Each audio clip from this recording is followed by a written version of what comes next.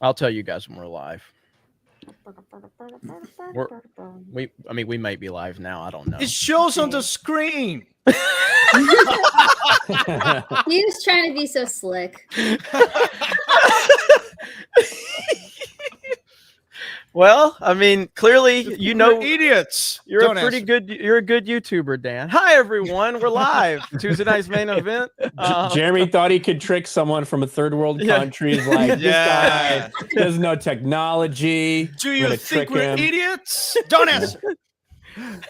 I even left Steph in here. She's usually backstage, so now she's here. So whatever.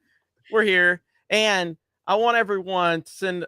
Normally, I want you to send a lot of super chats, but tonight I specifically want you because Krista has to keep track of every super chat, and then she has to put it into a spreadsheet. Oh, yeah. And so she is going to read Krista Nova is going to read every single super chat you send. So better be nice. Don't say naughty things. So the more so the more stuff you send, whether that's on Odyssey, Rumble, YouTube, or Streamlabs, the more Krista has to work. So keep her working. Respect Whammon. Hi, everyone. It's Tuesday night's main event. My name is Jeremy. We will have more people joining us later on, but we do have Dan Mother freaking Vask here, who had Jesus light when he joined the call. Like, can you show us that one? And Ryan has to sing the song when it pops up, the same song you sung. Here we go. Let's see if we can get this. There we go. It's a Dan Vask song. Yeah. Angels we have heard on high, sweetly singing o'er the plains. Now, how do I? Now, how do you fix it? You should leave it like that. I'm all laggy. So majestic. That is Dan's best video. Like, people might not think so, but that one is the best video, especially when you come with like 100 parts in Gloria. Like, that is the best Dan Vask song you've ever done. Really? Yeah, You think so? good. I think so, yeah. Because It's really good. because hearing all the parts that you did, like, just makes me think of how much work went into it. And I just really like that song. There's almost 100 Dans singing simultaneously, but I cannot do a kagebunshi no jutsu, so I need to record like one at a time, and like imagine that 100 times, and then I put it all together through software, and yeah, it sounds like a choir. It's pretty cool. It sounds really awesome. good. It sounds really good. Next how time are you you need doing? to do 100 Joe Bidens. Yes. Oh my god.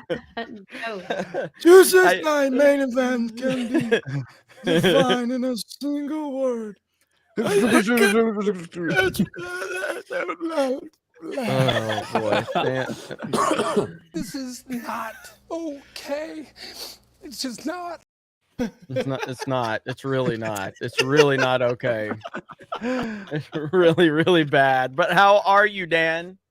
I'm doing great. I'm working on an awesome video with Fabio Leone, the singer of Rhapsody of Fire, one of the bands that inspired me to start singing power metal. It was quite surreal to have him there sitting down on my couch. It was insane. Yeah, I'm working on a video with him, and I can't wait to show you guys. Heck yeah, man. We're looking forward to it. Looking forward to it. We miss you on Mario Kart, man. But you know, everybody, for once, I can't talk shit and say you were ducking me. You had a legit reason to not be there. But yeah, man, we're happy to have you on main event, though, bro. So thank you. Happy to be here. Thank you. What's up, Ryan? Not much. We got the first million-viewed video on Sports Wars today. Hell yeah! Really cool. So only took 3 days for Ryan to hit 1 million views in only 3 days. Yeah, That's insane. To be fair, usually 3 hours is about like the legs for those videos. Usually like 3 hours, we get all our views and then it just dies off. Yeah, so 3 days, 1 million views. What's probably it about? Gonna stall out here. It's about Israel Adesanya asking a question that nobody in the media wanted to talk about, and that's where's the list for Maxwell? Yeah, man, you need to milk that some more. Yeah, Well, honestly, I was gonna make a video on D-Day cover after I saw the views Ryan was getting. I'm like, I'm about to jump on this one. But yeah, it's crazy, man. And 3 days is still hot. Yeah, it's That's crushing. crazy. It's crushing. So yeah, it's good stuff, man. So Awesome. Congrats. Good work, Thank you. Ryan. What else you got going on, Ryan? You're the reason I watched the Terminal List, and we'll talk about that a little bit later. But you're the reason why I watched it. Yeah, I love the Terminal List. You know, I'd been talking, or me and Steph had been talking about this a little bit because Jack Carr, who is a former Navy SEAL, and author of the Terminal List book series, he was actually on John Bartolo's podcast. He was one of the last guests, I think, actually. Yeah, he was. And so he had talked a little bit about doing this series with Chris Pratt. And I thought, oh, that's going to be cool. I want to check it out when it comes out. I never really expected it to be much. I like Chris Pratt, but it blew me away, the emotional depth that he portrayed in this series, something I didn't think he had in him.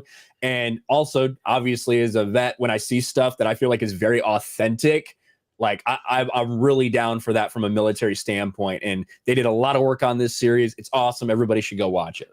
Heck yeah, I 100% agree. I'll mirror everything Ryan has already said. He told me this whenever, before I started watching it, but by far and not even close, Chris Pratt's best acting performance. Like I cannot, like, this is the highest bar I can possibly give someone, and I'm not saying it's as good, but it's like close to like Denzel level performance in my opinion. Like he's that good. He's that good. Not quite that, but I'm saying like he's in that neighborhood. You know what I mean? And I didn't think he had that in him. I've always liked Chris Pratt. I've always enjoyed him, but it's always like just because he's a charismatic guy and he's funny and he's got good comedic timing, but he took it to another level in this show. But the thing that's good about it too is the authenticity, like they got real military people that actually, feel like they know what they're doing in those moments. It doesn't like a couple of guys that threw a uniform on and are just running around with guns. Like they actually feel like they know what they're doing. But it's brutal. Not really a easy watch at times, but there's a reason all the critics out there are hating on it. And I think it's phenomenal. So they shout got out former to Chris SEALs to be in it, didn't they? Yeah, there's a ton of former special ops and former SEALs there. That even some of the people that are like production staff, were SEALs. So it is. I think it's probably as authentic as you get. Obviously, the story itself, a little bit of a conspiracy thing kind of going on. How much do you want to believe that? Whatever. But as far as what they were doing, very authentic. Yeah. And one of the greatest female characters ever, Liz Riley, for obvious reasons for me. Liz Riley was super awesome in this show. If you have seen it, you know exactly why I'm saying that. But there was like, I wonder what Ryan was thinking when you heard her say that. Don't say what it is. It's not a big eyes. Just rolled my eyes. I knew you were like, God, Jeremy's gonna love this. But yeah, Liz Riley is awesome in that series. Powerful, strong female character. Don't ever say I'm sexist. Liz Riley, the standout in the Terminal List. I see a lot of you in the chat that already know. What's up, Kongman Rooftop Korean? What's up? How you doing, man? Good. Ripa's not here. Yeah, I'm sad. I think he's not here because of you. Yeah, I know, because he got scared from my name. Yeah. No, we Koreans, we scare him away. How you doing, brother? Doing well, man. Celebrating, being very patriotic today. I love America. Okay. Celebrating this great country, although it's being kind of torn to shreds right now. But I love this country, love being an American, and to everyone who hates America, it's like, why are you here? It's like I just don't get it, and it's really Want like to trade places. It's so weird to me, just because as a Korean, like I understand that, like, Korea has its merits, and there's a lot of great things about Korea, but there's so many people in Korea who want to live in the United States because there's so much opportunity here.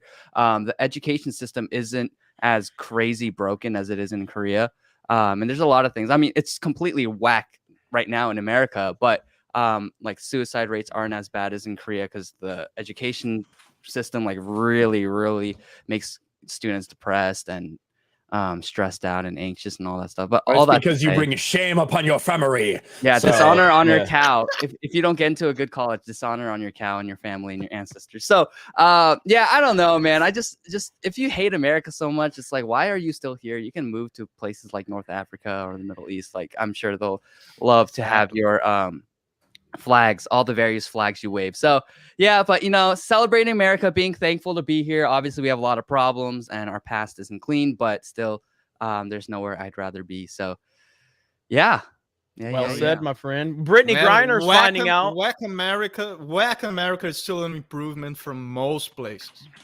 I Oh, mean, Brittany absolutely. Griner's finding out. You know, she was talking about how bad America was and how she was going to kneel for the national anthem because it's so bad, and now she's stuck in Russia.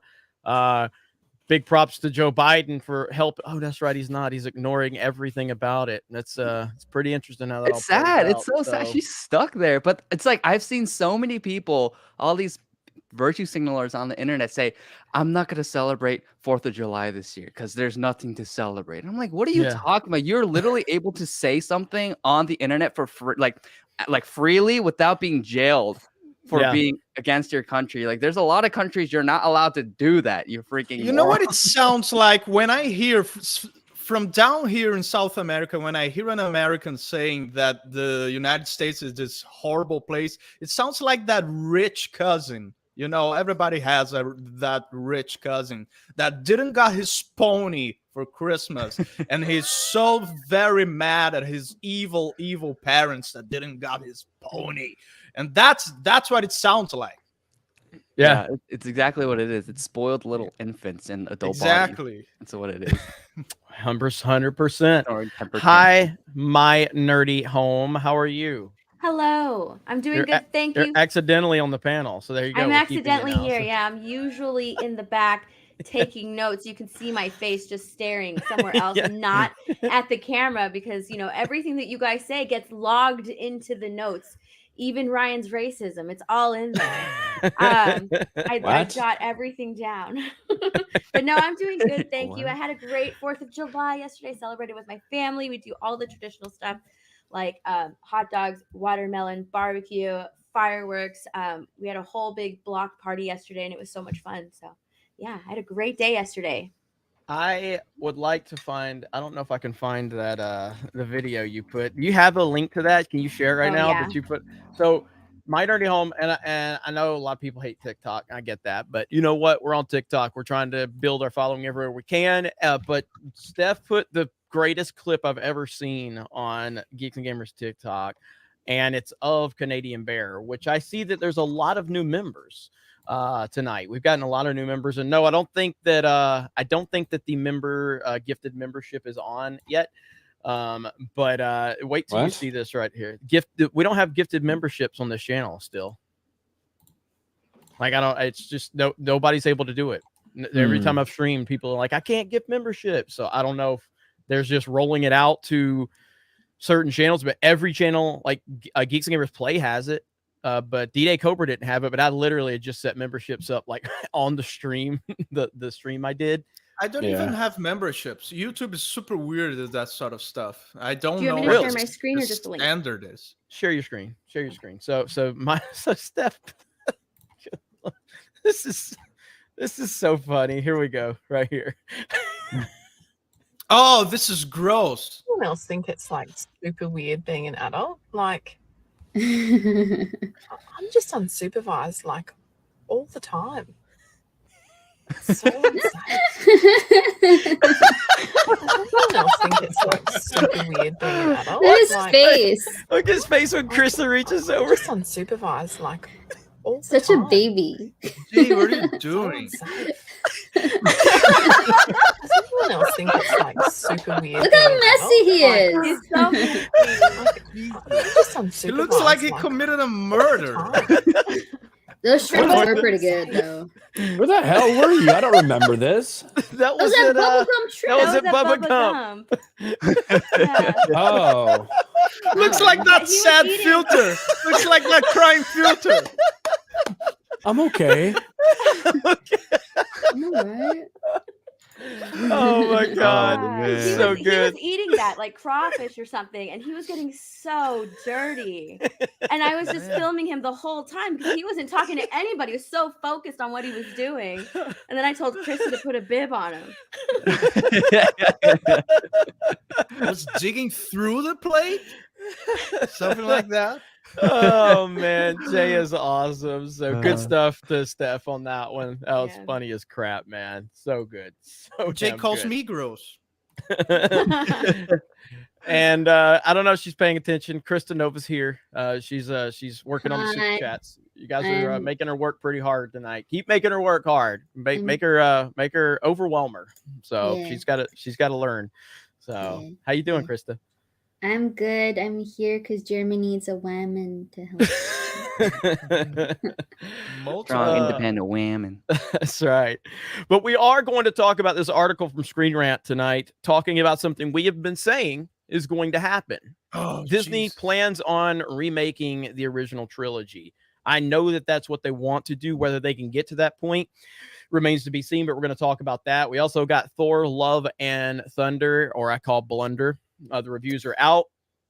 I've heard a lot of criticism that the MCU humor is just overkill in this movie. Like, they just go next level with the humor. And then we'll talk about a couple things we actually did like, which is Terminalist and Stranger Things season 4. Well, at least I did. Ryan hasn't seen it because he's cool. I'm still working on. I'm a little so. behind. I'm still on season 1, episode 1. Yeah. Season 1 is so good, man. It's perfect. I did see a clip. I saw a clip out there on. I saw a clip out there on Twitter, and I was like, I had no context for it at all, and it's like in some other dimension or something with some like portal and some like freaky looking dude, and I'm like, what the fuck is it? Like, it is not recognizable to me at all. You could have told me that a million times that this is Stranger Things. I wouldn't have known. Yeah, it's dude. I promise you'll love season 1 if you watch it. You never will, but season 1 is amazing, and season 4. I still like season 2 a lot. I know a lot of people hated season 2. Season 3 was trash, but season 4 was great. It was really, really good. Maybe once everybody just stops talking about it, I'll give it a shot. Well, see, it's like how it took me forever to convince him to watch Cobra Kai, and he could not believe how great Cobra Kai was. And I was late to the party with Cobra Kai too, and man, so it's probably my favorite show from this century. Yeah, it's right there. I mean, Better Call Saul is right there too. Better Call Saul is just an incredible prequel to Breaking Bad, which I kind of looked at the announcement of Better Call Saul as funny and gimmicky when it was announced. I'm like, I mean, that's a perfect title. I never in a million years imagined that it would even be remotely close to Breaking Bad, and it is. Like Better Call Saul is the greatest prequel ever made. Now they still have to stick the landings. We'll see. Yeah, you definitely need to watch Breaking Bad and watch it first. Don't watch that and then go back and watch Better Call Saul. Better Call Saul is fantastic. But there is some good stuff out there, that you can find among all the other horrible shit going on. And I think that's a good sign. It's a good sign that there's some good stuff out there. So let me get Buford T. Justice for 50. Says, what is X-Ray Girl doing here? Jeremy is my favorite gay streamer. Joe Rogan is a Bernie Sanders supporter and a leftist. Let's talk about that real quick. So that's kind of the big news of the day. Joe Rogan basically saying that he's not going to bring Donald Trump on. If I'm quoting him correctly, because I don't want to help him. Is that what he said, Ryan? I didn't hear exactly what he said, but it was almost a non-headline to me because he's actually said this multiple times before. Yeah, that's not news. That's said, no news. Like, once he's become like over the past 6-9 months, he's been so targeted by everybody, and he's cucked out a lot in different ways, and he doesn't want to be like someone that would influence an election. Like, you know what I mean? And that's what he feels, and that's why he said, I think I'm just gonna stop having like big time politicians on in general. You know what I mean? Because he had Yang on, he had Bernie on, he had a lot of people on. In the lead up to 2020. He's totally a Bernie guy. That's not a new thing. He's pro UPB, universal basic. You don't get more UBI. Leftist. UBI, universal basic income, which is other words for communism. This is redistribution of wealth. You don't get pretty much more leftist than that. Joe Rogan's a leftist. And I say that because it's amazing how people will brand someone a far rightist.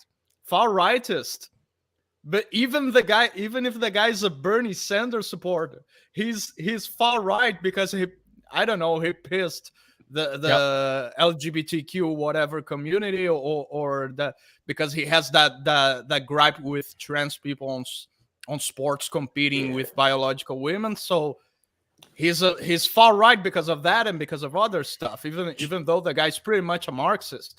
Well, I would say Joe Rogan is like a center leftist, but he's anti-establishment in a lot of ways. Yeah, like a lot of very specific ways. You can't he's just not define woke. him.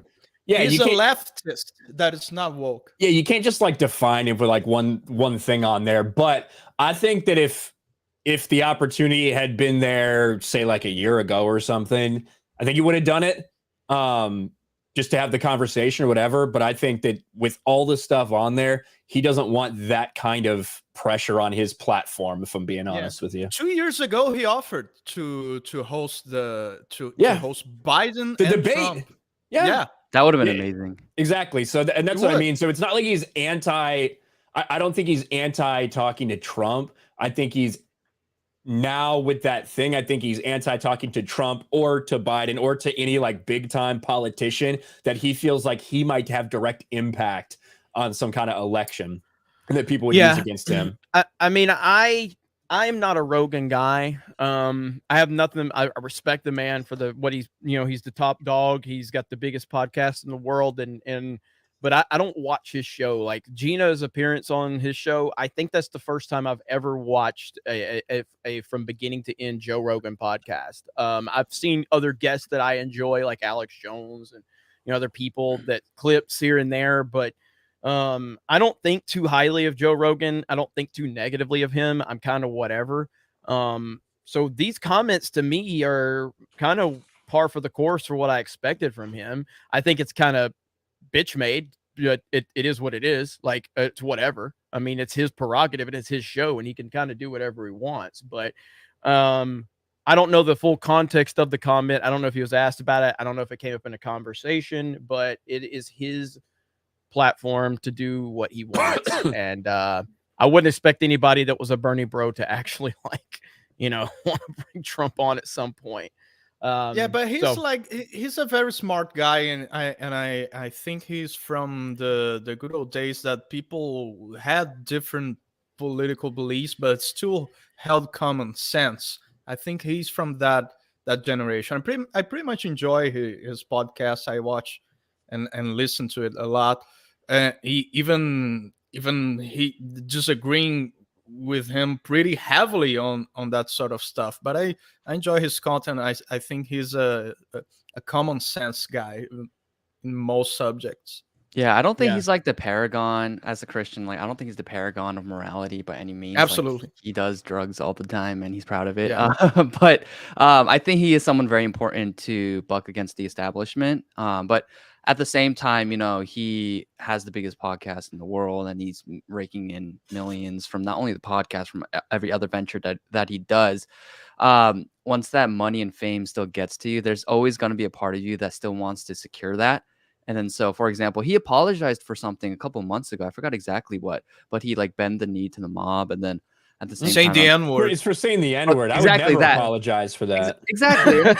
And it's like, bro, it's just one word, and you weren't even using a derogatory manner. There's no reason why you should apologize. But he did anyways. And so, with money, with fame, with power, that always like tends to corrupt people and kind of makes them compromise on their values.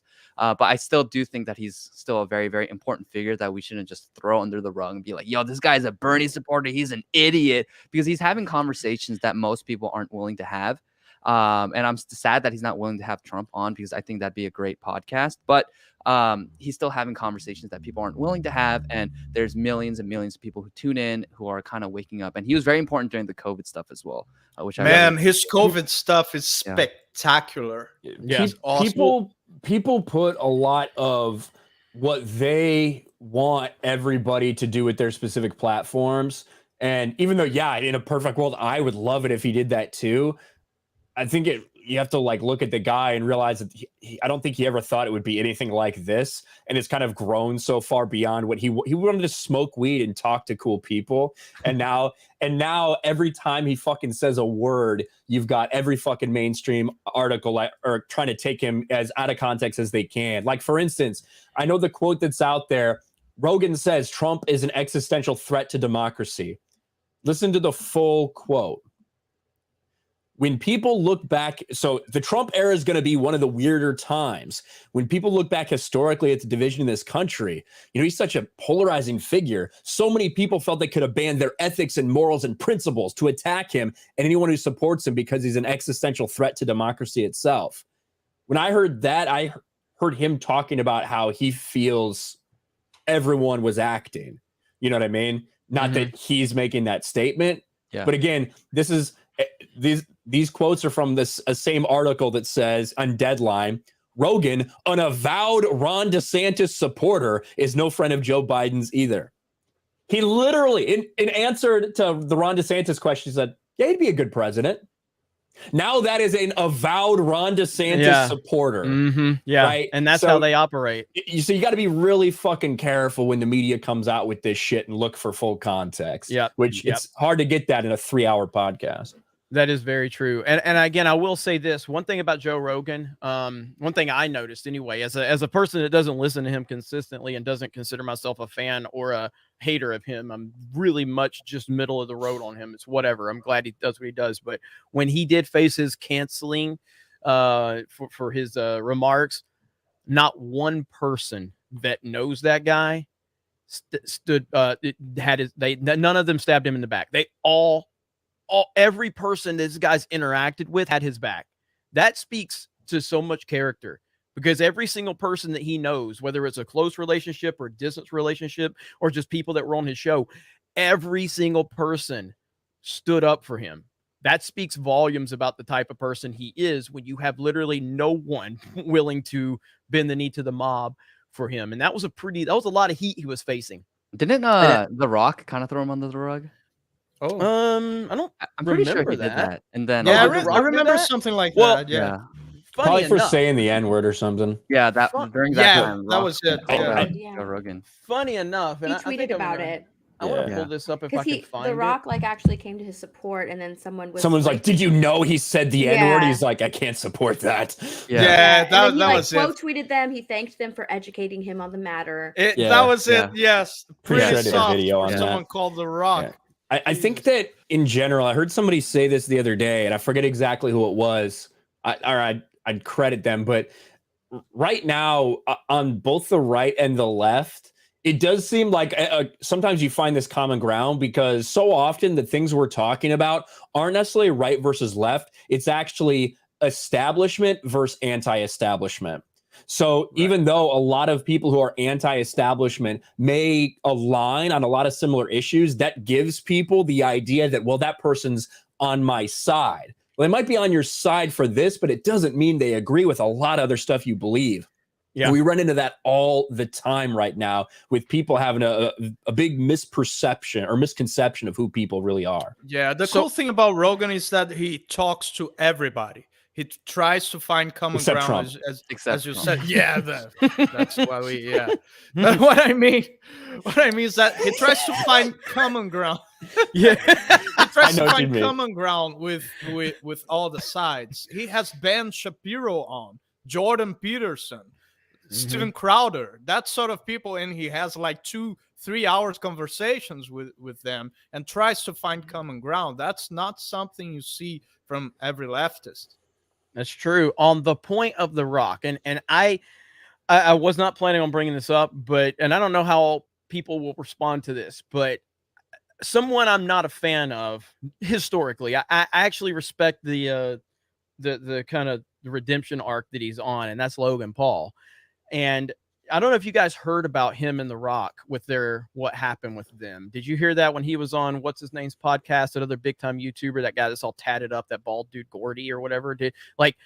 I'm gonna play the clip, and I don't like The Rock. I think The Rock's a piece of shit. All right, and I've talked about how The Rock's been a piece of shit, back to going to the election and all of that. But listen to these comments from Logan Paul right here. I think this is eye-opening about The Rock. Okay, and I think I'm pulling for Logan Paul over The Rock, because The Rock is bitch made. I loved Dwayne The Rock Johnson. I was scared to meet him. Great guy in real life. Sweetheart.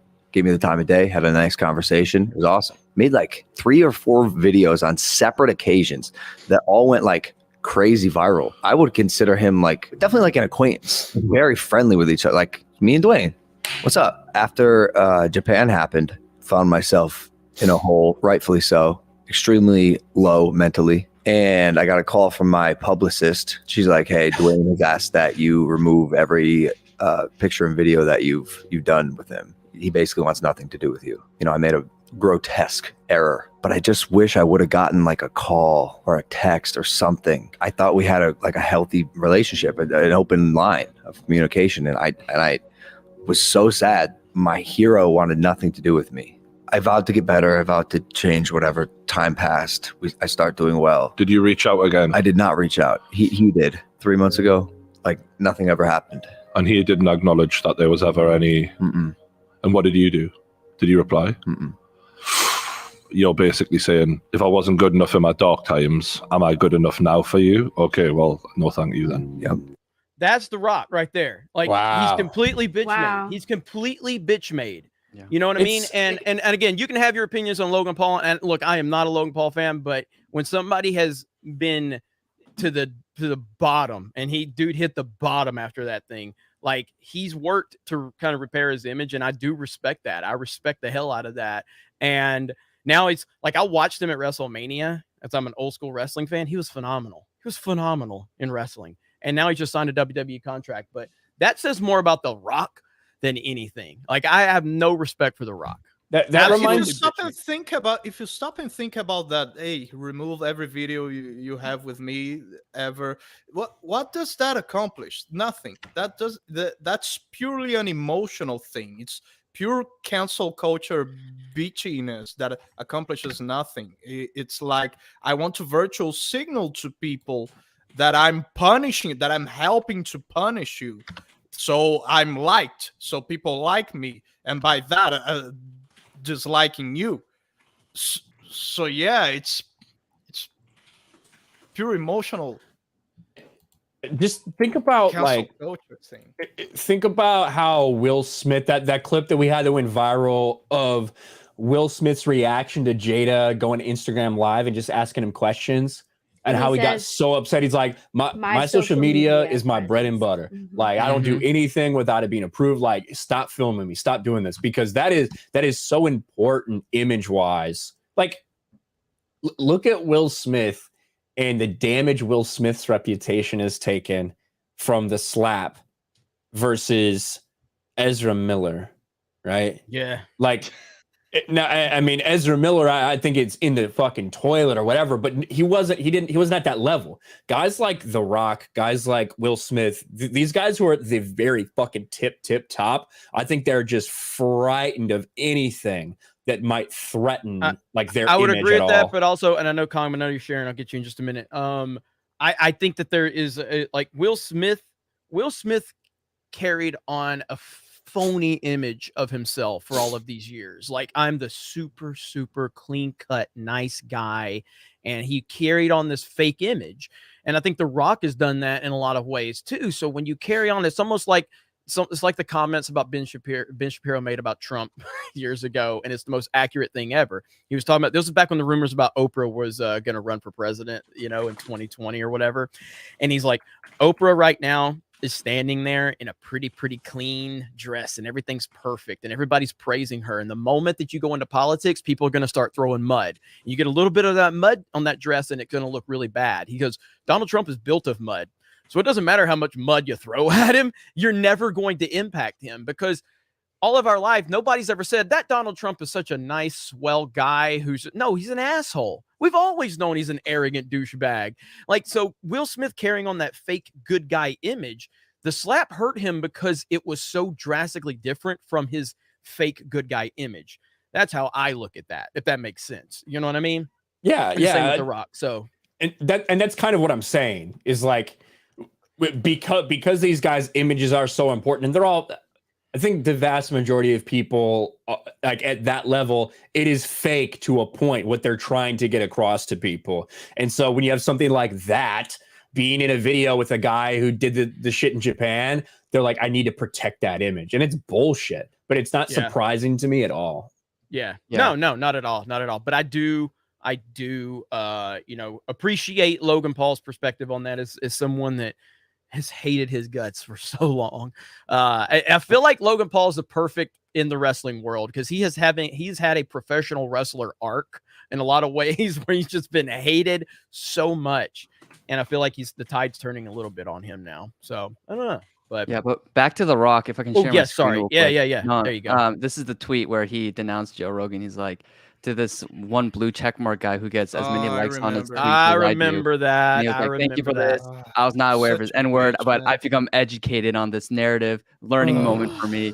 And it's so funny because he has Cernovich saying like, wait till you find out what Joe Biden said about black people. And then also this one, this is what he said. This is what he said during a wrestling thing like a couple years ago. No, wait, I don't know if well, how long is it? Because WWE will hit us. It's oh shoot. Is it quick? Yeah, it's like 20 seconds. No, probably it'll probably hit us. It'll probably hit us. WWE will they'll get you in a heartbeat. Oh shoot. But I know he did I know say what you're something saying because I played it. So 100%. I know exactly. Like he said a lot of stuff. He said a lot of stuff in wrestling there. Is your screen frozen up? My screen's like freaking out for some reason. Sorry, I don't know why. As soon as I start to share my screen. Yeah. Okay, and I'm still here though, right? yeah, you're still here. You're still here. Okay. I respect I've always loved The Rock as a wrestler. He is one of the greatest of all time. Greatest mic men of all time. He's had some of the greatest matches of all time. I like a lot of his movies, but he's a douchebag. He is a coward. And I do think that comment's funny about when he's trying to take this grandstand against Joe Rogan, and the Cernovich said that. Like, wait till you find out what your boy Joe Biden said. But the clip where I was about to show you, he's like he made like a racist thing about Chinese people. He's like ching chong ching chong ching chong yeah. Like, dude, like I as an Asian, like I don't really care because it's like whatever.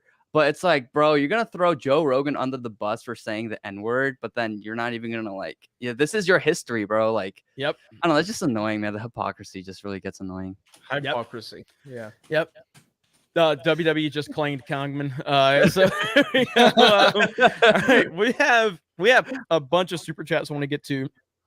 There's a 3-parter, and then Lady Gravemesser, I saw you dropped one too. So let me get this 3-parter first from Total Chaos. 1 of 3. A special thanks to Gina and Jay for making my friend's 2 kids happy at the Denver Fan Expo.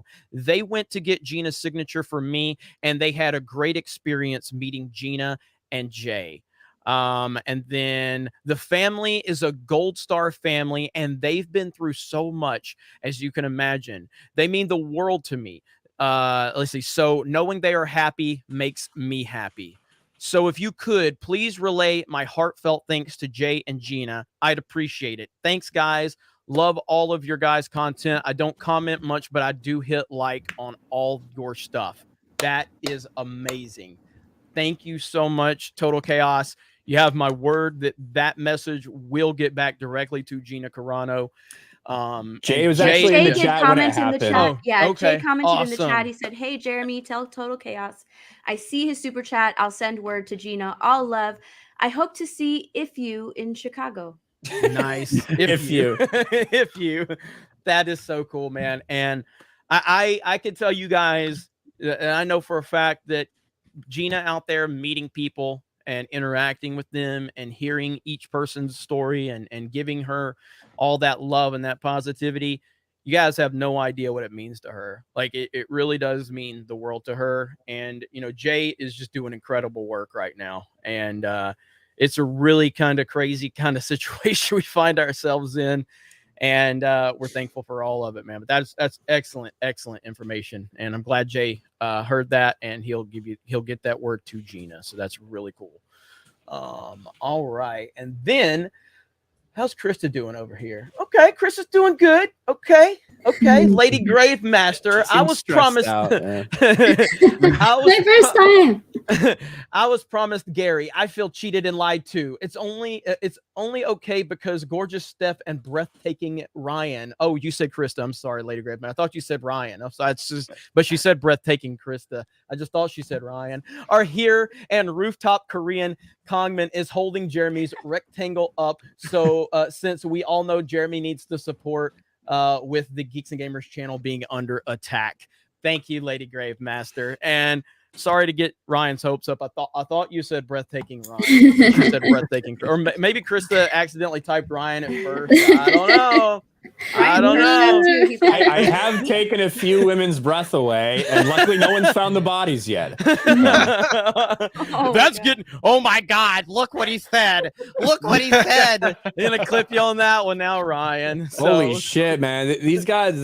The thing I retweeted the other day, that dude thought that was like an own. I specifically like put it in my video. It's like. And then they were like, you idiot, he liked this tweet. It's like, yeah, I liked the tweet before I quote tweeted it because it's not an own. It's literally my content. Yeah. I fully endorse this message. And then people were like, oh, was this? I bet you're going to say this is a joke too. And it's like the Batman review. And I'm like, no, I meant everything I said.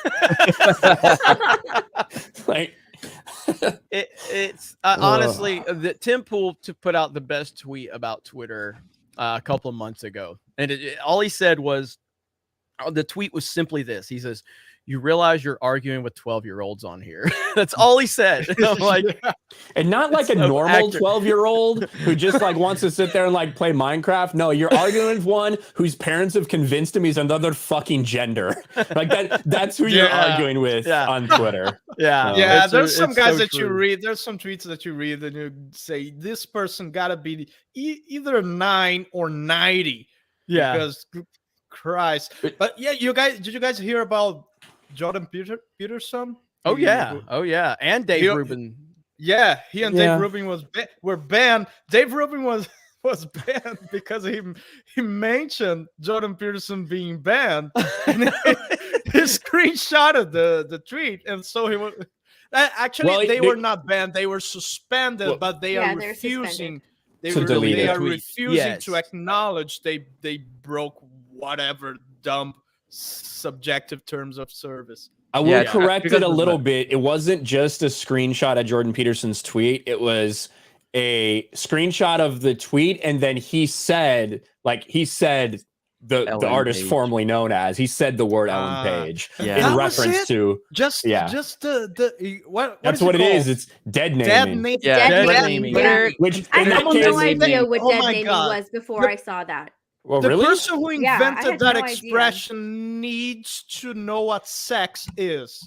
Well, yeah, here's the thing. Disney's dead naming Elliot Page right now because in like all the credits for all like the X-Men movies or whatever, it says her name. Like everything that Elliot Page previously did, any type of awards, anything, that's all listed as that person. Here's what I'll say.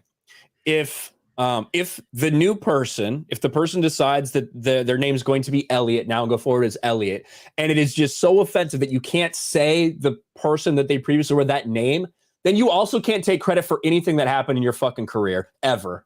Like that would be my policy on it. You know what I mean? Here's the best news that's come out of all of this. Okay. And this is to kind of put it in perspective as to how ridiculous this circus is. Twitter violated their own hateful conduct policy in the midst of all this bullshit. It said that this person's dead name appeared on the trending topic on Twitter, violating the site's own policy on hateful conduct. In a statement to BuzzFeed News, a Twitter spokesman said it was a mistake and has since been removed. This is how ridiculous all of this is, because there's no end goal. It's just a cycle of craziness and nonsense. And I'm not going to get into being, like, I know a lot of people will get mad if we don't say what's on our mind directly, but they are this. I think this is an op this is a trap. Yeah, I think so too. I think because there's a lot of people. Yes, I think so too. They're baiting conservatives so they can get them off the platform. Now, I don't know what's going to happen with Elon Musk. I have no idea if this deal's going to happen. I'm assuming it will happen, but I don't know that yet. But I think that this is a final ditch effort to at least have some. They're baiting conservatives is what they're doing. You know what else? What they're doing. You know what else? I don't know if you guys noticed, but this is also an acknowledgement that Twitter Twitter trends are curated. Yes, absolutely they are. Yeah, they're acknowledging that.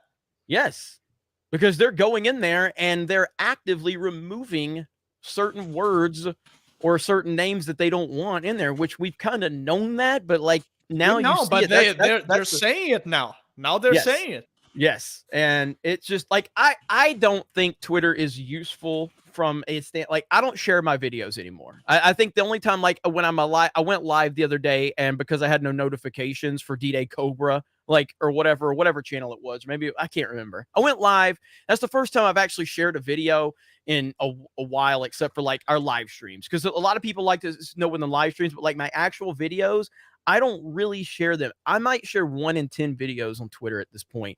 It doesn't help. It literally does nothing. Let's just compete and see who gets banned first. I'm fine with that, dude. I hate the platform. I despise it. But at the same time, it's a necessary evil because it is kind of the it's the town hub for us and for many other people. You know, a lot of this is the value of Twitter right now is that it's a way to communicate with our, you know, followers and the people that like Jeremy, it's a way to stay engaged. What? Someone in the chat said it's a trap. Get it? Thank you for the member message. Says, yeah, it was D-Day Cobra. Okay. Yeah. So it was a D-Day Cobra when I did that. So but yeah, it's and by the way, yes, it's I've revived that dead channel after the Salon article. That motivated me. So thank you, Salon. Making more money now, gaining subs again. And it'll take a little while. I think it'll take about a month to kind of get really back into the algorithm, you know, on that channel. But we'll see. I mean, Josiah proved it really doesn't matter. Just kind of get back to talking about Hollywood and all will be right in the world before very long. So, but okay, let me get that. Krista, do you have that Screen Rant article? Yes. Speaking of, I actually think since we're on this topic, I think this would be something interesting to talk about, Jeremy. What's that? Jeremy, I know you made a video not that long ago, maybe even yesterday, about celebrities and people saying stuff, including like Mark Hamill.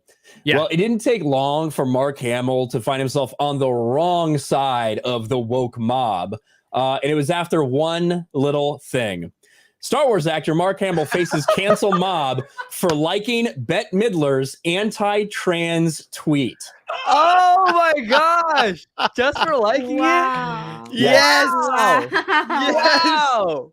So Bette Midler got some heat yesterday for this tweet. Women of the world, we're being stripped of our rights over our bodies, our lives, and even our name. They don't call us women anymore. They call us birthing people or menstruators and even people with vaginas. Don't let them erase you. Every human on earth owes you. Now, I personally think trap. I personally think that this like old woman who's trying to be as woke as possible, like misunderstood. I bet she thinks that like conservatives, the evil right wingers, are like not calling them women anymore. This is the funniest thing on Twitter from last week. It's like Bette Midler thinking that the woke progressive language and their push for all this stuff, it's actually coming from right-wing conservatives. It's like, bro, like this is how out of touch these people are. They just don't know what they're talking about. It's hilarious. Really and you cannot win. You cannot win because if you agree with that, like you're transphobe. If you don't agree with that, you're sexist. Well, and clearly Mark Hamill agrees with it. It shows to be a transphobe. Look at this right here. Now they're losing their shit because Mark Hamill liked Bette Midler's tweet. At Mark Hamill, why did you like this tweet? This is a transphobic talking point. Look at this person, a Raylo, solo men simp. These are the same people, mind you, that harassed Gina Carano for months and months and months. These are the same people that Mark Hamill likely agreed with. He was on their side when they were attacking Gina Carano. Now he's in their crosshairs for liking a tweet. Hey, Mark, I don't know if you know this, but you liked a transphobic tweet today that insists that using language like birthing people erases women when it's meant to include people like me, uterus owners who aren't women. I know you didn't mean it, heart. Like, look at this freak, man. Quinn Brown, trans flag, pride flag. So Mark Hamill like Bette Midler's tweet. God's sake, cry emoji. Like, what the fuck is this shit? Not gonna lie. These are the same people that call us every name in the book when we say Mark Hamill's a terrible human being. They call us every single name in the book, and now they're going after Mark Hamill. 100%. Woke on woke crime. Not gonna lie, if this isn't a mistake, I'ma be beyond crushed. See, Mark Hamill liked. They got the screenshot right there. Is there one more? Crushed. Shocked and disappointed. Look at this, like a disparu Kind of decent. Like, shocked and disappointed that the usually kind and decent Mark Hamill, like that awful Bette Midler, tweeted the dumb idea that some groups use more inclusive language in some instances are racist women. When we are fighting for our very lives, this division and support of it hurts us all. There was even more. Gandalf the gay. Gandalf the gay. Hey, at Mark Hamill, the hell is this? Are you throwing your hat into turf bullshit? Why? Are you malicious or simply ignorant? And then it is like plant nerd. I didn't give much of a shit about Bette Midler. Don't really like her work that much. The young people she might hurt aren't paying attention, or she's history. Who cares? Then I noticed Mark Hamill liked this turf bullshit, and that one sucks. I know. Our expectations for celebrities to do the right thing ought to remain low as possible, but fuck you, Mark. This is what happens when you pander to these people, when you play the woke virtue signal social justice game. It will eventually bite you in the ass. Every single time. Yeah. And that is what we are always talking about. To be clear, because this is just what we have to do. When you are on the common sense side of things, when you have people that are twisting and manipulating every single word that comes out of your mouth, unfortunately, you have to repeat yourself and you have to make yourself crystal clear. Does anybody have a problem with people existing? No. Does anyone have a problem for you to feel the way you feel as an individual? No. But when these people are constantly just sending mobs and mobs of people over opinions, over the wrong opinions, and we talk about how they will always eat their own every single time. Mark Hamill is more relevant on Twitter than anything he's done in his life outside of Luke Skywalker and the Joker. Those two roles have kind of sent him to a different stratosphere, but Mark Hamill is not actually a real movie star. He's just not. Like, he's not Harrison Ford. You know what I mean? He's just not. He never has been. But on Twitter, but on Twitter, he's a fucking rock star when he sends the woke message. And all of that praise that they've been giving him for all of these years for his anti-Trump stuff and all of the woke stuff, and then one liked tweet, and that same mob that praised you are now trying to crush you. That is what we are always talking about. A liked tweet. He did this. Click. He didn't even say anything. He just liked it. They did this with, I think, Carrie Underwood when she liked Matt Walsh's tweet last year about stop masking kids.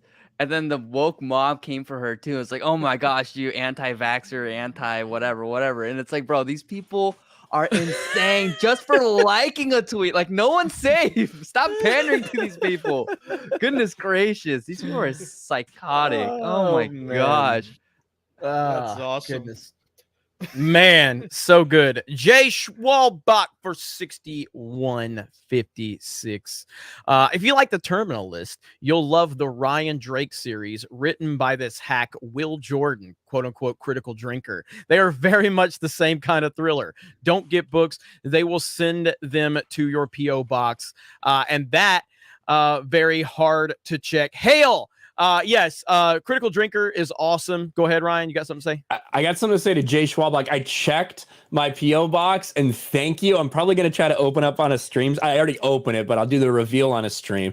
I'll just say it. Jay Schwalbach sent me this really cool jersey that he got, I think, at a minor league place around him. And it is... There's also like a book, and it's information about a guy who used to play back in the day whose name is Cum. It's a man whose name is Cum. C-U-M. So thank you, Jay Schwalbach. I appreciate it. Jay Schwalbach is awesome. And yes, we love the Critical Drinker. And I think Drinker is going to be it's in Tampa. at the end of the month, or towards the end of the month. They're working out with uh, Anime Matsuri. Yeah. yeah, and we're going to be at Anime Matsuri. As a matter of fact, we got some information to share about that. We're not going to go into too many details right now because we're still mapping it out, but expect to see Geeks and Gamers Friday Night Tights have a heavy presence at Matsuri. There's going to be a lot of opportunities to potentially get merch, hang out, meet us, all that good stuff. Obviously, we're going to be there with a big YouTuber panel, but we may have some other stuff going on as well, FNT, Geeks and Gamers related. So yeah, if you're we going to basically be at just got a bunch of information today. So we can't put out any specifics or anything, but yes, should be fun. So if you're in Houston, come see us at Anime Matsuri. And Krista, if you can do a poll right now in the chat, just put would you meet us at Boston Comic-Con? So I got a question for everybody. Boston Comic-Con, Boston Fan Expo. Boston Fan Expo is in August. Now I'm not saying yes or no that we're going to be there. I'm saying we're considering it. So if you are in, the Northeast or anywhere around there, yes, just yes or no. It doesn't have to be a definitive yes, but just like, would you consider it? Yes or no? Would you consider coming to see us in Boston if we were able to make it in August? Just trying to gauge interest right now, logistically, to see if we can make this happen, because we want to see a lot of you, as many of you as we possibly can, and we want you guys repping Geeks and Gamers when you're there. And we're working on getting you some legit merch that we're gonna be launching soon. I'm excited about that. So just be aware. We still have the Teespring store on geeksgamers.com, but we're working on getting some legit stuff for you guys in the very near future. So so let me see. Okay, where are we at now? Okay, Common, what do you got? Oh, I was gonna share my screen, but then last time I did, it freaked out. I just wanted to share this tweet if you want to share it. Okay, here we go. Share my screen. Boom, boom, boom, boom. Here we go. All right, go ahead. Take home. Okay, sad news. Macy Gray and Bette Midler have come out as TERFs. Unfollow, unsupport, and unsubscribe. What is a TERF? I don't. It's trans exclusionary radical feminists. So they are far left feminists who don't believe that trans women are women. So they're woke, but they're not the right kind of as woke. crazy. Okay. Yeah, they're still like crazy, but not as crazy. And then suddenly they're a little crazy. In today's crazy world, they find themselves on the right wing. So J.K. Rowling is quote unquote a TERF, right? Because she is a lefty, she's an SJW, but she believes that there is a biological difference between trans women and biological women. That's like the one thing that she doesn't agree with, and that's why J.K. Rowling's under fire for that one fucking thing. Jesus Christ, man. This is the world that we are constantly trying to expose in terms of these people. If you don't believe exactly as they do, they will cancel you. They will end you. They want your entire existence and anyone that's connected to you. And you can't apologize and you can't bend the knee to them, because if you do, it just empowers them to go after the next person and the next person. As I said, the mob only has as much power as you give them. Go ahead, Dan. Why do those people have to have cringy acronyms to everything? It's like TERFs. Wow. Yeah. But they come up with something new every week. And the new fun phrase right now is like Christo-fascist. And they're calling everyone a Christo-fascist if they support the Supreme Court's ruling from 2 weeks ago. They're like, you're a Christo-fascist. It's like, no, it's like everything has a nickname. Everything has a you guys just got to get up with the times. I can't believe you hadn't heard TERF, Dan. Come on. It's literally the first time I've seen. Stay woke, Dan. Stay woke. Steph hadn't even heard. Yeah, come on. I need to do better. I take responsibility. You guys aren't on the internet enough. All right, I want to talk about the Screen Rant article. Let me end this poll really quick. And so right now, at about 600 votes, it looked like we had about 40%, 37%. So okay, so a few hundred people for sure, just on that little small survey. And we're gonna gauge some more interest just to kind of see, but I think we could get a lot of people to come see us if we did make it to Boston. So we'll see. Okay, so this is what I put in the title right here. Why the best Star Wars future could be a New Hope reboot from Screen Rant. Now, I've been saying for years at this point, do they have a dark mode? Oh, bless you. Bless you. That's my new favorite. This is my new favorite website. So I've been saying this for a long time now. This is exactly what Disney wants. Will it happen? I don't know if it'll happen, but it's 100% what their intention has been from the start. 100% what their intention has been from the start. They're putting themselves in that position of that being necessary, especially with the Kenobi stuff. Yeah, I think unless they completely, absolutely not give a damn about making sense, about continuity. But if they give some amount of shit about canon, they will try to change it to adapt to the stuff they're doing now, such as Kenobi. I don't think that their motivations have anything to do with that. I think that the motivation is to make money. I think the motivation is to redo A New Hope. Look at what they're doing with all of their best-selling animated things from like the 80s, 90s, or whatever. They're making them into live actions, and they're telling the same story again, just slightly different. They're doing Aladdin, they're doing Lion King, they're doing Beauty and the Beast, they're doing Dumbo, whatever, all this stuff, right? So why wouldn't they do it with Star Wars? Like it would be funny, it would be shocking to me if they didn't do it. I think that they're gonna wait a little bit. I think that they'll wait until George Lucas is dead. I think they'll wait till the original characters are dead, like Han. Well, not Han, but Harrison Ford and Mark Hamill, not because they have to, not because they're contractually obligated to, but I think just because it'll be easier for people to accept that way. But yeah, they'll do it 100%.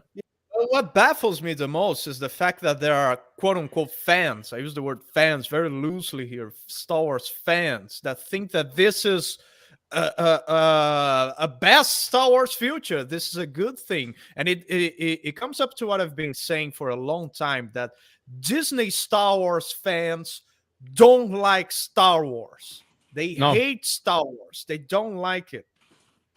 Yeah. They don't. Go ahead, Kongman. Oh, yeah. I was just going to say, it's just like they're going to probably race swap people, gender swap people, trans swap people. That's More exactly what diversity. they're going to do. And it's just like, can you stop? Because like for me as an anime enjoyer, right? Most anime comes from manga, right? And so they're all manga adaptations. And anime fans absolutely hate when the anime is not faithful to the manga.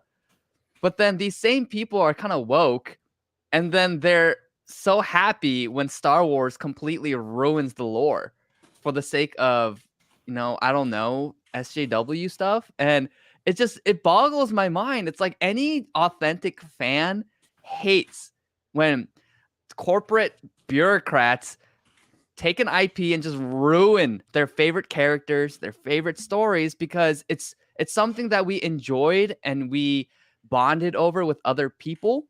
And it boggles my mind as an anime fan, because it's like when I watch anime that's not faithful to the manga, I'm really mad too. And I'm like, frick, like the manga was so good and you're ruining the anime version of it. But then it's like these same people are like happy when Star Wars does a reboot of everything, when Disney does a reboot of everything, and then they start to race swap and gender swap everyone. It's just so frustrating. Yeah, Kongmin, this is alt-right rhetoric, okay? Just alt-right, what you're doing. I mean, so I've talked about this a lot over the years, but Solo was the first step in this direction, and then Solo failed because Solo lost money.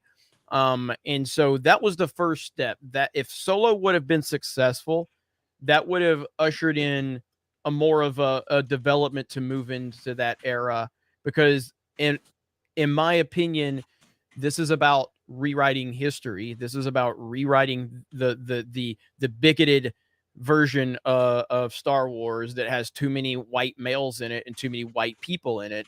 And this is about Disney kind of introducing their version of these icons so that they can then push those new versions out there That's like their entire goal was to make Alden Ehrenreich the definitive Han Solo, and it failed miserably. It failed miserably. But if you would have went like we went, to the Disney parks, for park hopping through all that, and it's just like the merch was like all Alden Ehrenreich stuff, and it was like, here's Han Solo now, here's Han Solo now. And not only Han Solo, there were talks of him being Harrison Ford, actually, with the Indiana Jones stuff too. There are rumors of him being like the young Indiana Jones in the future, that sort of stuff. Yeah, and that's what this is about. This is about, just rewriting that and changing it up to their current day standards and having the current identity politics that they want in it and the current messaging and the current stuff in it. And this was always their intent, but it's a very difficult one. And they know that. They know they can't just do with Star Wars what they've done with The Lion King or with Beauty and the Beast or with these other properties. They know Star Wars is difficult one. Plus, obviously, Star Wars is one long line of continuity, even though Disney doesn't seem to realize that. And so that's a challenge too. But they 100% want to do this. Will they actually do it? I don't know, but I know for a fact, at least I believe for a fact, that they truly want to do this. And based off Solo, that movie had no reason to exist. Literally no reason to exist. You know what I mean? And yet, it did because they wanted to try to force it in there and it failed. And so that's why it's so important that Solo did fail. And, but moving forward, we're going to see, but I guarantee you that this is definitely the long-term goal for them moving forward. And I think that they will ultimately do it at some point when they have completely fucked it up so bad that they have nothing else to do. Because if you look at what they've done too, they've ruined everything they've tried to do. So like all of the stuff that they're currently working on is within a timeline that already exists with characters that already existed, because they can't move forward with the characters they created. No one's asking for the follow-up to episode 9. Nobody's looking for more Rey movies or more Finn or more Poe movies because no one cares about them. But they really are focusing in on that time period with the Empire and the Rebellion and all of that. Go ahead, Ryan. I think actually this upcoming Andor series, which is supposed to be pretty big, it's like the longest series by far of anything they're doing, even on Disney Plus. I think it's like 12 episodes or maybe more, maybe 13. Like, this legitimately is an opportunity for them to do something, even though it's not like sequel stuff, right? But it is a set of characters that maybe some of them you'll see from that were introduced in Rogue One or whatever. But for the most part, they're characters that they created, even though Rogue One is a fucking boring ass movie and it's a ripoff of Kyle Katarn and Jan Ors. They just gender swapped them. Nobody fucking noticed because nobody wanted to call that shit out back then. But with that being said, this could actually be something that a lot of people might enjoy. They might do stuff to expand like the Star Wars galaxy for once in the past several years. I don't have any faith in it, but I think that this is much more likely to not fuck anything up and maybe actually get some value out of it than Obi-Wan Kenobi is. But it's not going to get him near the attention or the views or the eyes that the Obi-Wan Kenobi series did, and they know that. Yeah, 100%. And that's what is their marketing hook for it? Because I don't, like they Andor. Yeah, it's more Star Wars. No, I know that, but there's got to be a hook like to it because we had more Star Wars with Solo. Nobody went and saw it because there was no big hook to it. Even like something like the Clone Wars didn't. I mean, the Clone Wars was like very popular, like in a bubble, but it's not like it had like. It didn't have the appeal that a Kenobi show with Darth Vader is going to have. So, like, what's their hook? Because Andor doesn't have a big hook. It doesn't, and that's they know that. That's they have the problem with their shows is they have no story. They need all hook, and I think they had obviously a really good hook with Mandalorian. I feel like the marketing for that, when they showed so much of that first episode, that scene in the bar where it really just looked like it was going to be a brutal bounty hunting show, that was the hook for that show. And then they got you with the Baby Yoda stuff, even though the rest of the show wasn't too much brutal bounty hunting, not near as much as people actually wanted from that series. That was the hook that got people in there. But yeah, Andor does not have one. Yeah. So 12 episodes is the longest Star Wars show? Under Disney, yeah. Yeah, that they've been making certainly Over the Disney, yeah. certainly Live the action, live action, live action, live action. Obviously, Right. Clone Wars were like 13 or 20 episodes, And then Rebels, depending on which it is.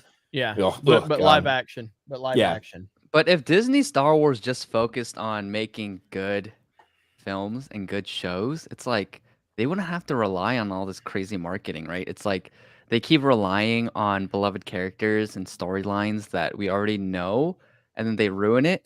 But it's like I just think about Top Gun Maverick because it's like it's a movie that most people who watched it didn't watch the first one. And there wasn't a crazy amount of marketing with that film, but the reason why it broke box office records and just it hit over $1 billion was because it was such a good film and just stood so word of well mouth. on its own. Yeah, and so that's how films and TV shows usually really grow. It's like, hey, like for me too, like I didn't watch Stranger Things for a while, but my roommates were like, bro, you gotta watch it. It's so good. And I'm like, all right, I'll watch it. And I freaking love Stranger Things. And it's like, and then now I'm recommending to other people, and then those people are recommending to other people. And like, that's all you just really have to focus on, like good filmmaking, good storytelling. And then all the, like, I don't know, all the marketing that you want would happen after people actually watch it through word of mouth. And so I just wish that Disney Star Wars would have taken this property and actually did like The Mandalorian was really good until they fired Gina Carano, right? But it's like that's an example of something that I personally really enjoyed. I thought Jon Favreau did a great job with what he did with The Mandalorian, but it's like all this other crap is just it's not appealing, man. Like you watch the trailer for Thor: Love and Thunder, and like as a huge Thor fan, I'm just like, bro, like I don't want to watch this, man. Well, Stranger Things Stranger Things just destroys every fucking narrative out there. Every narrative that's out there about fans and entertainment and how fans are going to react to it, Stranger Things destroys it.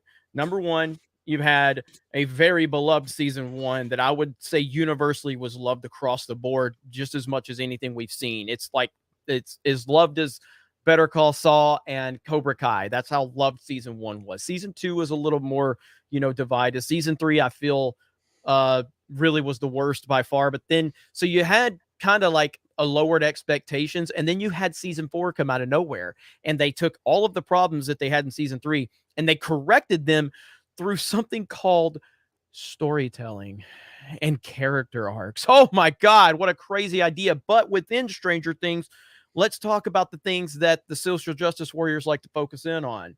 You have diversity, you have female characters, you have a lesbian character, you have every type of demographic, and it works because it's character driven and it's story driven. Yeah, it works. Like I watch Stranger Things and I'm not sitting there being distracted by the messaging of your character because the character works. It all works because it benefits the story, which is all people care about. Yes. Yes, yeah. It's even 100%. like during the coming out part, like for me, it wasn't that jarring. Like I guess I was just like, did we really need it? But it was like it's not what they focus the story around, right? Like a lot of these new films, new stories, new TV shows, it's like, hey, look, this is a person of diverse whatever representation, and then that's it. That's their whole character, and then the story revolves around that. It's like, okay, well, that's a boring story. No one wants to watch that. Yeah, and I will say this, no spoilers, but Eddie fucking Munson for life, okay? Chat, you'll know what I'm talking about, but Eddie Munson for life. He's one of the he's a great character. I didn't watch the fucking good part 2, but even in just part 1 of season 4, he was just a fantastic Eddie character. Munson, baby. And the actor, I forgot his name, but he plays him just so well. Yeah, he's what great. a performance. He's great. Yeah. Yeah, look, I know the chat was going to go crazy since I brought in Eddie. But yeah, so ultimately, and I'll never forget this, and I've talked about this a few times, I'll never forget this. But when I was bitching about Kenobi, because it's a terrible fucking show, but when I was talking about that, and I talked about the difference in Stranger Things season 4 versus Kenobi, and the trends, the Google trends, and how Stranger Things season 4 just absolutely obliterated it. One of these Disney Star Wars stands was in my chat, and this puts it into perspective. This will forever stick with me about what Disney has done to Star Wars. A Disney Star Wars stand said, how dare you how dare you compare Kenobi to something as big as Stranger Things? And I'm like, oh my God.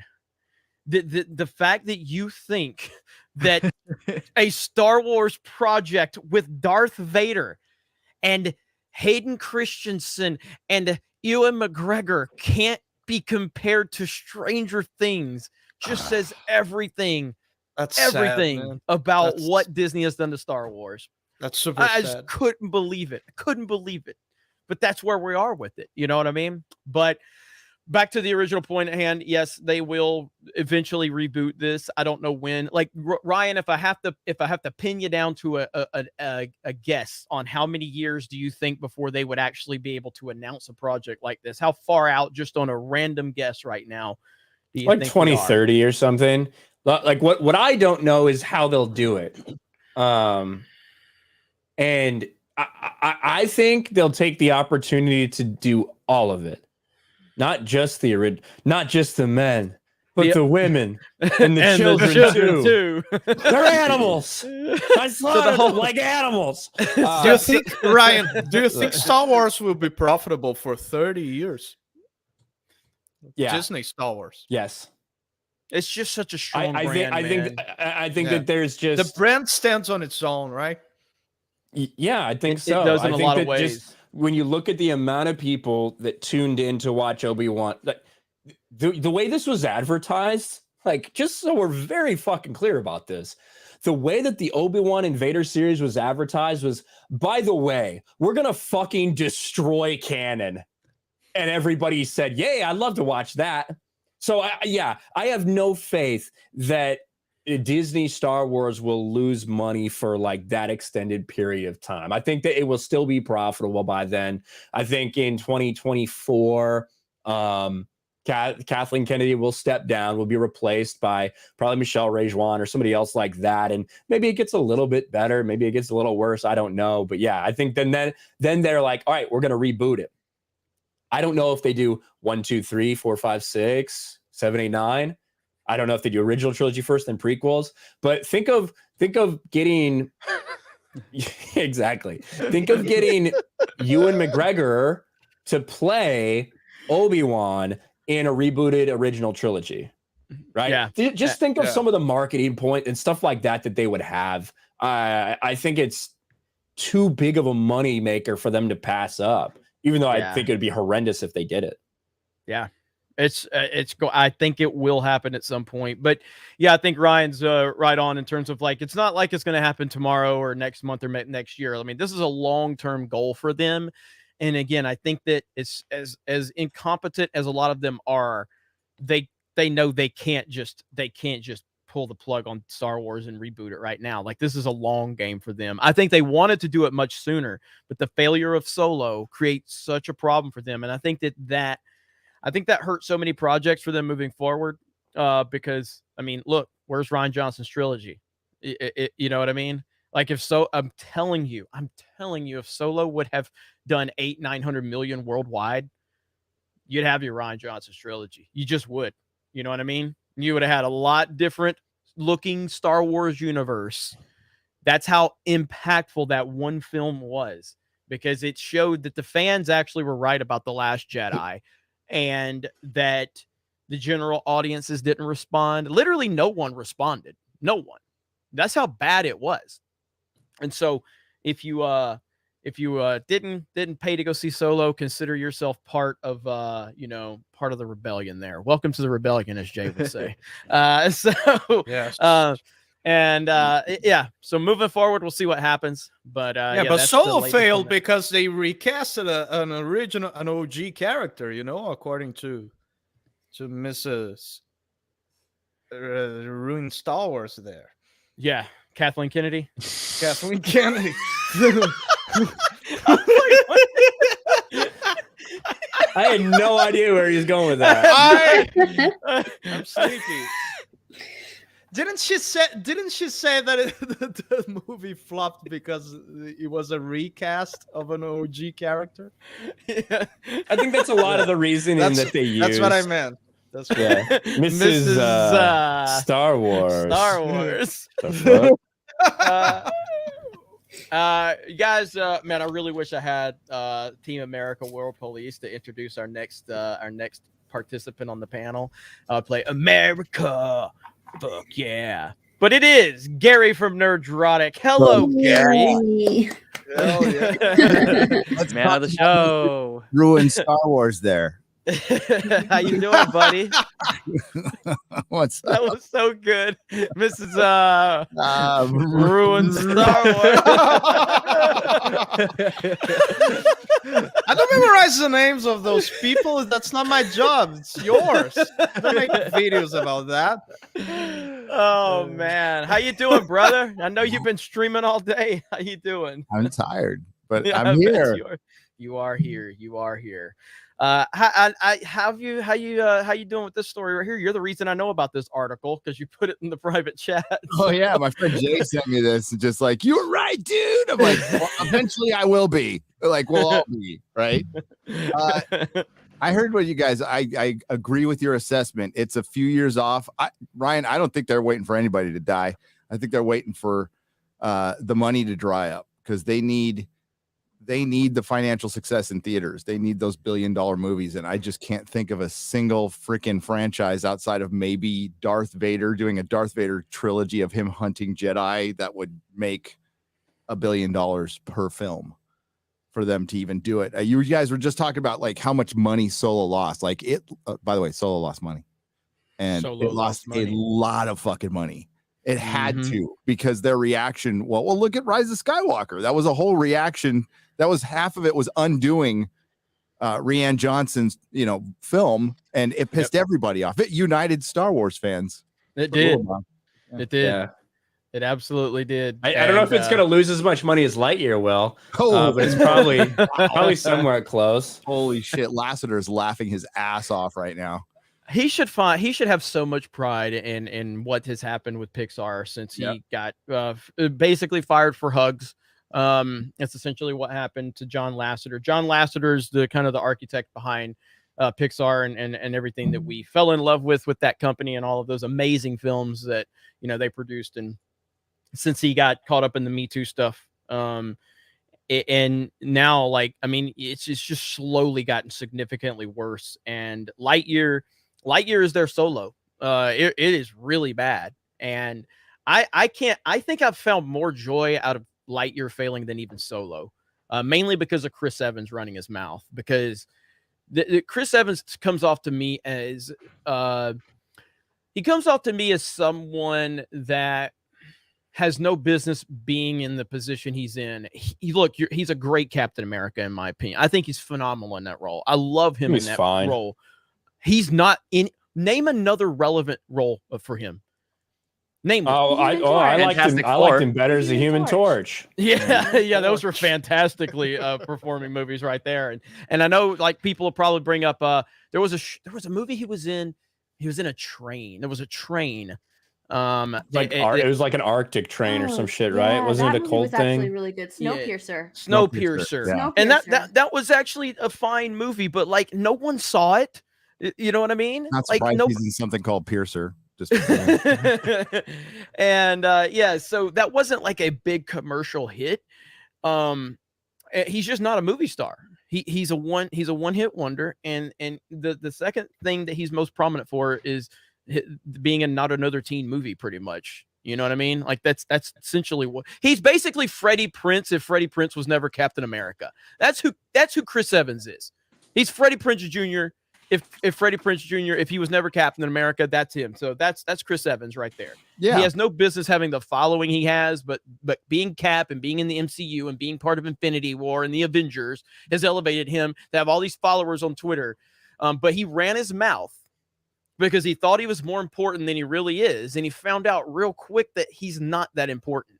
You're Freddie Prinze Jr. That's who you are. That's it.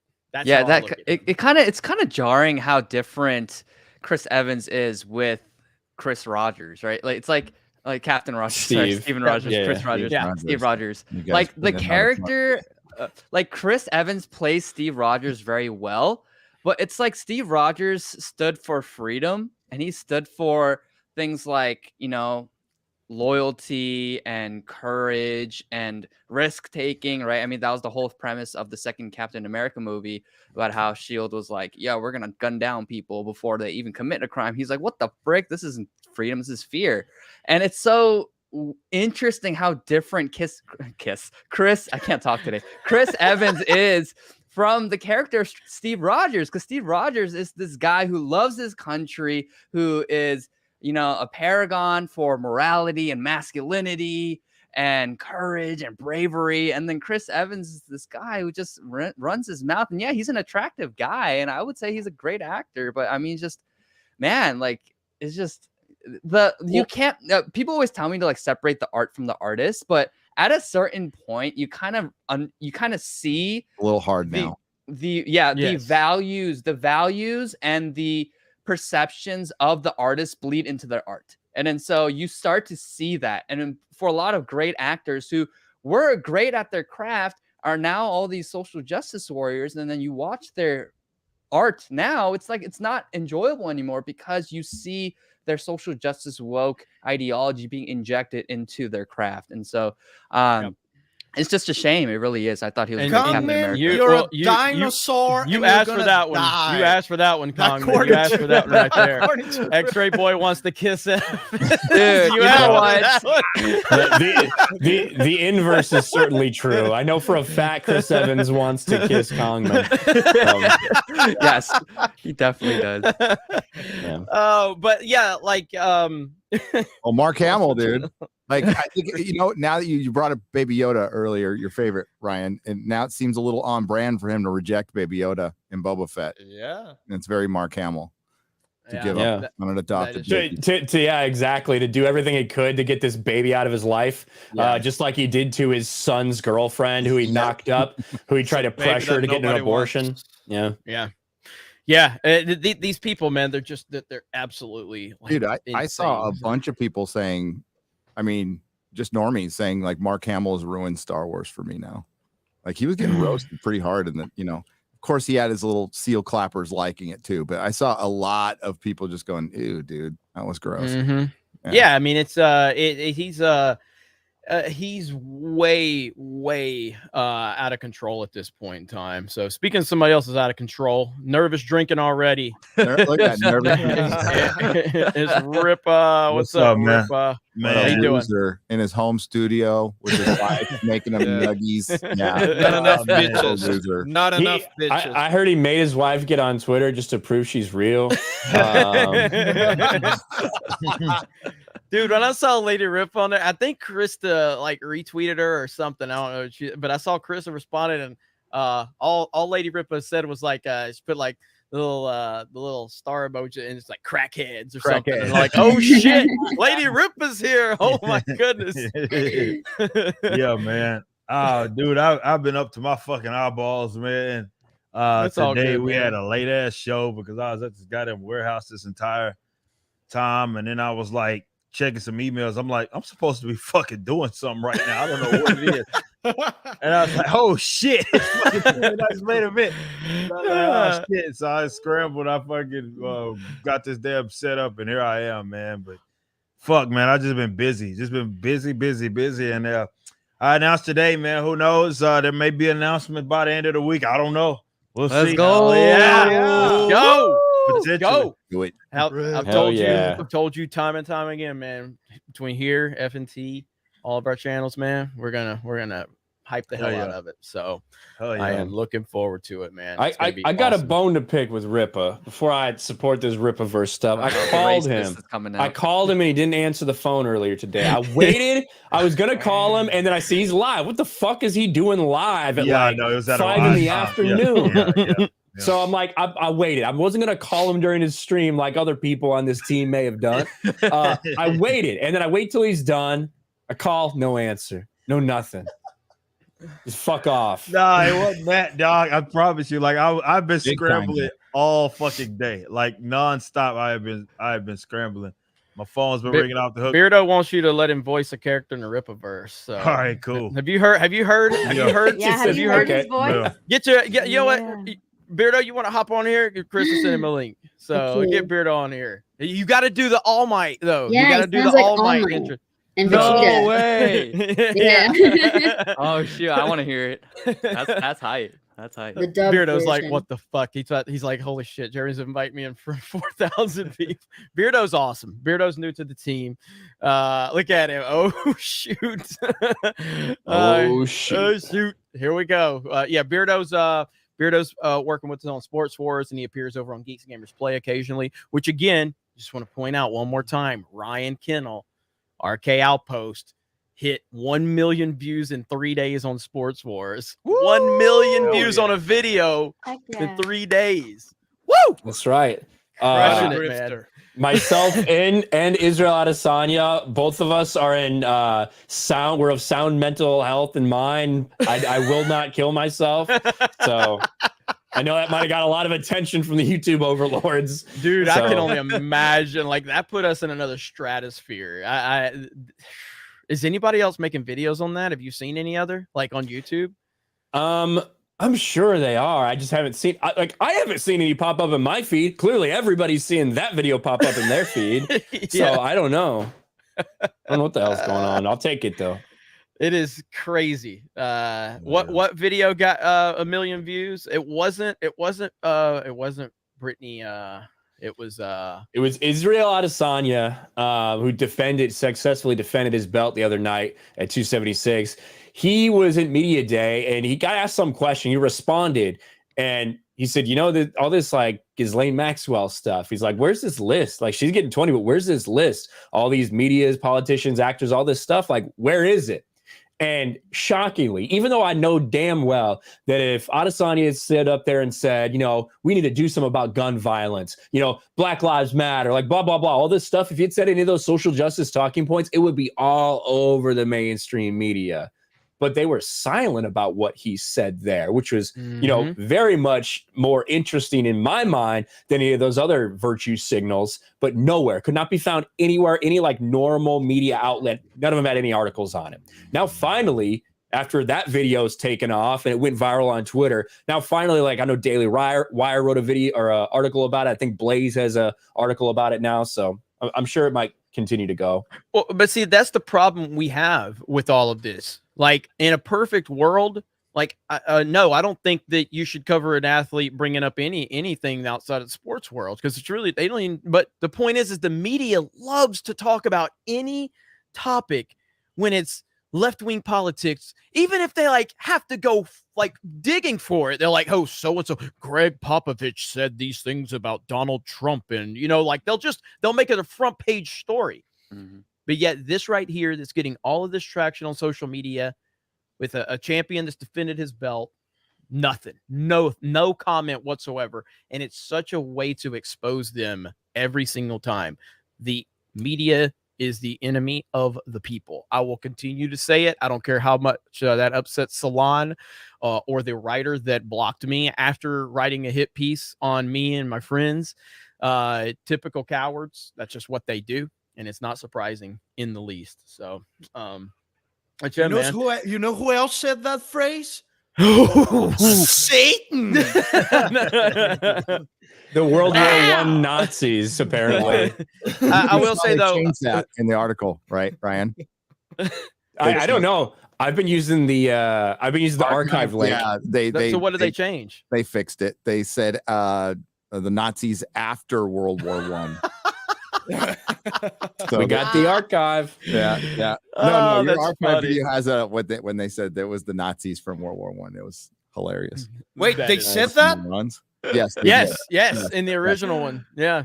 Wow. That's wonderful. Yeah. I mean, it was down a little bit. It shows that we're kind of dealing with. Well, no, we're dealing with retards here. So. Yes, we are. We absolutely are. We need a better brand of adversary, to be honest. Yes, we do. We really do. We really. I mean, World War I ended in like 1918. Well, I mean, Ripa probably knows. He made a whole video about Nazis. That's true. The German Workers' Party was like right after that, like 1919, 1920, right? And then it wasn't until like 21 or 22 that the official Nazi party was a thing. And it only had like 60 people were part of it. Yeah. Yep. All right, for the first time ever on Tuesday night's main event, someone that's lobbying to have a voiceover in the Ripaverse. One of the newer members of the Geeks Gamers team, Fear the Beardo. Yo, yo. What's up, buddy? How's the mic sound? Do I sound like hot caca? You sound good. You sound good, my friend. How's you it got to going, do the everybody? All Might. Got to do the All Might.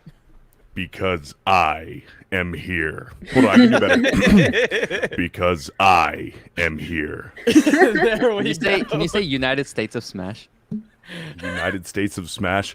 This is the United States of Smash. No, but you gotta do like the one he's punching, like United. I've never he seen the watched show. It. Yeah, he hasn't watched it. So it was just when he was on our streams, and I was like, dude, you sound like All Might, like you got the voice. So yeah, anyway, so Beardo, meet the panel. You got Ripa here, you got Dan Bass, you got Nerdrotic, you've got an Asian.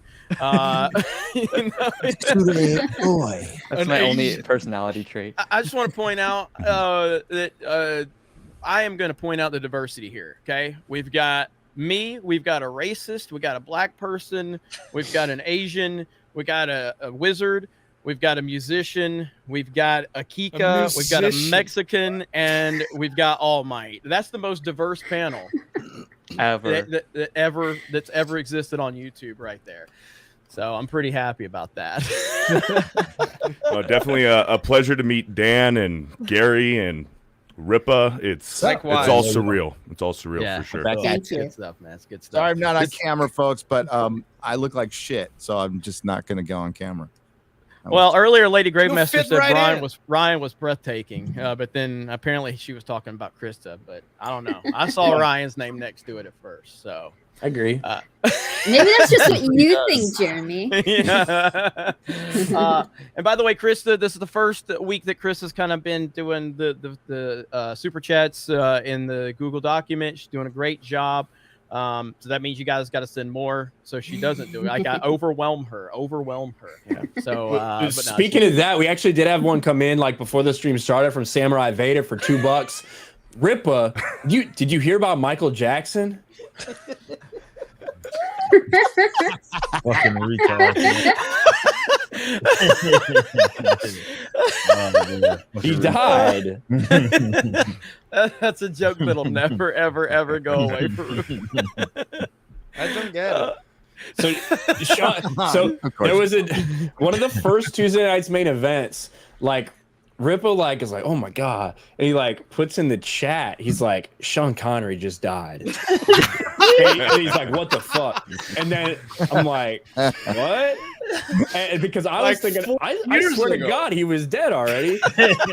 And so I Google it, and it had happened almost exactly a year ago. So someone was probably like sharing like a fucking article.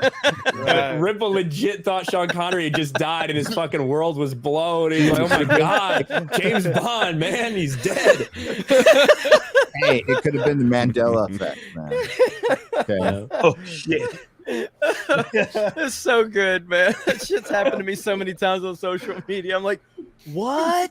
And I'm like, who's the guy? Wait, that happened 3 years ago. Everybody's chat. Well, maybe it's just I don't think it's the same guy. But everybody's doing R.I.P. Joe Rogan. That's been going on that's forever. Been going on for all. Every time that happens, I go to Twitter. I'm like, did it really happen? I'm just like, what the heck? You know? Oh man, freaking internet! It's the boy who cried wolf. When Joe Rogan dies, no one will believe you. Yeah, that is very true. Well, that is he'll just very pass true. on to his ethereal plane with his machine elves.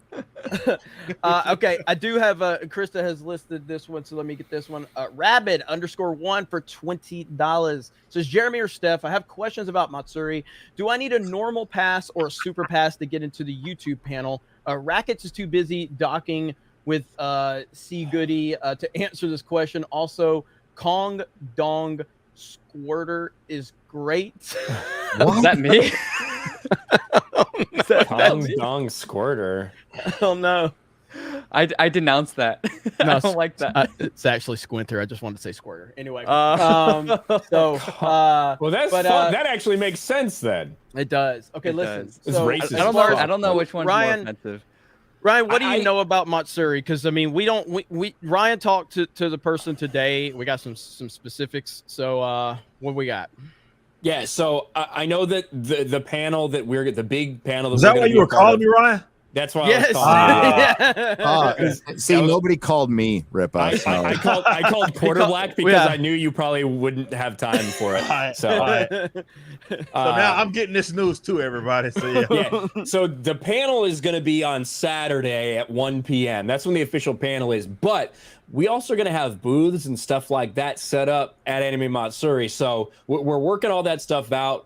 The booths will be there Friday to Sunday. How long all of us will be there, that's what we really need to get pinned down. I will ask that question. I imagine that the 4-day pass, just the regular 4-day pass, should get you into panels. I don't think you need the super pass. I don't know what the super pass entails, to be quite honest with you, but I'll try to ask that question, but should just be the 4-day pass, no problem. Yeah. And the whole chat is doing RIP to everybody that's ever died. Yeah, fantastic. So Thomas good. Jefferson. Yeah. So Matsuri is going to be really cool, and I'm really excited about it. I know that some of our fellow YouTubers have been there in the last year or two, and they've had a great time. The organizers are really cool. So this is happening in Houston, Texas, at the end of this month. If you just Google Anime Matsuri, you'll be able to find all the information there. And we'll give you more details as they become available to us. But we're really excited about that. Do we know what kind of a panel it is? Like, what the name of it It's is? just a YouTuber panel. I don't know exactly what the official title is, but it's Saturday at 1 o'clock. We'll get more information out there. But we got to talk more about some other things we might be able to do there as well, Gary, because there's a chance that we could have a different panel in addition to that. Excellent. Yep. So Sweet. if we get that pinned down, we maybe can announce something on Friday Night Tights this week if we can get details pinned down. So you guys stay tuned for that. So yeah, that's so Ripa. Yeah, like Gary, I was like, let's call Quarterblack because you were live on Real BBC anyway when we were getting all that hashed out. So so we got QBG involved. How is he doing, man? I was worried about him after no FNT. Is he doing okay? Did he survive? No, he was working on that video I did. He wanted to work on that, so I said yes. He's really good. QBG's awesome. QBG is awesome. The best. Yeah, my crew is good. Wait a minute. Harambe died. Harambe died. Harambe died. Shit. R.I.P. Harambe. Damn. Rest Dicks in out peace, for Harambe. Boromir. Now the whole chat. This is all Ripa's fault, by the way. This is all Ripa's fault. Samurai Vader's fault, really. It Because is he's kept the actually. meme alive every single week. He really has. Like that just shows you guys right there. It only takes one person to keep hope alive. Samurai Vader with literally $2 super chats has kept this meme alive since the beginning of Tuesday night's main event. There you go, right there. Kyle Henderson. I got to meet Jay this past weekend at the Fan Expo in Denver. He was awesome, as well as I got to meet Gina. She was such a wonderful person. Thank you, Kyle. And yeah, and that kind of piggybacks off of the other comment that we got earlier from Total Chaos, which had a great story about Gina and Jay and meeting them. And like I said, man, she's really, really humbled by all of it. And she's a sweet person, like in real life, like what you see is what you get with her. She's a very genuine person, and she's super, super cool. And but thank you, Kyle. I appreciate that. And then BFSD says, "What's up, Geeks and Gamers crew? There's a video I've been wanting to show you all for a while. Not sure if y'all seen it. Funny little video that Jeremy, Ryan, and Krista are in. I'll send Jeremy the link in email. What's your email address? Jeremy@geeksandgamers.com. And then you can also send it to Krista at geeksandgamers.com, and we'll check it out. So thank you for that. And then Glenn Gasick says, "Stupid question. In today's social atmosphere, what would a surf and turf be?" Ryan, you're autistically caught up on the internet. What would a surf and turf be? Yeah. Well, I mean, I know the surfs are out there, so I guess it would be like autistic leftists and J.K. Rowling. So that's who you'd be eating. So okay, there you go, right there. Wait. There's surf too. I mean, my fat ass surf and turf is lobster and steak. Yeah. All right. God damn these. That might have a different meaning right down in Brazil. Well, you never know. Yeah. These comments America are killing me right now, man. It's so fucking. It's so good. I really wanted to play that when I saw your logo. Has that logo been triggering people, Gary? absolutely. Yeah. I've been trying to. Well, I was really doing important work before the live stream. I was triggering Marvel stands, having a lot of fun doing it. Well, on that point, let's talk about Thor: Love and Blunder. So it doesn't seem very like I honestly, I'm shifting my predictions on this film now because I'm hearing from people that I didn't even think I'd hear it from that the comedy is so overkill. The MCU comedy is so overkill in this movie that it's distractingly bad. Jeremy Johns called at the end of it, like he started his review pretty normal, right? Then at the end, he's all, "Yeah, Thor's an idiot." Oh man, yeah, like he's just been memed to hell and back. Like he's nothing but a joke to him. Yeah. Like that's insane. That's insane that they've taken it this far. And even I don't know, there was a site out there that I think it was comicbook.com, and their whole like they were talking about all of the freaking reviews are just so bad. Now they're not that bad. I mean, like Rotten Tomatoes is like at 70%, I think. You know what I mean? But hey, we got Jake the Viking in the chat. What's up, Jake? I actually talked to Jake for the first time ever yesterday. Great guy. So you know, Jake, I feel your pain because he sent out a tweet today that was, "I just picked drunk 3PO up in my truck and he's already spilling shit everywhere." I saw that. I didn't see that tweet. Did he say that really? Yeah. Note to self: don't give drunk 3PO a ride anywhere. And I feel his pain because I literally got a new car because my other one was limping. I barely got this thing back to Orlando, and I traded it in. Some schmuck paid 10 grand for that thing. So I got a new vehicle, and Jay was the first person to ride in it. And I'm like proud of the car. I like the car and everything. And Jay spills coffee in it. First trip, first person ever in the car, Jay spills coffee. So he's still spilling stuff. There you go. That's about right. Yeah. My dirty home. Pull up. Yeah, pull the link up. Pull the link up. Did you, Gary? Have you seen this? Things have you just seen happened this to Jay. with Jay? Did you see it right in the beginning of the show? Were you watching that, Gary? No. Okay, you gotta. I can't believe Steph had. I imagine Jay was entering the car just like.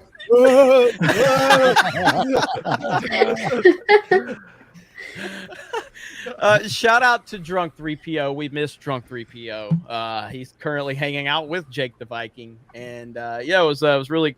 Jake's a super cool guy, man. Just super cool. R.I.P. Nero.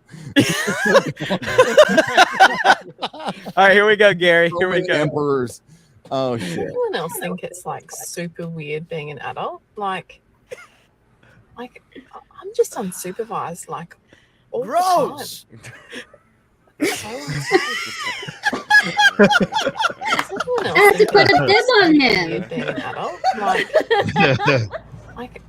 I'm just unsupervised like Look at the look on his face. so unsafe. That weird thing he did with his lip there.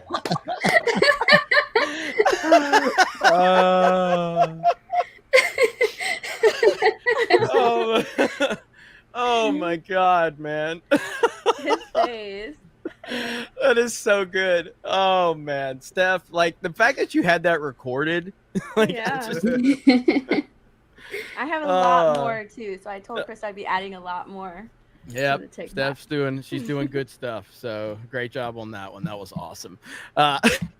Jay. But yeah, like so this whole Bachelor right there, like, man. Gary, like, what do you think? Do you think this is going to significant? Do you think it's going to? Do you think this movie's going to underperform even Doctor Strange? What do you think?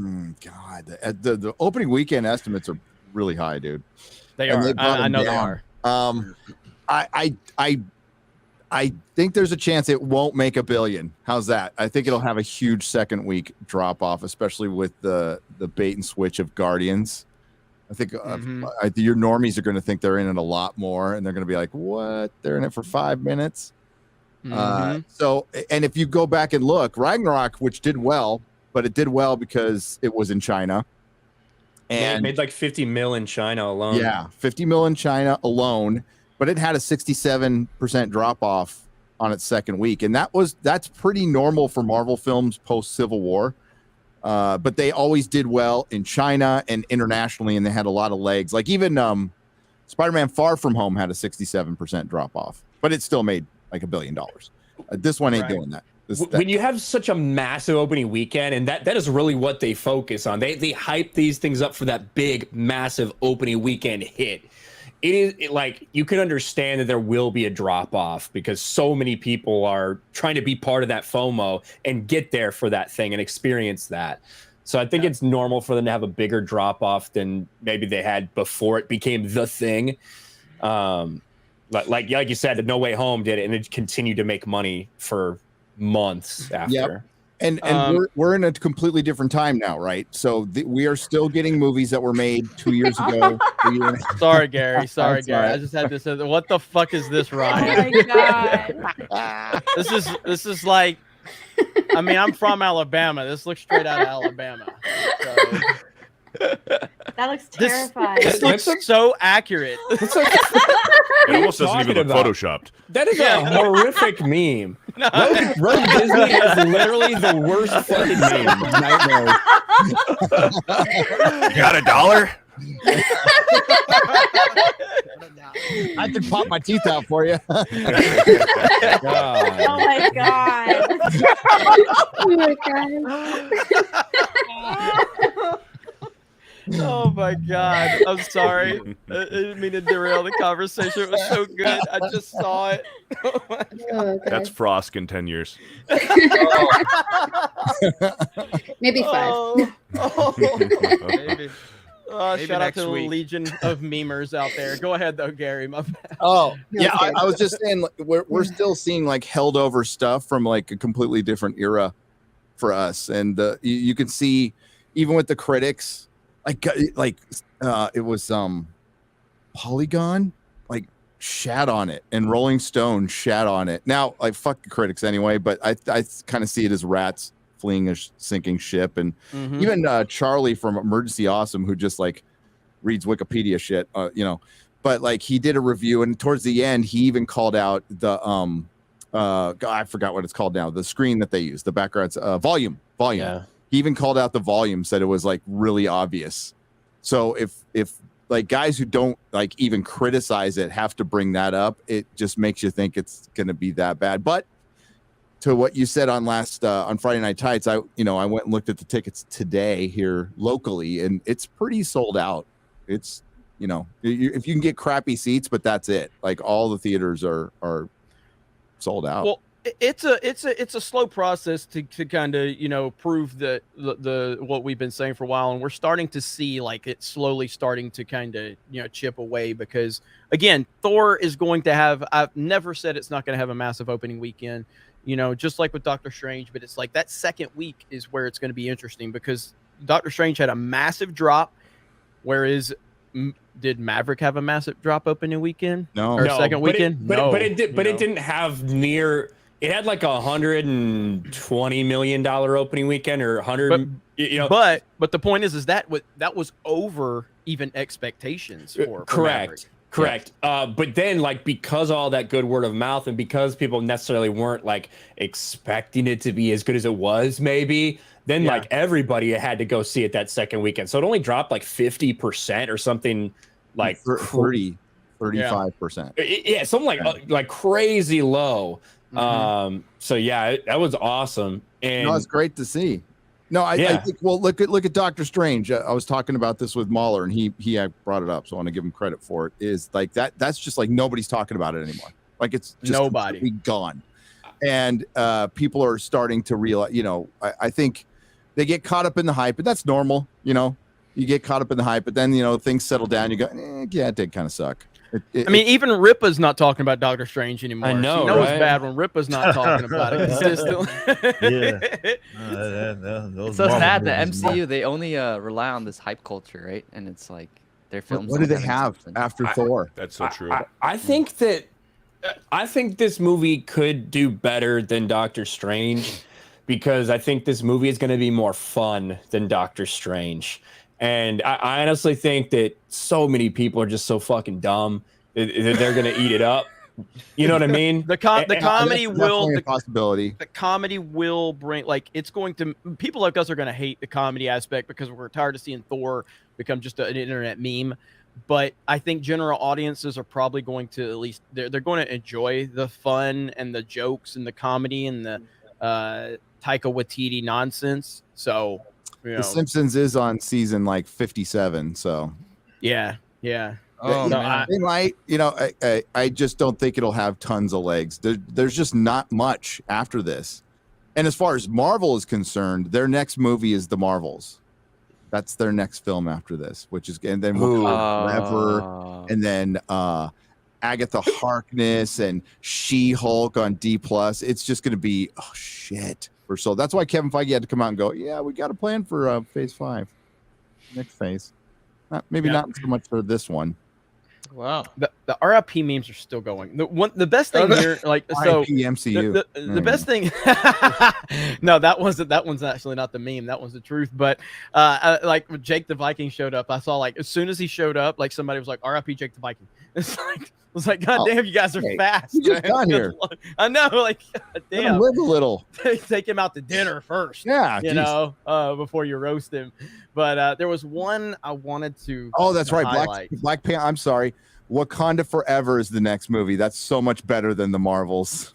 There was one that I tried to highlight it, but we got derailed. It was it's a certain way to spell the name of a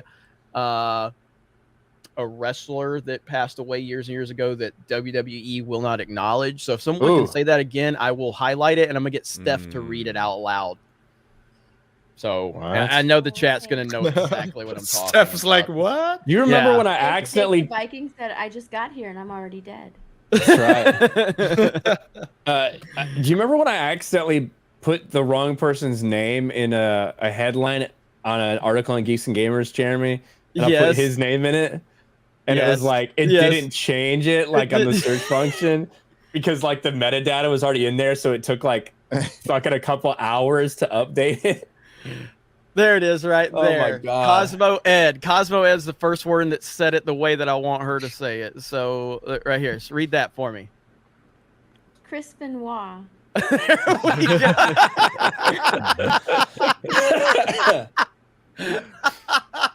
WWE don't want to talk about that one, so they do not want to talk about that one. There was like a pitcher called Chris Jones or something who threw a no-hitter, and I wrote an article, and I fucking in the headline I said Chris Benoit pitches no-hitter for the Orioles. I was like, "What are you doing, Ryan?" Well, I noticed it. No, I know. And I have no idea why I fucking wrote that. Like, I haven't thought about Chris Benoit in a long ass time, and I wrote it in the headline. So I noticed it almost immediately. I'm like, fuck, I gotta change it. And so I changed it, but you could still see it. Like, you could still, if you search for it or saw it on a Google search, it still said Chris Benoit. In the metadata. Like, yeah, it's fucked. I mean, it probably would have helped. It probably helped the clicks, to be honest with you. It probably helped. It would have, yeah, good stuff right there. Okay. Let me see where we're at. We got OSPDY. $20. What is Ryan's favorite sports team? Favorite sci-fi fantasy franchise? Holy shit. Favorite Marvel DC character? Balls or no balls? Ricada reference. 60 days sober. Headed home on Friday. Hail Geeks and Gamers. All right, so Ryan, what's your favorite sports team? I'm gonna say Chicago Cubs. Okay. Sci-fi fantasy franchise. Is it all for me? I mean, it's the way it's worded. Yeah. Star Wars before Disney bought it. All right. Favorite Marvel and DC character? My favorite DC character, I'm gonna say Nightwing. Okay. My favorite Marvel character, fuck man, I just don't care about Marvel. I wasn't like super as dedicated to these guys. Confirmed, by the way. How about Thanos? Because they should have just let that motherfucker win. So then we wouldn't have had Endgame. And the final one, balls or no balls? No balls, 100%. And there we go. Color of your underwear. Negative balls. Yeah, no balls. Let's see. Favorite color? Yeah, that's what kept going on. But yes, did say 60 days sober, headed home on Friday. Hail Geeks and Gamers. That is awesome. Nice. Congratulations, chat. Give them congratulations in the chat. It's OSPDY, all caps. And Hell so yeah, I yeah. mean, Gary, I'm sure you can relate a little bit on that one. Yeah. So how, like, is it 60 days? Is that an easier time or a tougher time at that point? Like, is it easier the longer you go? It's easier the longer you go, but it's a major accomplishment because it is so effing hard to get sober and stay sober. So many people fail at it. So that's why, strongly encourage you to keep going to meetings. Go get that chip. You earned it. Get all that praise. People will clap for you because that is one of the greatest accomplishments of your life because you have a life now. So, Hell yeah. yeah. Hell yeah. Very happy for you. It is very happy. Tough to get 60 days. So, well done. Tricky says, can we trade all the America haters for Dan Vask? I feel like that's a double win for the U.S. Yeah, trade the rich cousins that are complaining they didn't get their ponies. Like, I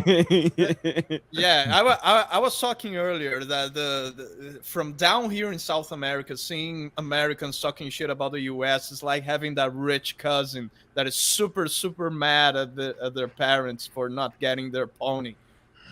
Yeah, that's what it feels like. It's really, I mean, it's again, I'll just continue to bring up Brittany Griner because I just think it's so funny. I really do. I think it's funny that you trashed this country, that you have the ability to play a game that literally no fucking body cares about and get paid for it.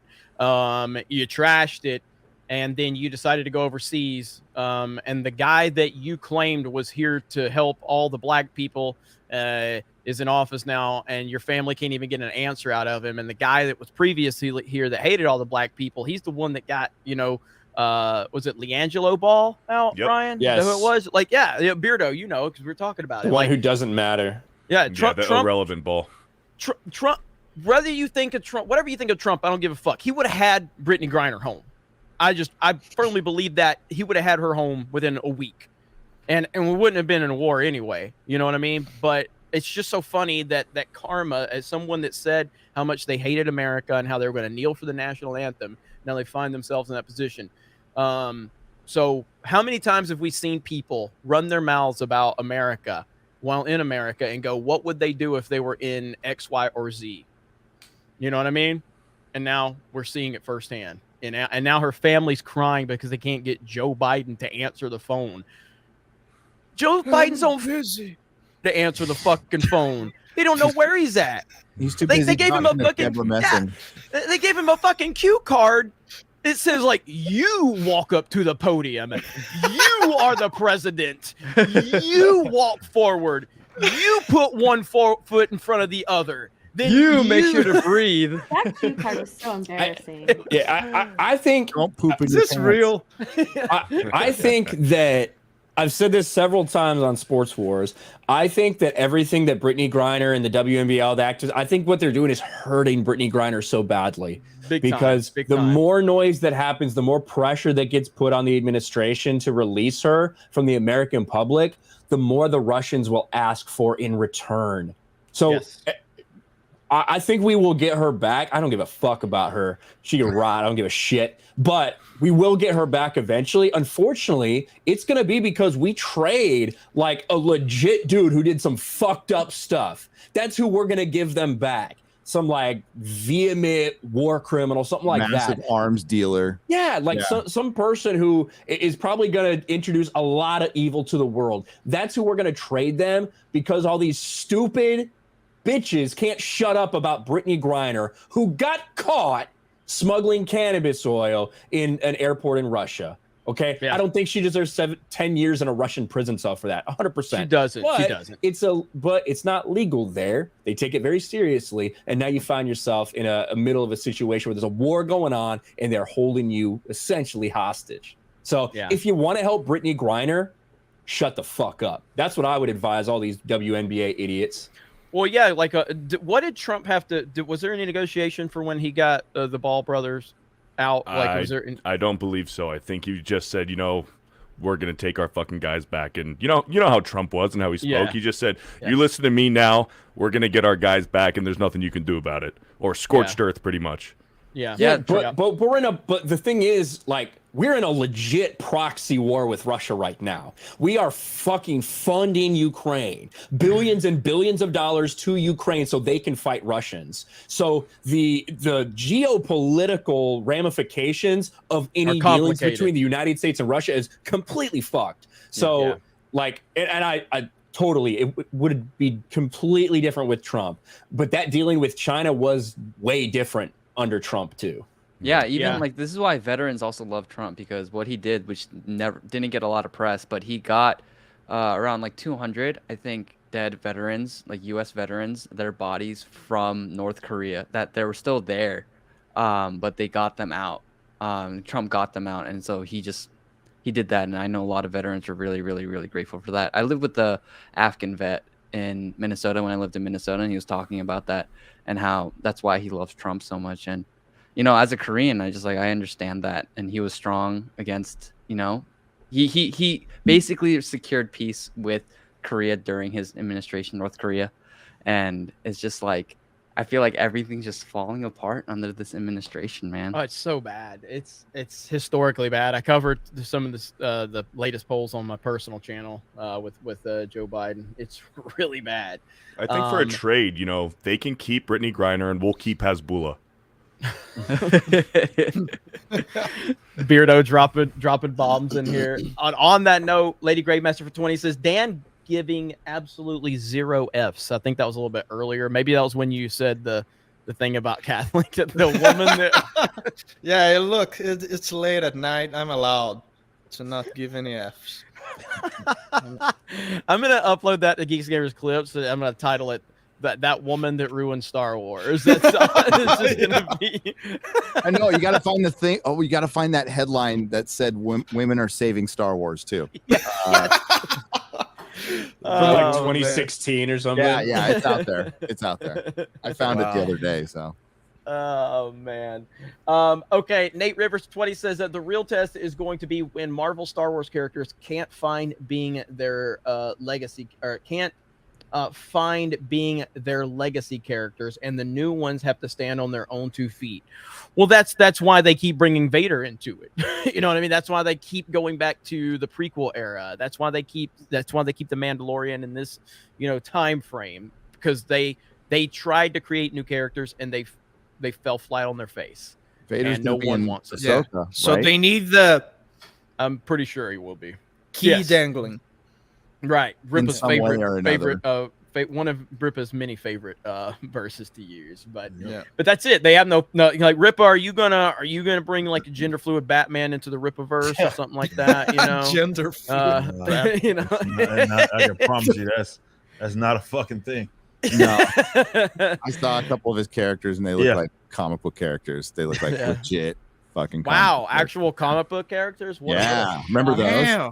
Remember those? Subverting expectations. That's right. Man. Oh man. So yeah, that is though. I mean, when they don't have that to rely on, they have nothing, and that is a testament to the fact that they've hired activists that don't care about this shit. They've hired a story group of people that don't care about this shit. And we've seen it. We've seen the little dry erase board, you know, with like diversity on there multiple times and all that shit, you know, like that's their focus. And that's why, again, you know, there's most of this shit is bad, but there is some good stuff out there. And again, we start out the show talking about the terminal list. Has anybody here outside of me and Ryan, I think Steph, seen it yet? Anybody else? I'm going to watch it tonight. 100%. You got to watch it. It's so fucking good. And that's a shout out to Chris Tights guy, right? Or it's got the Friday Night Tights guy, John Carter. What's his Taylor Kitsch. Taylor Kitsch. Yeah, Friday Night Lights. You said Friday Night Tights. Yeah. I was actually, like, it's not Ryan Kinnell in it. I like Taylor Kitsch. I think he's a pretty good actor, and I think he's been in some movies that didn't do well. Like, what was it, Battle Battleship and John Carter. John Carter. I can't imagine how Battleship didn't do well. Yeah, I I'm know. surprised. That is good in Lone Survivor.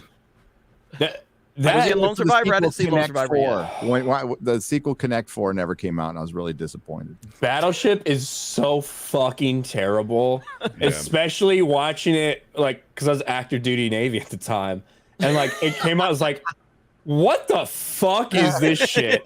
Like the fact that Rihanna was just some random petty officer who was doing literally every job on the ship. They just had like the chief be like the stereotypical chief petty officer, and then the simple idea that you could get a battleship that had been sitting there that was mothballed for like that's a museum, that they could get that up and running in a matter of hours is the most laughable. That is the most like the craziest thing I've seen in any movie ever of all time. Was it that? So I haven't dumb. seen it. Yeah, I didn't see it. So it looked horrendous just from the preview. So I didn't even watch it. But John I do. Carter was cool. I like John Carter. I liked John Carter. I liked John, and I actually I thought he would have been a good Gambit if he would have moved forward with it. I thought he would have made a good. Yeah, Gambit. he was good in that really shitty movie. That fucking horrible movie.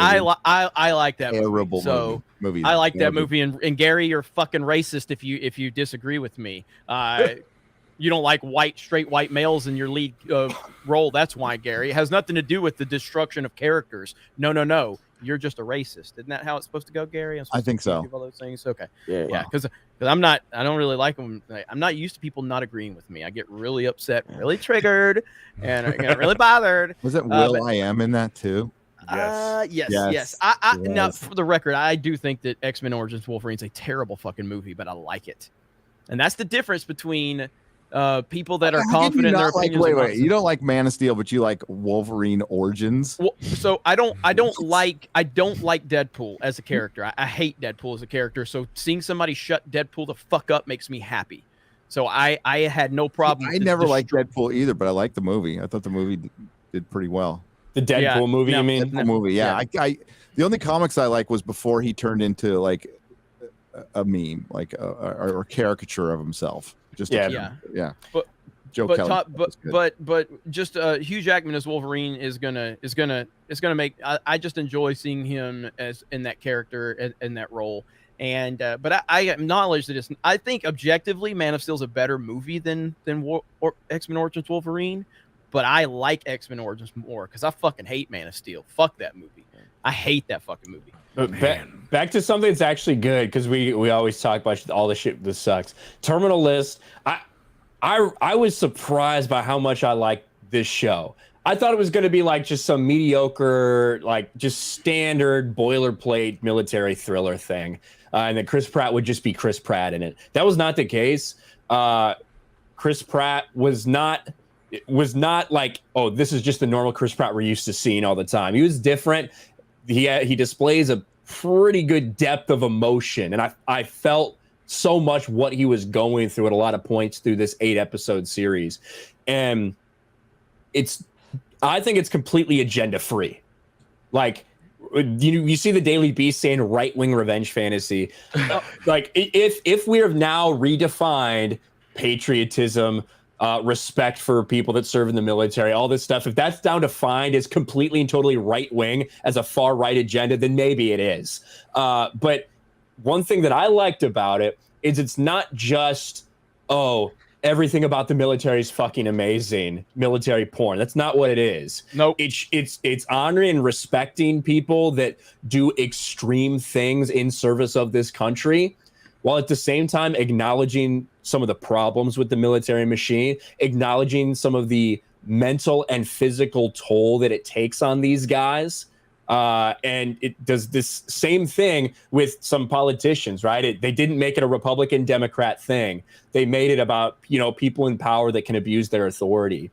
I thought it was so well done. It's truly for everybody. This right here, if this doesn't make you want to see the Terminal List, I don't know what will. This is the Daily Beast review. It says the Terminal List features Chris Pratt going vengefully homicidal due in part to a serious mental condition in Amazon's latest, which follows the tradition of Jack Ryan and Jack Reacher by delivering gung-ho macho action drama tailor-made for 40-something Call of Duty players. Oh, jeez. I mean, fuck yeah, bring it on. It's just it's so ridiculous. Like here it says replete with Pratt's performance as a Navy SEAL who responds to injustice by murdering the guilty with extreme prejudice. Sign me the fuck up if that's your review. And also, I just realized something. Can you pull that up again, Jeremy?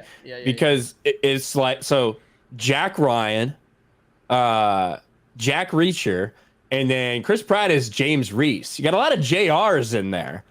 Maybe there's just something about that. There's something about a J name and an R last name that's just fucking toxic masculinity. I don't know. I heard that.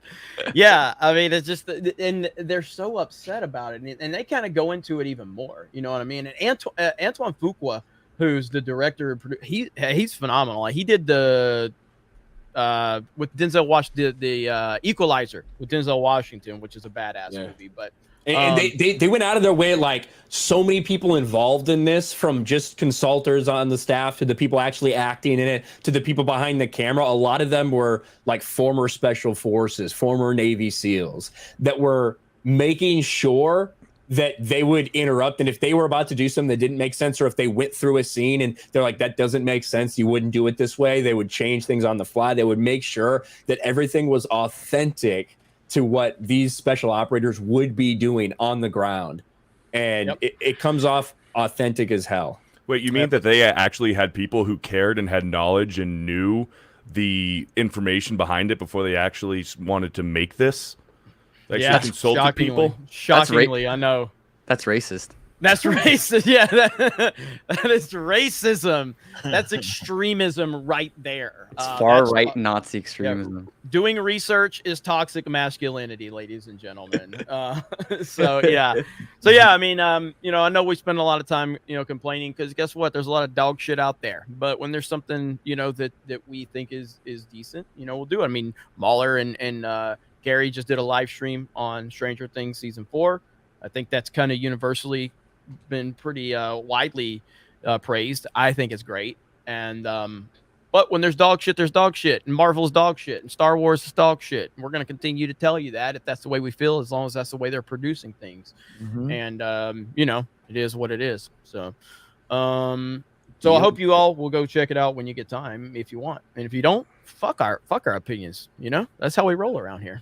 Yep. Right, Kongman? Except mine. No, my opinions are all right. Alt-right? Did you say alt-right? He said alt-right. Yeah. They're all right and alt-right.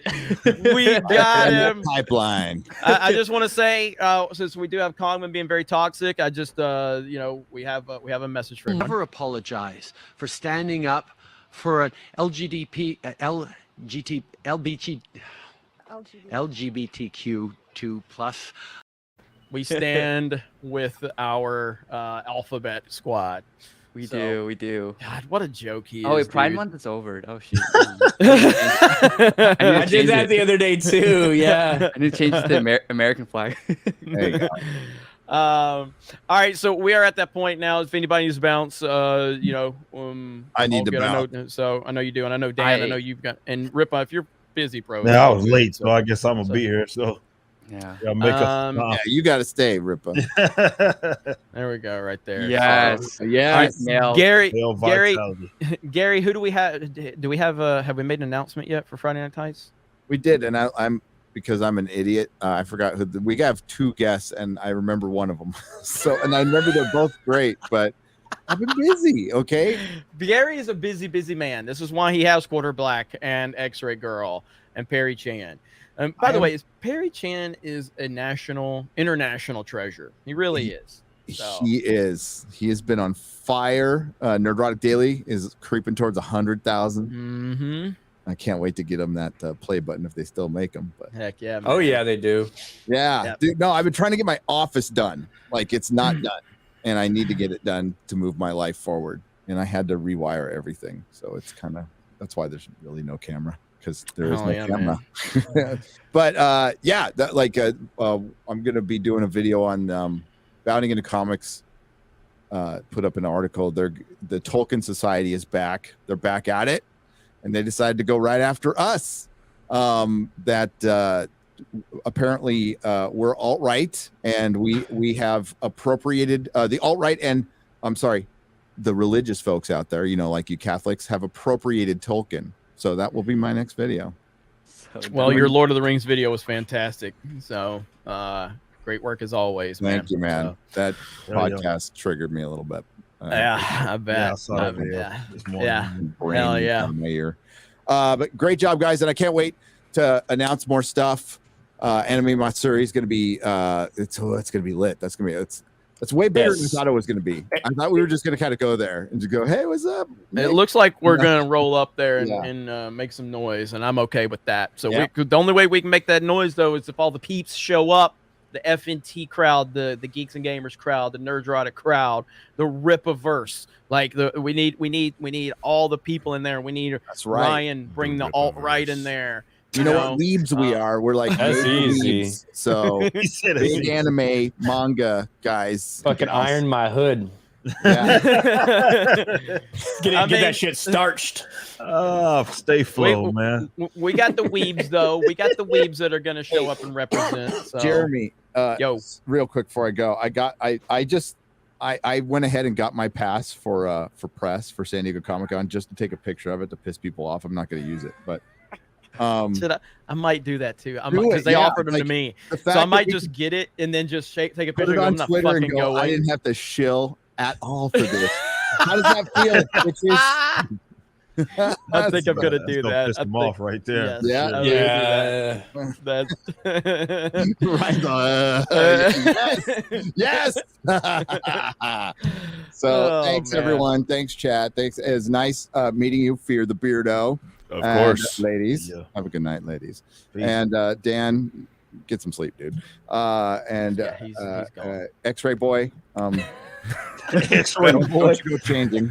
Bye, everybody. Bye, Gary. Latest. Yeah, I gotta go too, guys. So I shall hop off. Hey, man, it's good having you, bro. So yes, sir. You're tired. I can tell. You're tired. Yeah. Are you tired of kicking Johnny 64's ass in Smash Bros? Is that what it is? That's one thing I won't get tired of. So yeah, Cogman and Johnny 64 had a big showdown over on Geeks Gamers Play, and you guys can go watch it if you want. Shout out to Johnny 64. That was fun. But yeah. All right. Thank you guys. Love you guys. All right, man. Later. Bye. Bye, I guess. Where are you going, motherfucker? I was talking on the phone with Jake the Viking, okay? So you know. Awesome guy. Okay. You can take me off. You froze like this. I was meme him. You gotta meme him. So, but no, Dan, as always, man. I know, you've had a rough weekend, bro. But in all seriousness, I look forward to kicking your ass in Mario Kart when you get back. Fuck you. No, I'm kidding, man.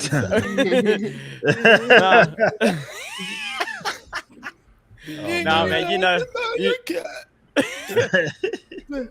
know you're my bro, man. So whatever you need, man. So, all right, man. You're saying bye to me? You said you gotta go. I did. I was saying bye to Khan. Oh well, shit. So you're staying now. Okay, so bye. You have to stay forever. I'm so tired of dealing with non-English speakers, honestly.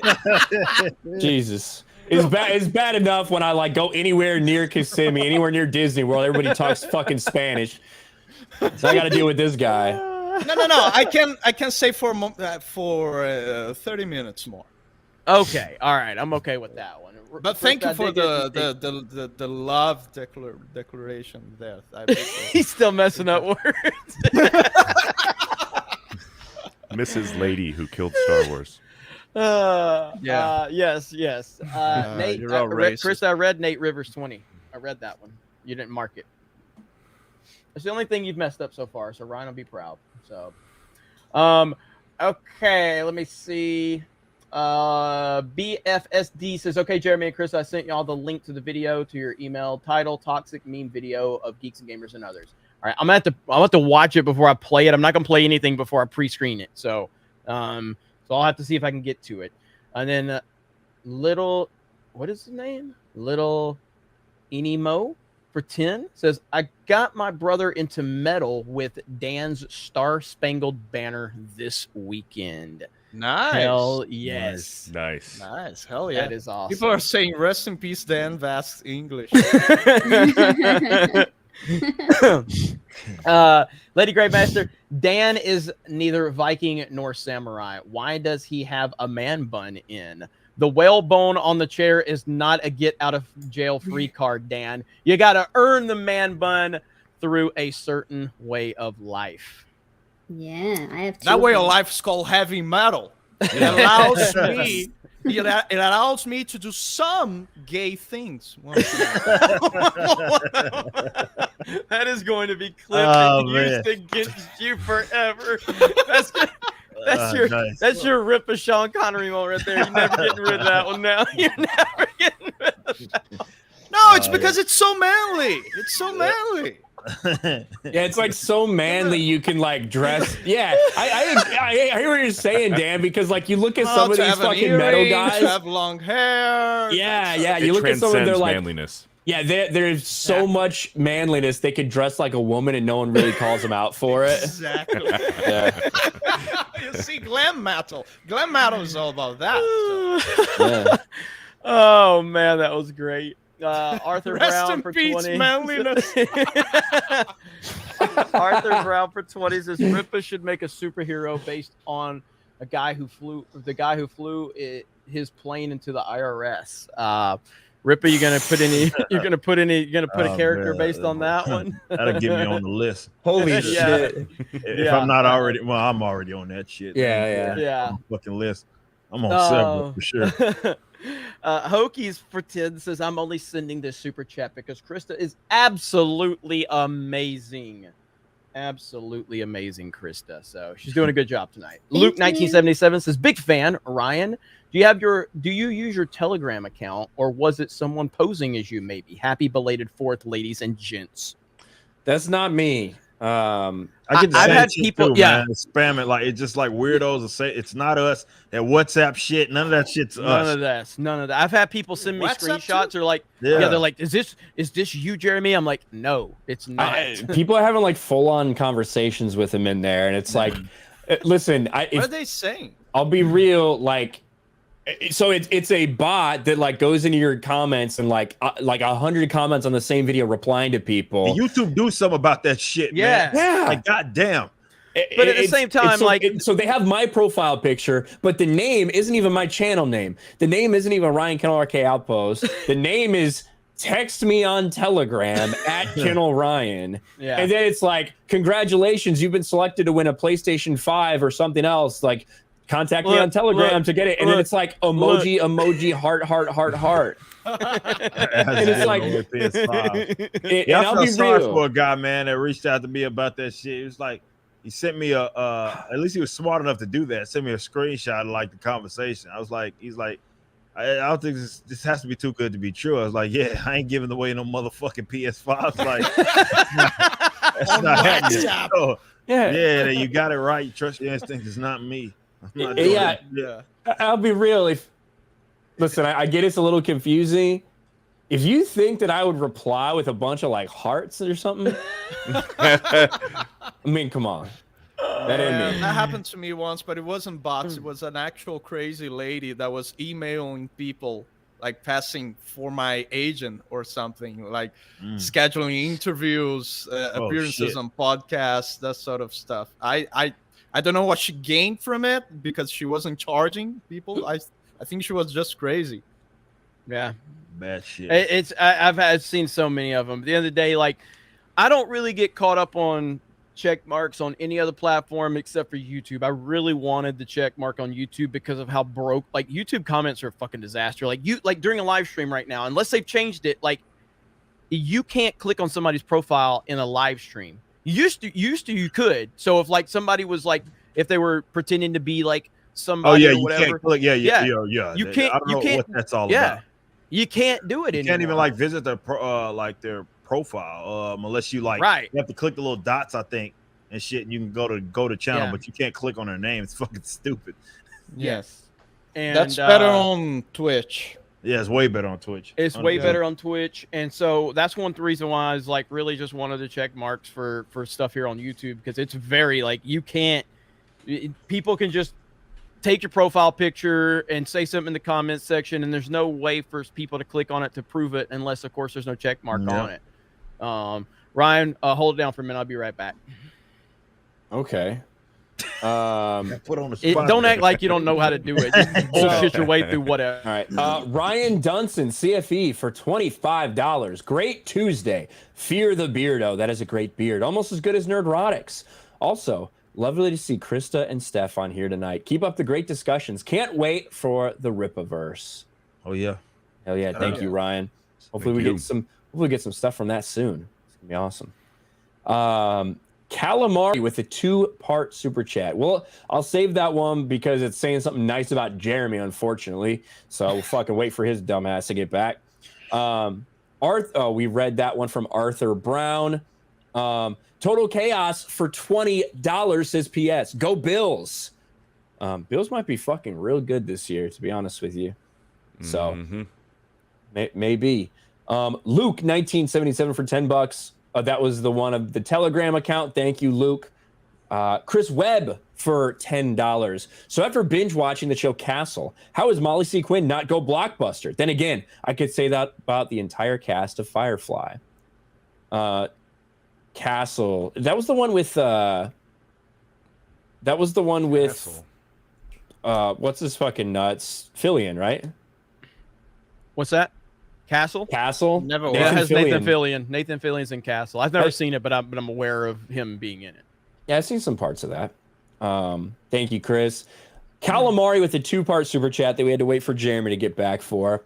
Been watching you guys for a year now. Just wanted to say thank you, Jeremy, for bringing together such a great group of people. Each member of the G&G team adds something special. Y'all do an amazing job standing up to here's the second part, woke BS and destruction of our franchises. Perhaps more important than that, you've brought me lots of laughter and entertainment. And for that, I'm grateful. Keep up the good work. Stay awesome. And God bless you all.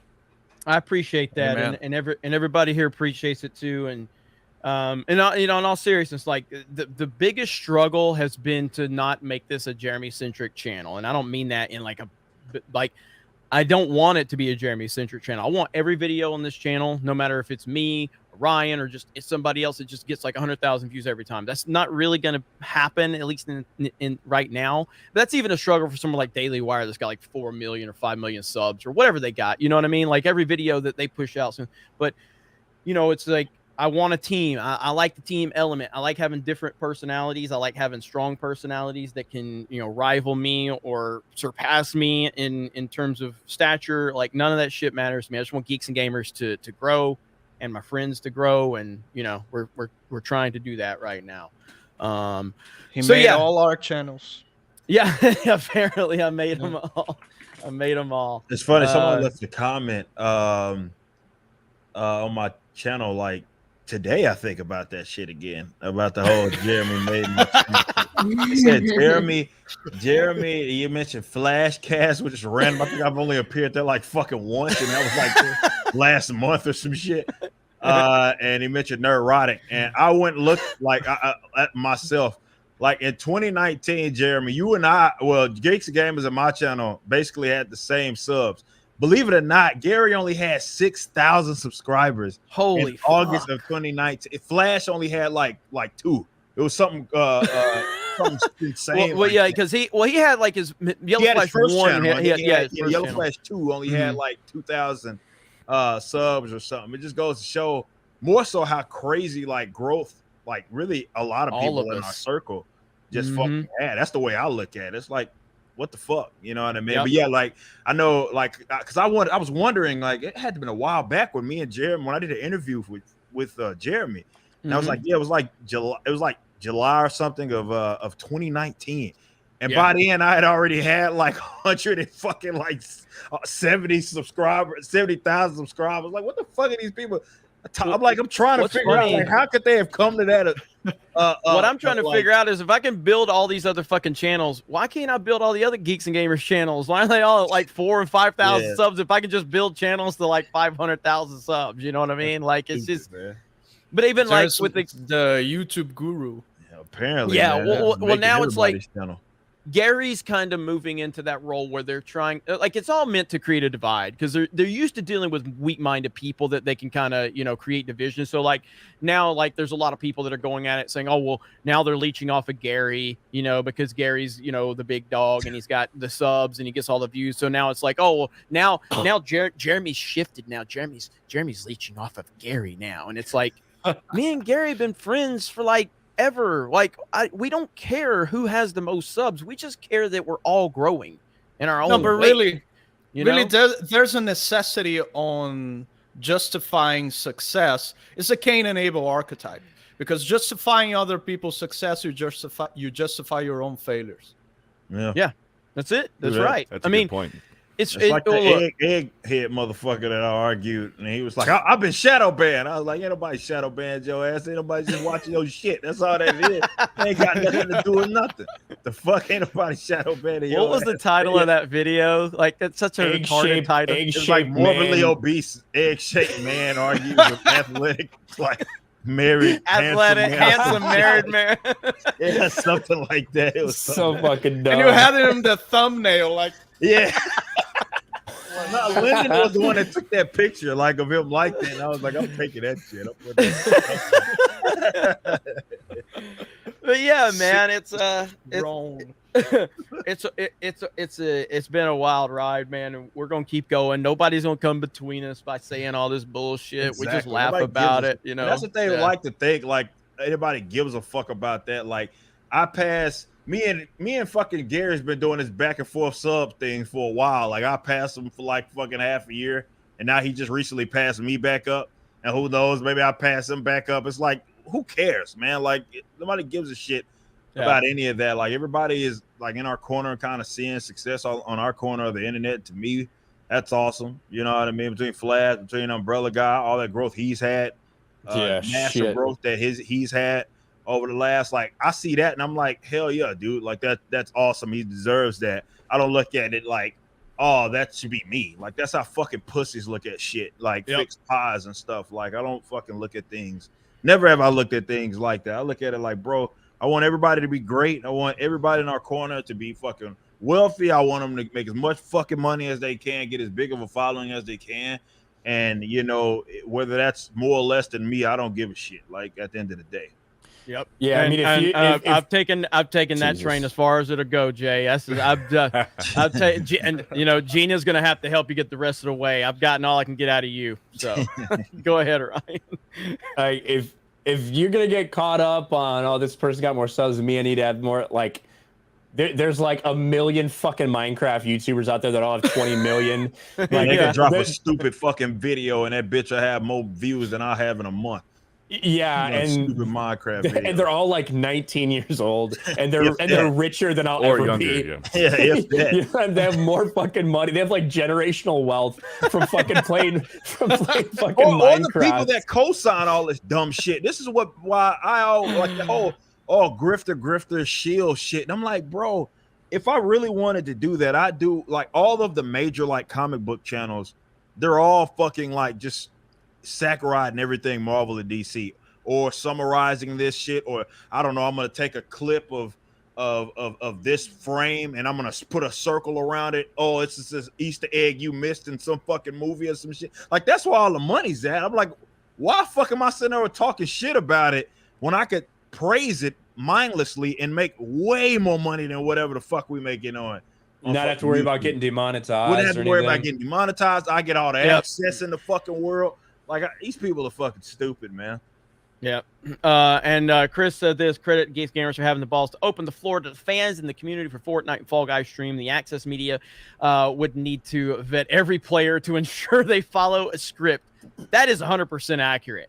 And on that point, yeah, so we've actually recently been doing something new over on Geeks and Gamers Play, where we've actually been, because you like these games like Fall Guys, Fortnite, and then even like we're gonna try to do a Warzone that has like we got 60 players from the chat playing with us on the Fall Guys stream. 60 people joined us, and then we had like 40 or 50 in Fortnite the other day because we created a custom lobby, and we're gonna try to do it with Warzone as well, and any other games that have those massive lobbies. And So essentially, we'll do it once a month where we open up to everybody, but then normally we're just going to play live on the channel, but open it up to our premium members on geeksgamers.com just to add value to that. But yeah, man, it's a lot of fun, and people enjoyed the hell out of it. I really shout out to Rolo and everybody there. I mean, it was Jay Hellstorm setting it up. So we're going to keep doing that, and we're having a lot of fun with it. But it was crazy, dude. It was crazy. And I really didn't appreciate being targeted in every fucking game. Can Man Of course. and Arcasul. All right, they got busted. All right, both like Arcasul's really good at Fortnite. Okay, but so I was on spectator mode after I got killed. Arcasul and Can Man were teaming up in a solo match because they were coming to find me. And they got busted. They got busted on spectator mode. I was like, come on, man. But yeah, it was fun. It was fun. So it's cool, man. So we're gonna keep grinding, and we appreciate all of you guys. So, all right, where are we at? Let me see. Chris is doing a great job. Steph's doing a great job. Respect women. All right. Make sure I saw a lot of people say like, "Why don't the women talk more?" You answered your own question. Like, yes, women. I'm not allowed. I'm busy jotting down all the words that the men are saying right now. Exactly. She's trying to learn. Women at work. That's what Dan should be doing too. She can learn English. Let me see, Krista. I actually. I don't need to talk English to talk back. I just go.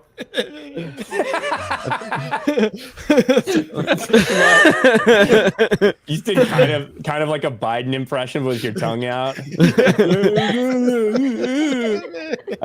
Krista, I found I clipped something a long time ago, and I'm gonna use this as a meme, and it's you. Oh no! So this right here. So we're gonna use this for future memeage right here. I was not ready for that. I was not ready for that. What just happened? Meme template. Wait a minute. How come I look the exact same right now? It's like not much has changed. Remember when Mr. Grant Gregory did an intro and Rippa was wearing the same fucking shirt? Oh yeah, like fucking it's a 2009 or some shit like that. It was way back. That Bring Me the Horizon shirt, yeah. That's fucking crazy. Yeah, that was random because I don't even wear that shirt that much, and I just happened to wear it that day on this main event, and he just happened to use a video from that fucking cover that I did. Like again, I think that shit was like. It was early 2010s, I think. Your shit was. It was a 10-year-old shirt. It would be impossible for you to wear that shirt often because it would be fucking destroyed. Yeah, exactly. If you wore it often over a 10-year period. Exactly. Like I hardly ever wore that shirt, and I was like, oh, I might as well wear it today, and I wear it, and fucking Mr. Grant Gregory gets an old video of me, and I'm wearing the same goddamn Bring Me the Horizon shirt. Well, it doesn't change shirts in 10 years. The studio at his home don't even have money for a new shirt. Right? Broke, man. Fucking broke. Man, I have a lot of those shirts. I usually keep a lot of my band merch shit, man. Like I try to hold on to those. But, you know, definitely in the metal scene, man. They just come and fucking go. You never know. We do have 5 new members tonight. So 5 new members means I've got to play the entire thing. So here we go. Canadian bear. I'm a Canadian bear. We're harmless Canadian bears. I'm a Canadian bear.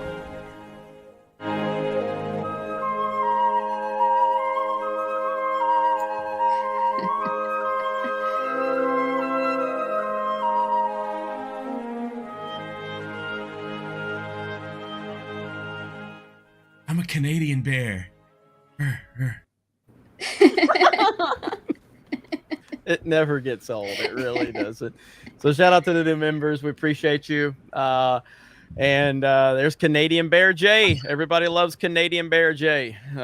So it's so good. It's so good. Shout out to Jay Hailstorm. All right.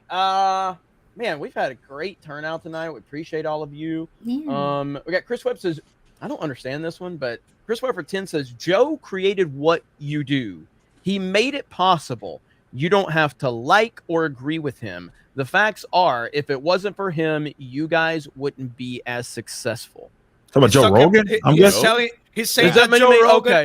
has a I'm guessing. podcast. Or Joe Okay, so Biden. Joe Rogan. Or Joe Well, Biden, yeah, just as I- influential, I guess, right? Yeah, I guess. Biden. Yeah, I don't know if anybody's challenged. Again, everybody said like Joe Rogan's a massive success, and Yeah, I love what he's nothing doing. but I respect respect. what he's doing. I don't like his show. I don't listen to his show. That doesn't mean he doesn't deserve everything he's gotten because he's worked for it. It's just not my cup of tea to listen to him unless he's got a guest that I am very, very interested in. So, No, but That's that's Joe Biden. overall, I think that Joe Rogan has done a lot more positively, at least from my perspective on things, advancing certain conversations, whatever that he has done negatively. I agree with that. I 100% Man, agree his with that. COVID stuff is awesome. Yeah. Yeah. Awesome. He If you're brings gonna, up- if you're gonna get mad Science, about him yeah. not having Trump on, but ignoring everything else that he's done, I don't think that's very fair, and I think that that's kind of the leftist mindset. Like that's the same mindset you're having. Like he don't like Trump, okay? You know, so neither does Ripa. You gonna get mad at him? You know what I mean? Like it's just people. Some people aren't gonna like Trump. That's just life. I think that beyond just not liking him, I think it has. I think his true motivations are likely the fact that if he puts Trump, like if Joe Rogan makes the decision and he puts Spotify in the position, he puts like all these other people that have surrounded him in the position to platform Trump when nobody wants him platformed, right? The ramifications from that are something I don't think he's willing to deal with. Now, I might make a different decision if I was in Joe Rogan's position. I certainly would, but I if they gave me understand. if they gave me $200 million, maybe that's enough to buy my fucking lawyers. I don't know, but you know what I mean. That like I think that's where he's coming from for that perspective. I don't necessarily respect it, but I understand what's going on. Yeah, it's strange. It's still hard now. Again, I just always saw that the office of the president was just always kind of respected. You know, so like growing up, like whether it was Reagan or whether it was Bush or whether it was Clinton, you know, even like the fact that a former president of the United States gets denied is crazy to me. You know what I mean? But it just shows you the divisive nature and where we are. But it's just like, imagine that. Imagine Joe Rogan telling Obama no. You know what I mean? It would be a fucking firestorm beyond belief, and I don't think he would tell Obama no. By the way, I think he would have Obama there in a heartbeat. Right now, like currently, you think he 100%. I think he probably would. If Barack Obama asked Joe Rogan, if requested it, like he's saying Trump has requested, Joe Rogan would not say no to Barack Obama. That's my entire problem with this. Is that, again, in my opinion, maybe I'm wrong, but does anybody believe he would actually say no to Barack Obama? I don't think Obama would want to go on Joe Rogan because Joe Rogan has developed that he asks the difficult questions. He'll put you in a corner, just like when he had the Twitter CEOs and Jack Dorsey and everything. He puts people in a corner and he asks them the tough questions. I don't think Obama or anybody on that side would dare go on Joe Rogan. To be fair, Tim Pool put him in the corner. Because that first one with Dorsey there, when it was Tim just Pool him and did. Rogan, He roasted them. Yeah, because like that, Rogan just didn't know what was going on. He didn't know the questions asked, to be perfectly honest with you. Which tends to happen when you talk to a million people like that, and maybe you're not fucking up to date on everything. But yeah, and that's why Tim Pool went on there, because he got so much pushback for not pressing Jack Dorsey. Yeah. So that he got and Tim that's Pool the on thing there. too. The thing that Joe Rogan built is that now we expect that from him, and when he doesn't do it, we pressure him, and so he has to do it. And I agree. I don't think Obama would potentially. No, Obama would not go anywhere near Rogan. But my point is hypothetically, like the former Rogan president of the would United be States, interested. That in my opinion. So, And I guess that's the thing. That's the weird position you put yourself in. Like when you're willing to have almost anybody and everybody, but then you say no to one president. Would you say no to another president? Like I just, either way, it's his show. I don't listen to it. He can do whatever the fuck he wants. So, all right, let's see. I think it would be different as well if Trump wasn't going to run again, or like there wasn't any anticipation of him running again. I think it'd be different too. Well, the media, the powers that be has already shown you like what they're going to do. It's like, what was a Full Send podcast? Yep. I mean, that podcast was going to have so many fucking views on YouTube. I think it was nearing 100 million views in under 24 hours, and then not YouTube 100. pulled it. No, it was like 10. It was like 10 million. It was like 10 million. It wasn't 100. No way it was 100. But it was like it was a fucking million lot. No. 10 million views for an hour and a half episode is fucking insane in like 24 hours. You know what I mean? Like it was insane. But they yanked it, and of course they did. It's not surprising. So, Jen, I don't know, Kyria says, Dan, you the truth. Friday Night Tights intro was great. Not many could do that, but your Star Spangled Banner was one of a kind. If you shot it to whole other, it shot you to a whole other, he says little, I think it means level, my friend. It shot you to a whole other level, my friend. Hail Geeks and Gamers and panel. Thank you so much. Thank you very much. Doing that song was it was the first controversy that I got myself in, I remember. Then I posted the apology video. Yeah. it was sorry, you little bitches. Yeah. Like for the people who don't know, I made this video titled "An Apology," and I started the video with a sad song. I was looking all sad, and I said, "Well, it seems I did something that pissed off a lot of people, and I hurt a lot of people's feelings, and I wrote an apology. Let me get it here. It's right here on my pocket." People got mad, but now the video is not even racial anymore, because then people found the apology video, and then they found the Star Spangled Banner cover through the apology video, and then they liked the video, and then it's not racial anymore. It was awesome. I'm going to ask a question everybody wants to know. When are we getting a Dan Vasc, Eric July song? When is this happening? We've been in talk, man. I'm going to follow up. We're talking about it. Yeah, we're talking about some stuff. I know a lot of people want that, and I trust me, we want it, as well. I think it's kind of obviously it's like a no-brainer. Just two little guys in our space doing. Yeah, Ripper has a song. Song, and I have one too. Yeah, and I have a song of mine that I want him to participate. Yep. Hell yeah. That's awesome. That's gonna be. That'll go on the gym playlist for sure. Yeah, that's gonna be great, dude. It's gonna be great. Matter of fact, so Dan, when I was talking to Jake the other day, I brought you up, and he was like, "Fucking, I love that fast." So yeah, that's probably one of Jay to call him. Yeah. That's awesome. Yeah. I was talking to him. The guy is awesome. Surreal. Surreal to hear something like that. It's awesome. So grateful. Hell yeah, man. We got a cool little corner of the internet over here, man, and that's why so many people are jealous of it, because they're sitting at home jerking off to their own tears because they ain't got nothing going on, so they just want to get on Twitter and fucking bitch about us.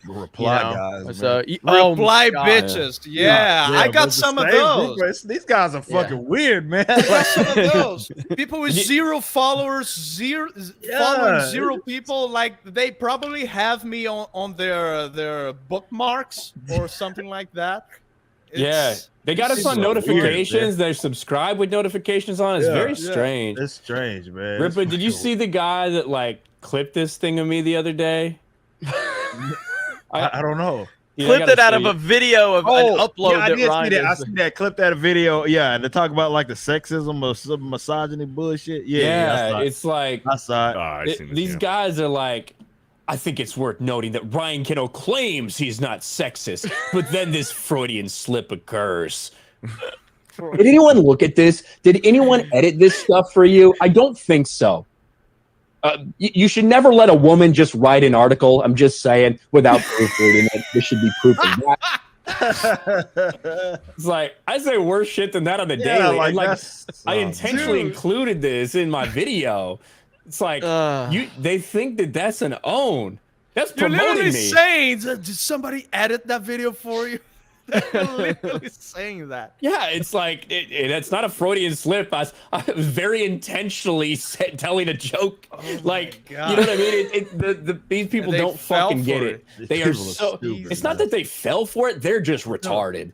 Like, it's not like I was trying to trick them into. It's not bait for them. It's literally just how I speak and the content I have and always will have, and they're so fucking retarded that they think they get a gotcha. It's but you're right. It's not even a setup. It's not even a setup. No.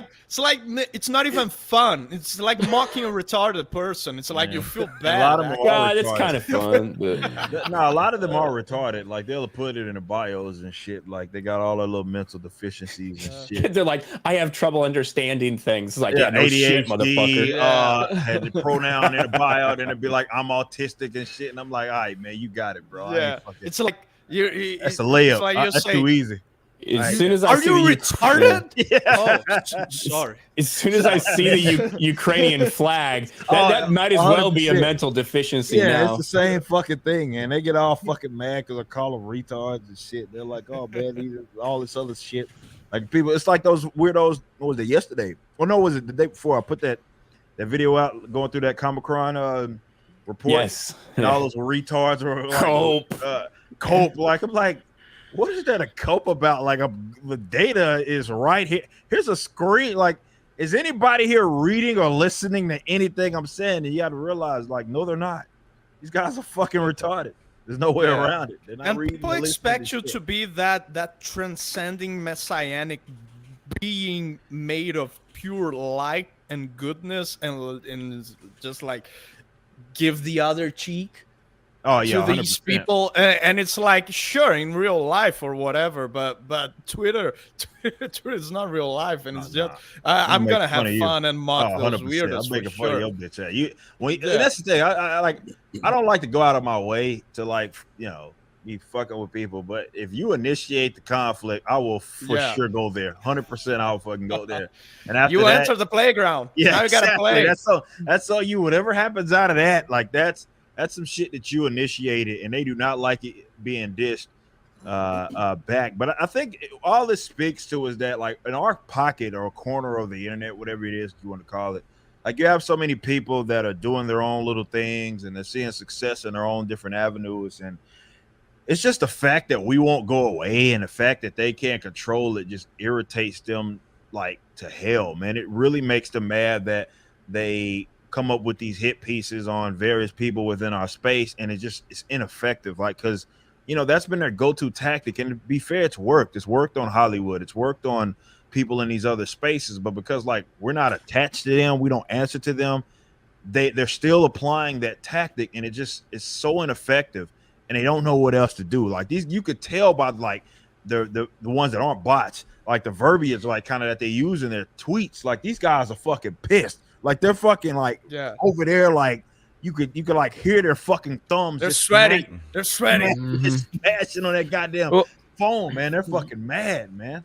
Well, I was talking to Ryan about this. I won't go into all the details of what I was talking about specifically, but I did bring up, like, so everybody knows I talked about that Collider video, that breakdown that I promoted on my stream, and it kind of like showed me, like, man, these guys lost touch with their audience and lost touch with what made them who they were and everything. And I was talking to Ryan about it. I was like, if Ryan would have been connected to a Collider or a Screen Junkies, and that Batman review moment happened and he got over 1 million views on Twitter, they would have, like, crushed him. The company would have, you know what I mean? They would have distanced themselves. They would have put out a statement. And they would have said, we don't support. Like, what did we do? We're like, okay, yeah, Ryan gave a review. Let's go live and double down. Let's go live. Yeah. And what happened? Nothing, because they have no power if you don't give it to them. They only have the power that you give them. The mob is irrelevant unless you allow them, and they will try to overwhelm you. They're like the zombies in World War Z on fucking Twitter, you know. They'll just fucking pounce, you know, and it's just they'll just pounce, and the more you give in or you apologize, and they'll pounce even more, because they ain't interested in your apology. They're interested in destroying you and making an example of you. So you just don't give them anything. You just don't give them anything, and they got nothing, you know? And that's really what it comes down to. And so, but that's a testament to all of you as well, because the audience we have stood right by and no matter what happens, because guess what? A spoiler alert.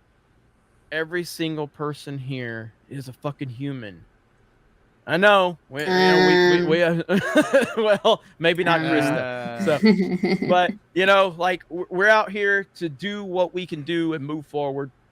I like when Ripa goes on his rants. He goes, "We're over here for dubs. We're here for dubs. I ain't getting involved in shit that I don't know nothing about. But if I get involved, you best know I know my shit, and I'm getting a dub."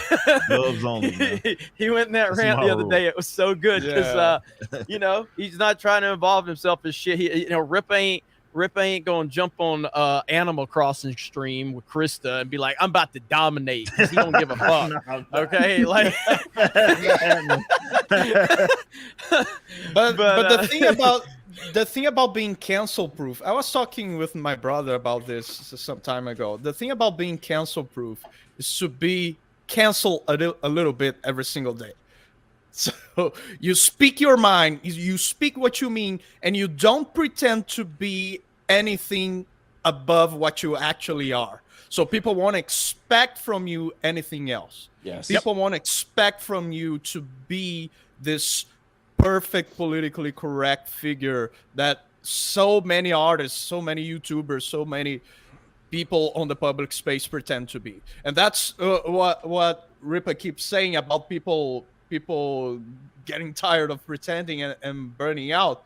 Yeah. That's because that's not the actual work. Being a YouTuber is easy. It's easier because it's fun. It's super fun. The thing that actually causes them to flip out and go crazy is to be somebody else. Yep. To be someone they don't.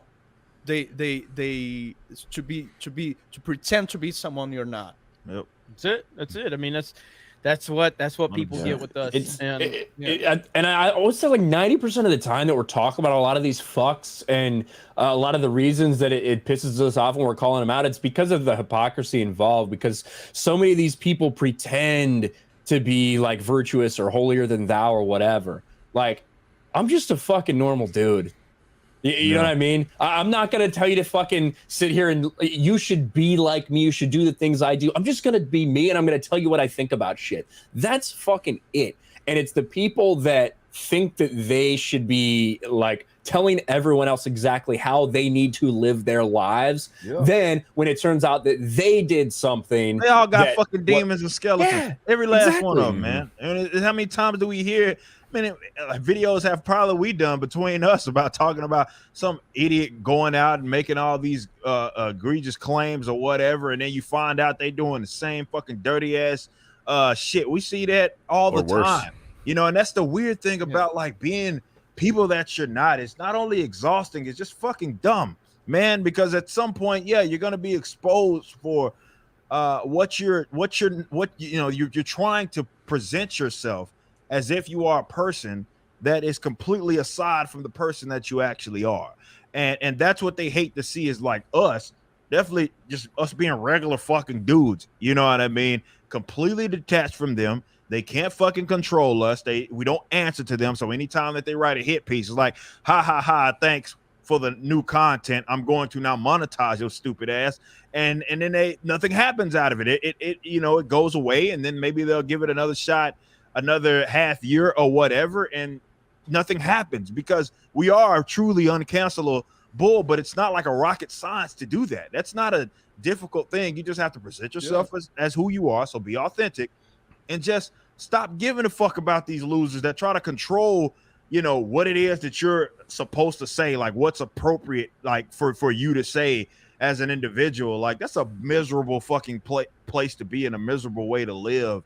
And this is why a lot of them are fucking miserable miserable fucking people. They got to walk on eggshells. When I see some idiot trying to take it to the folks on the other side, like I see this shit with Bette Midler or whatever her name, got the leftists eating each other. Like that's some shit that they walked into. You know what I mean? Like, so fucking whatever, man. Let them fight.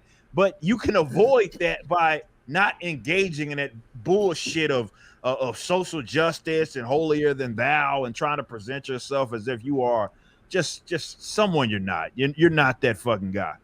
Yep. Yeah, and what happens when you pretend for so long and you try to walk on eggshells with everybody?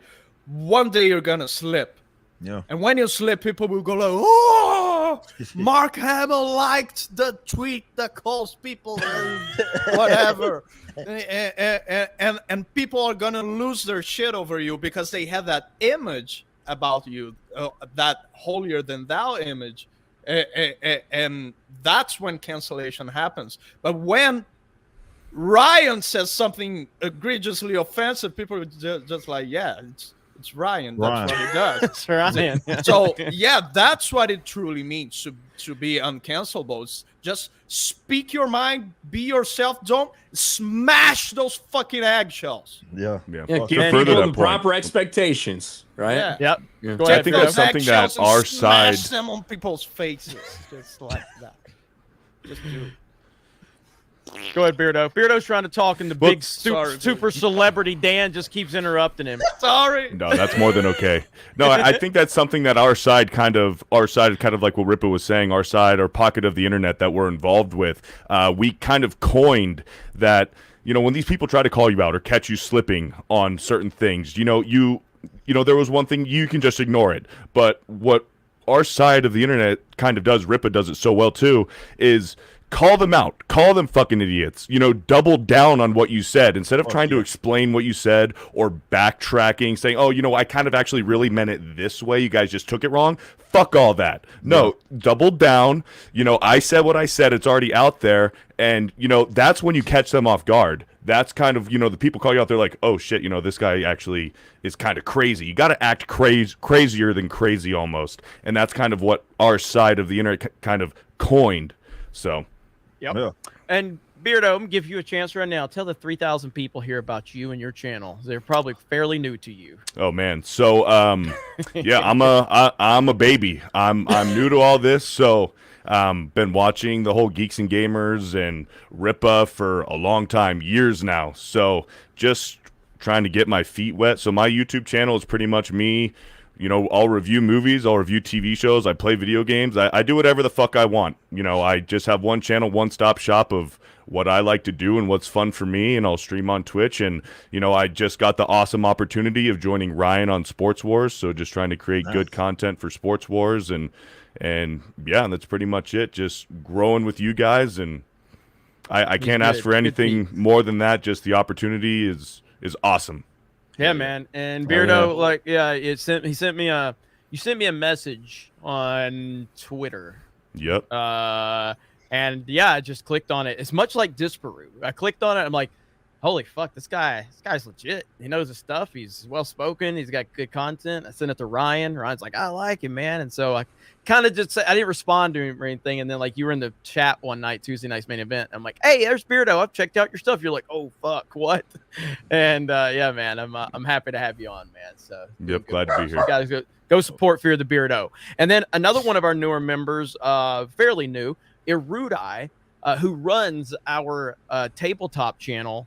And he's doing a fantastic job of that, by the way. And he says, my enjoyment of streaming D&D increased 100-fold when I was able to stop pretending to support SJW rules. Because if you don't know a lot about D&D, I didn't, but I did learn that it was basically overrun by, social justice weirdos.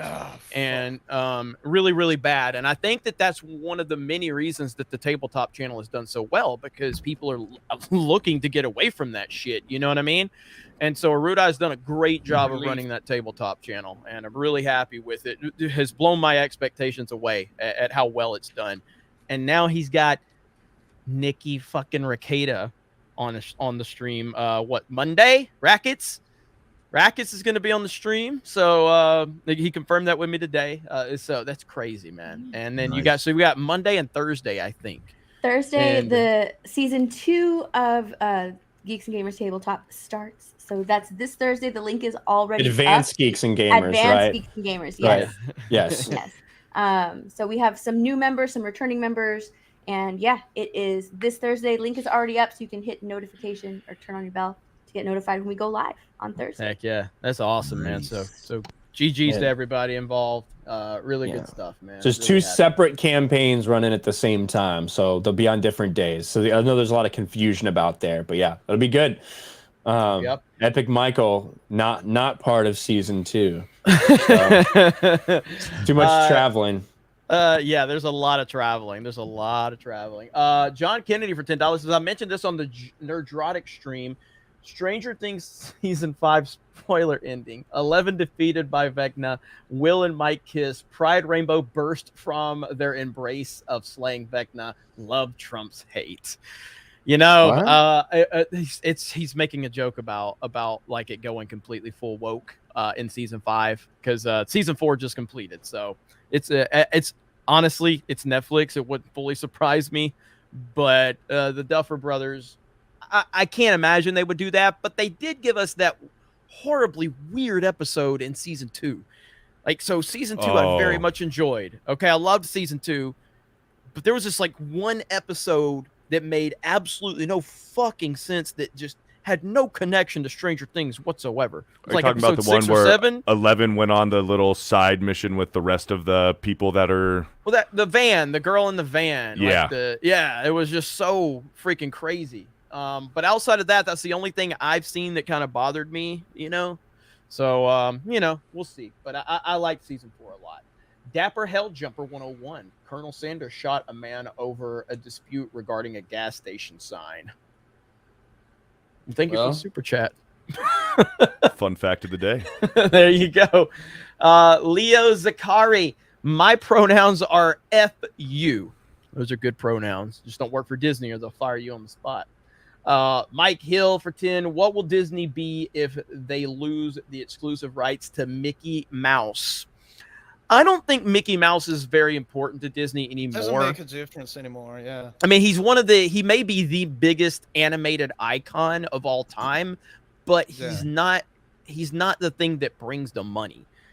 You know what I mean? Like, so I don't think losing Disney, they're not going to, but losing him would mean nothing at this point, I don't think.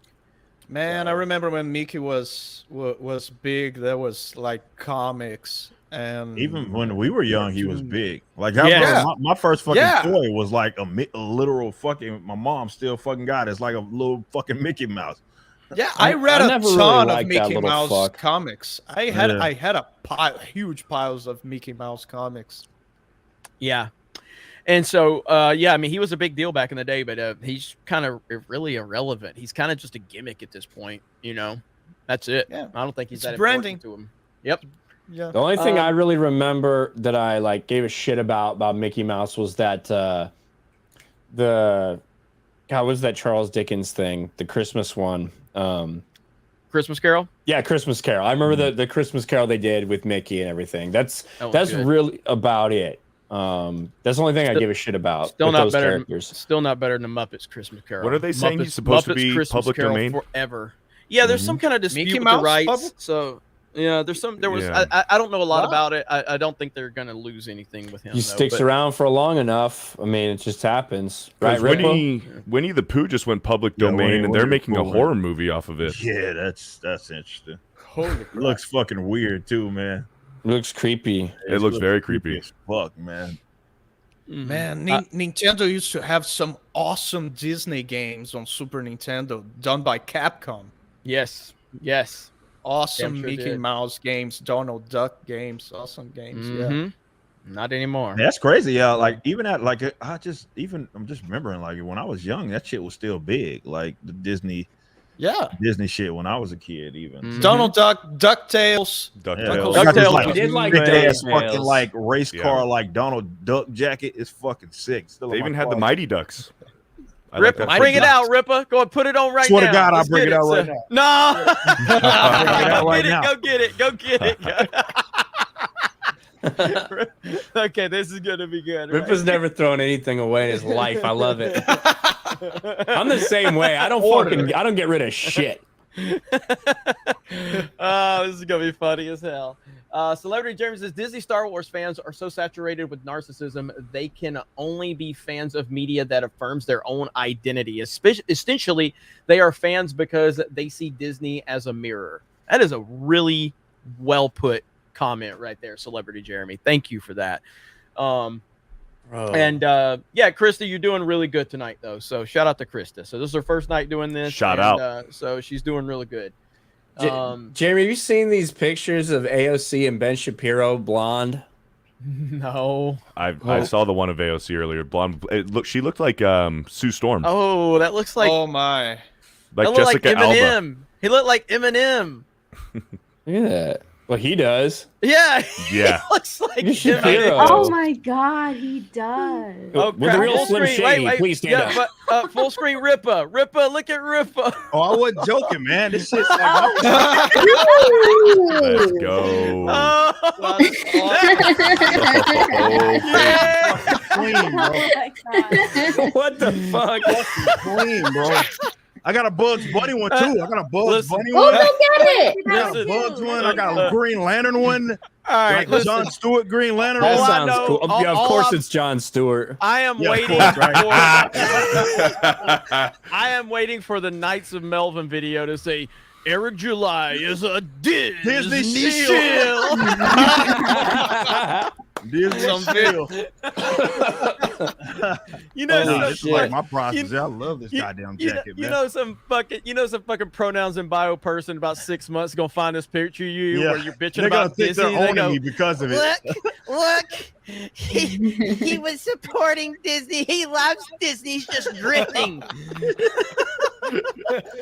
Oh my God! I got a bunch of these fucking because that was like a thing like in the South for a long time, like just race car jackets and shit. I remember so when they came out with like they were doing a lot of weird characters, like they did a bunch of Disney characters and shit. Like I was all over that shit. Like they had a Mickey one, they had obviously Donald Duck, they had so many ones. It was just fucking sick. And they came out with like a DC one, and Green Lantern was one of them. Superman, I know. Remember they came out with one of those as well.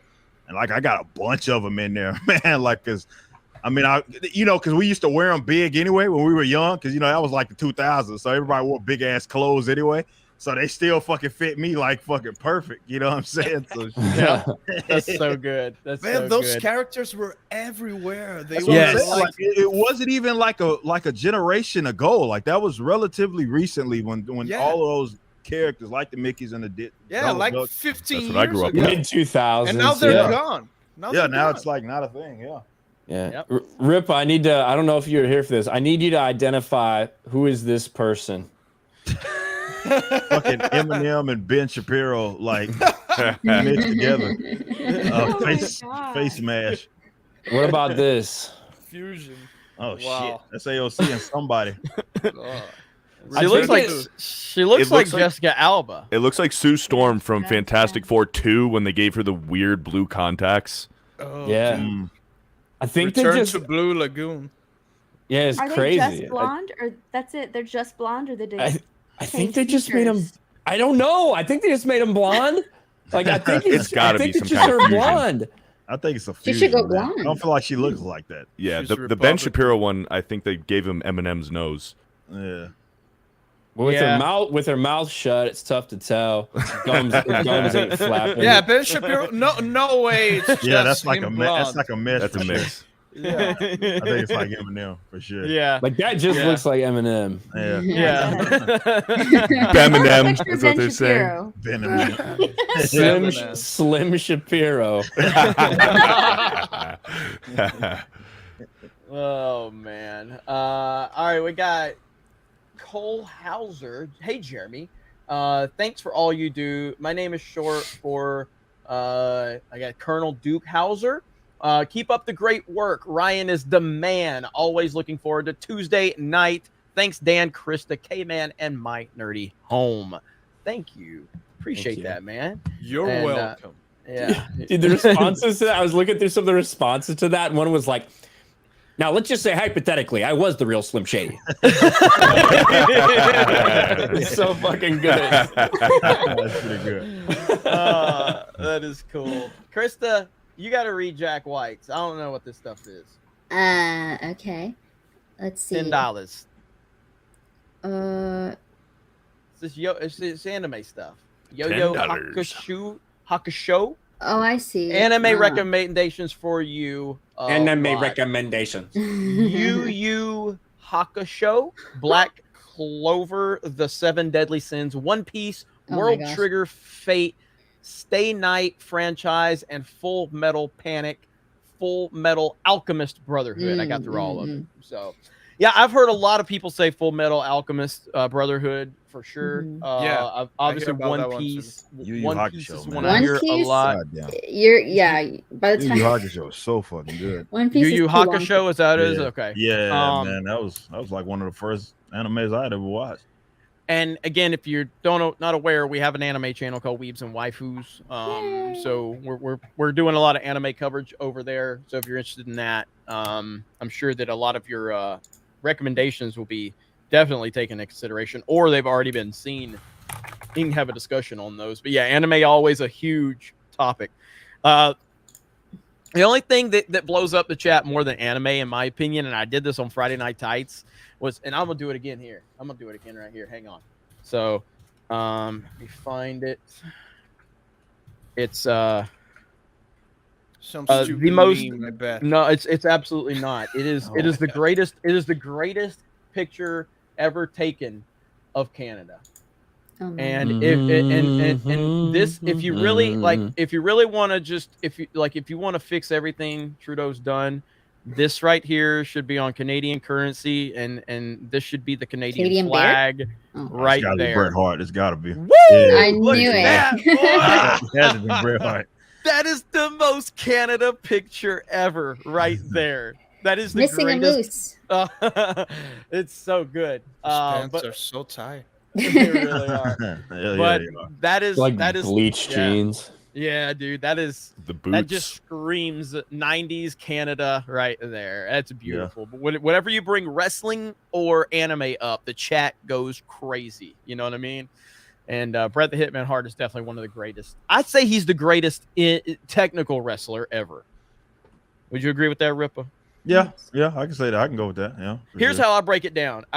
Shawn Michaels is the greatest in-ring performer, but Bret's the best technical wrestler. Yeah, he's never fucked anybody up. Yeah. Overall, biggest star ever is Stone Cold.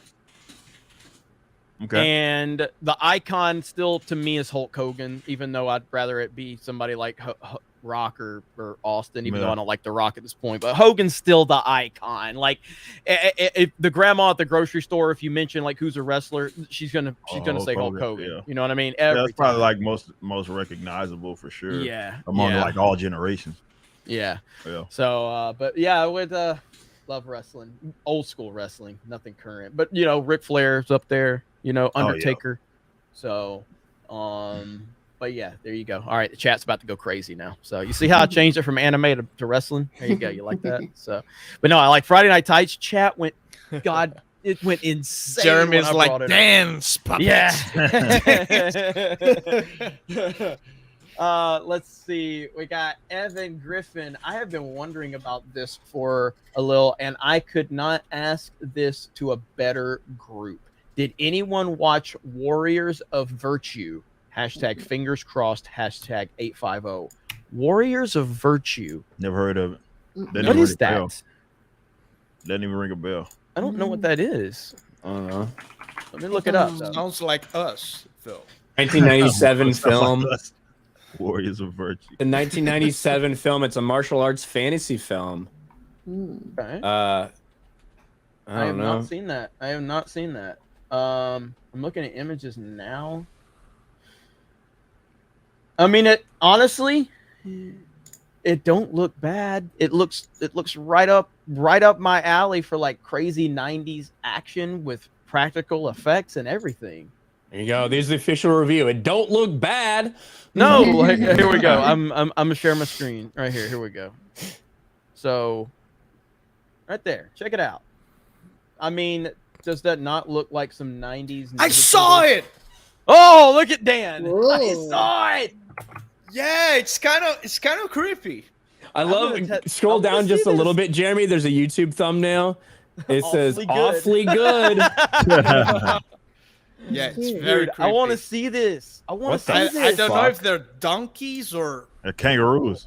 Or kangaroos. Okay. I have to see this. It looks like a Please watch this. But I remember Yeah, they do look kind of fucking creepy, man. Did Jay make it? I remember seeing that on not TV. like a fucking kangaroo. Looks more yeah, like I think a they're donkey. different animals. That looks like kind of like a monkey with fucking ears. Like, like the They original don't look Planet like of the I think Apes. they're supposed to be kangaroos, but they look like fucking jackasses for sure. I remember. why does that I look- remember why does that seeing like that Ron on TV Perlman? when I was a kid. I was super creeped out. It was I wanna super see it. creepy. But yeah, I didn't recognize the name because Brazilian movies have versions of movies have different names. But yeah, Portuguese name. It was called like definitely saw that. Yeah, it's called I like wanna chicken see fucker it. something. I want to see it. I want to see it. I want to see it. I need to tell Ripa and Beardo and the people who weren't on Friday Night Tights that day about the different Star Wars names in Portuguese. Oh man. Because like on episode 2 we have Count Dooku, right?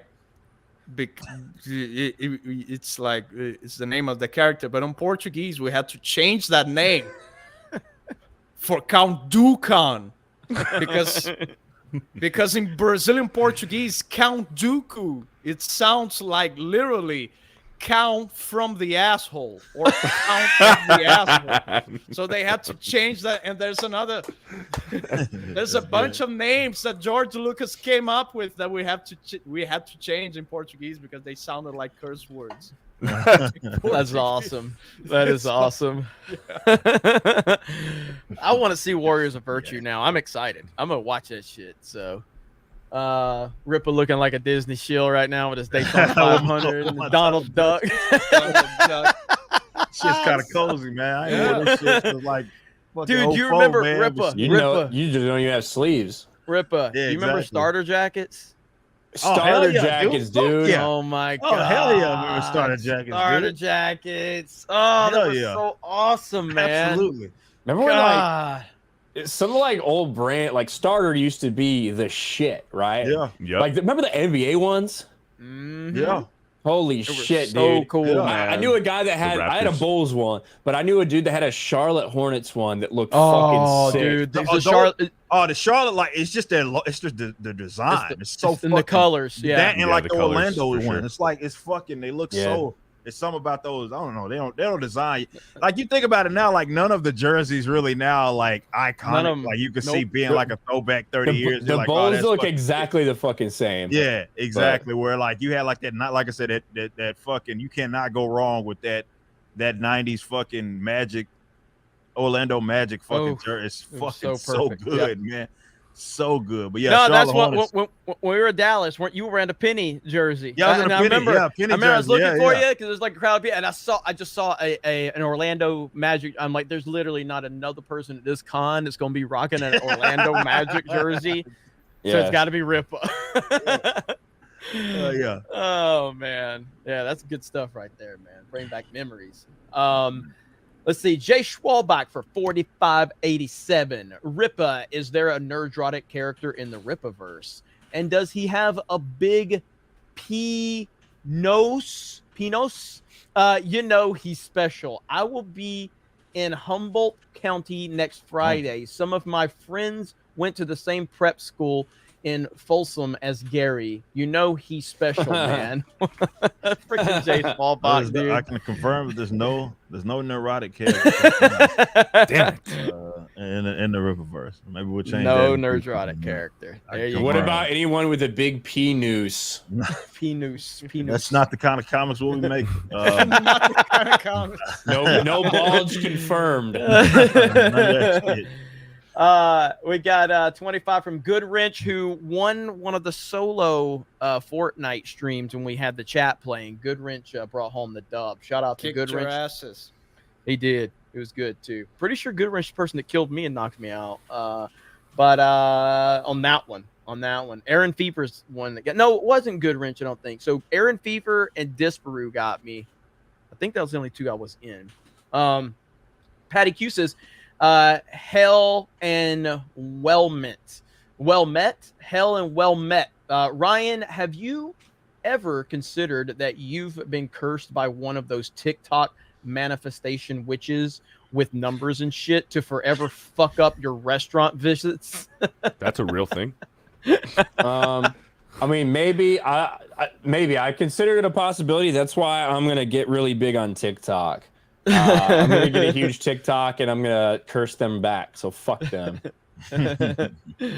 Oh, that's good. That was good stuff. Ricky, is this one still on?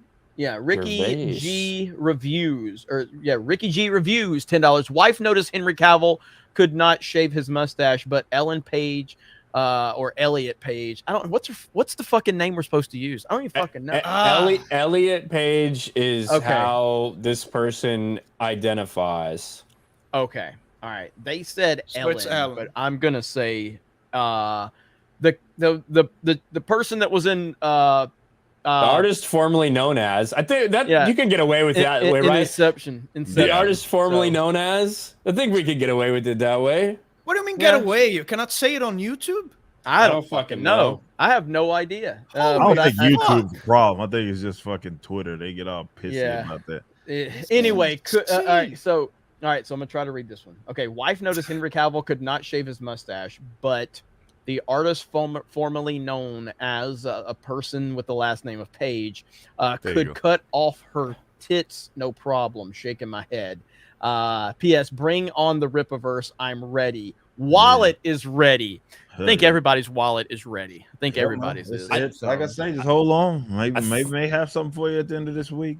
I think we found an acceptable substitute since we're tough. Cleveland Brown. How about call her Flat Boobs McGee? I'm down with that. No boobs, McGee. I just don't understand the fucking haircut. Like, what the fuck is that bullshit they them got on their head? Like, I don't understand what's the point of that. Like, you can get a haircut. Like, if you're gonna do it, at least get a tape or something. Like, what the fuck is that on that person's head? Very slowly, Ezra Miller and Elliot Page are attempting to look like the exact same person. They'll eventually just be halfway in between. Yeah. Oh. There was an article out there that fans want Elliot Page to replace Ezra Miller as the Flash. Holy shit! It would work at this point. At this point, do it. Yeah, just so I can make fun of it. That's easy content right there. Yeah. Easiest content I've ever had. That's a fucking layup right there if I've never seen one. At this point, that movie doesn't come out, right? Like, there's no way it comes out. It's coming out. I think it's coming out. I think they should just release it silently on HBO Max. Yeah, no, they can't. Straight to HBO Max. It's not about that. It's about the money. They spent $200 million on this movie. They got Michael Keaton. They got fucking all this shit. They are not putting that on HBO Max. Because they would lose less money by just putting it out, not even having Ezra Miller do a press tour, but just put it out in theaters. At least they'll be able to recoup some of the shit there. That's just so much negative backlash and negative publicity and everything. Like, when the time the movie comes out, everything is going to be resurfacing up all the weird bullshit that Ezra Miller was up to. Yep, they them can't get right, knocking motherfuckers out, throwing chairs, motherfuckers crazy, man. Holding people hostage. Goddamn menace to society, man. I wish I had like a fucking videotape of Ezra Miller barging into the people whose house he's staying at and like screaming and demanding like his fucking wallet and passport. And stuff. He said something he said, shut the fuck up or I'll bury you and your whore wife. Your whore wife. Yeah. Oh god.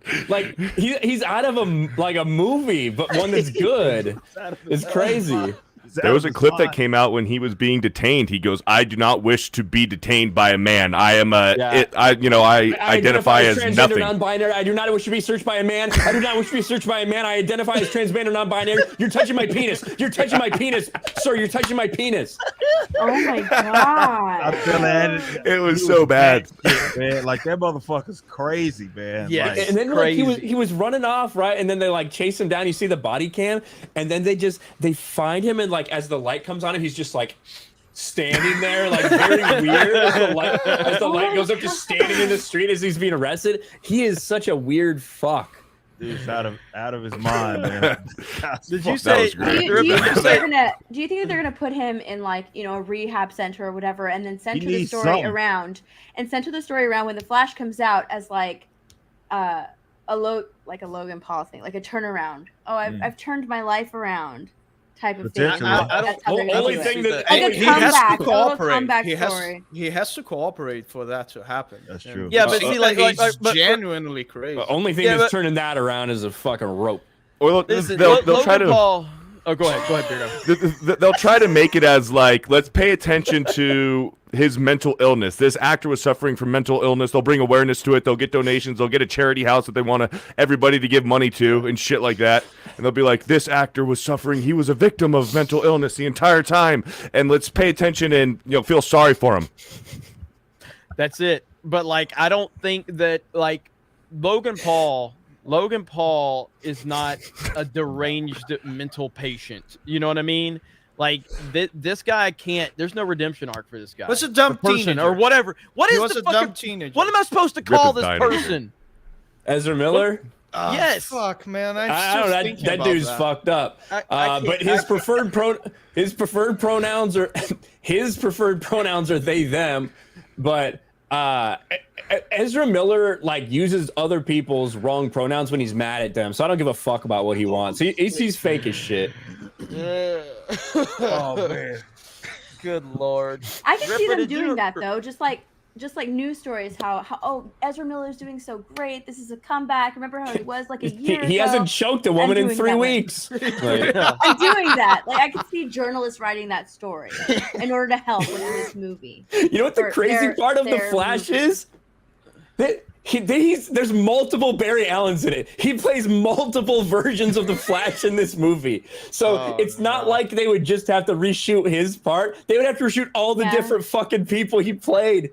Like, it's so fucked. What a disaster. Yeah, that was a mistake. Total disaster. Bad shit. He's a bad casting in the first place. And then like, just to not get a return because he's the person that you hired is just like legit fucking crazy, man. That's gotta suck for them, man. Shout out to my good friend Zack Snyder on an amazing job casting. I'm glad to see you're still affiliated with the likes of Ezra Miller. With Geeks yeah. Not affiliated with Geeks Gamers. Not affiliated with Geeks Gamers, but affiliated with Amber Heard and Ezra Miller. I like that deal. I think that's a damn good deal. So looks like I dodged the bullet. At least Amber Heard was fuckable. Like Ezra Miller's weird, fucked up, and ugly as shit. Like what the hell? Totally fucked up, man. Did y'all see my thumbnail my team came up with where he hit the chick with the chair? And like it was it got one like it was a wrestling fucking I don't know what the fuck Brian did, but it's like one of those wrestling chairs. He's fucking people up.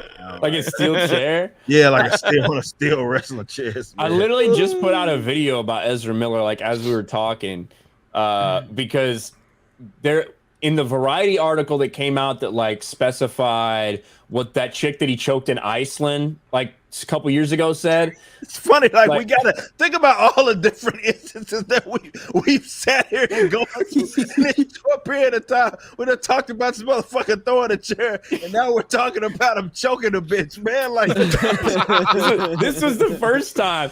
You want to fight? This is that one. That woman who went down like a sack of potatoes. I saw that one. And so she spoke out about Ezra Miller, and her entire thing, it's like cluttered with all these brackets with there and them, because what Variety did was they took her quote But then they put at the end, they're like, it wasn't clear at the time if this person who's claiming she was fucking attacked by a man, Ezra Miller, it wasn't clear if this person knew that Ezra Miller's preferred pronouns were they, them. So they replaced it for this person who was assaulted. That's what they're worried about, is that she's using the wrong pronouns.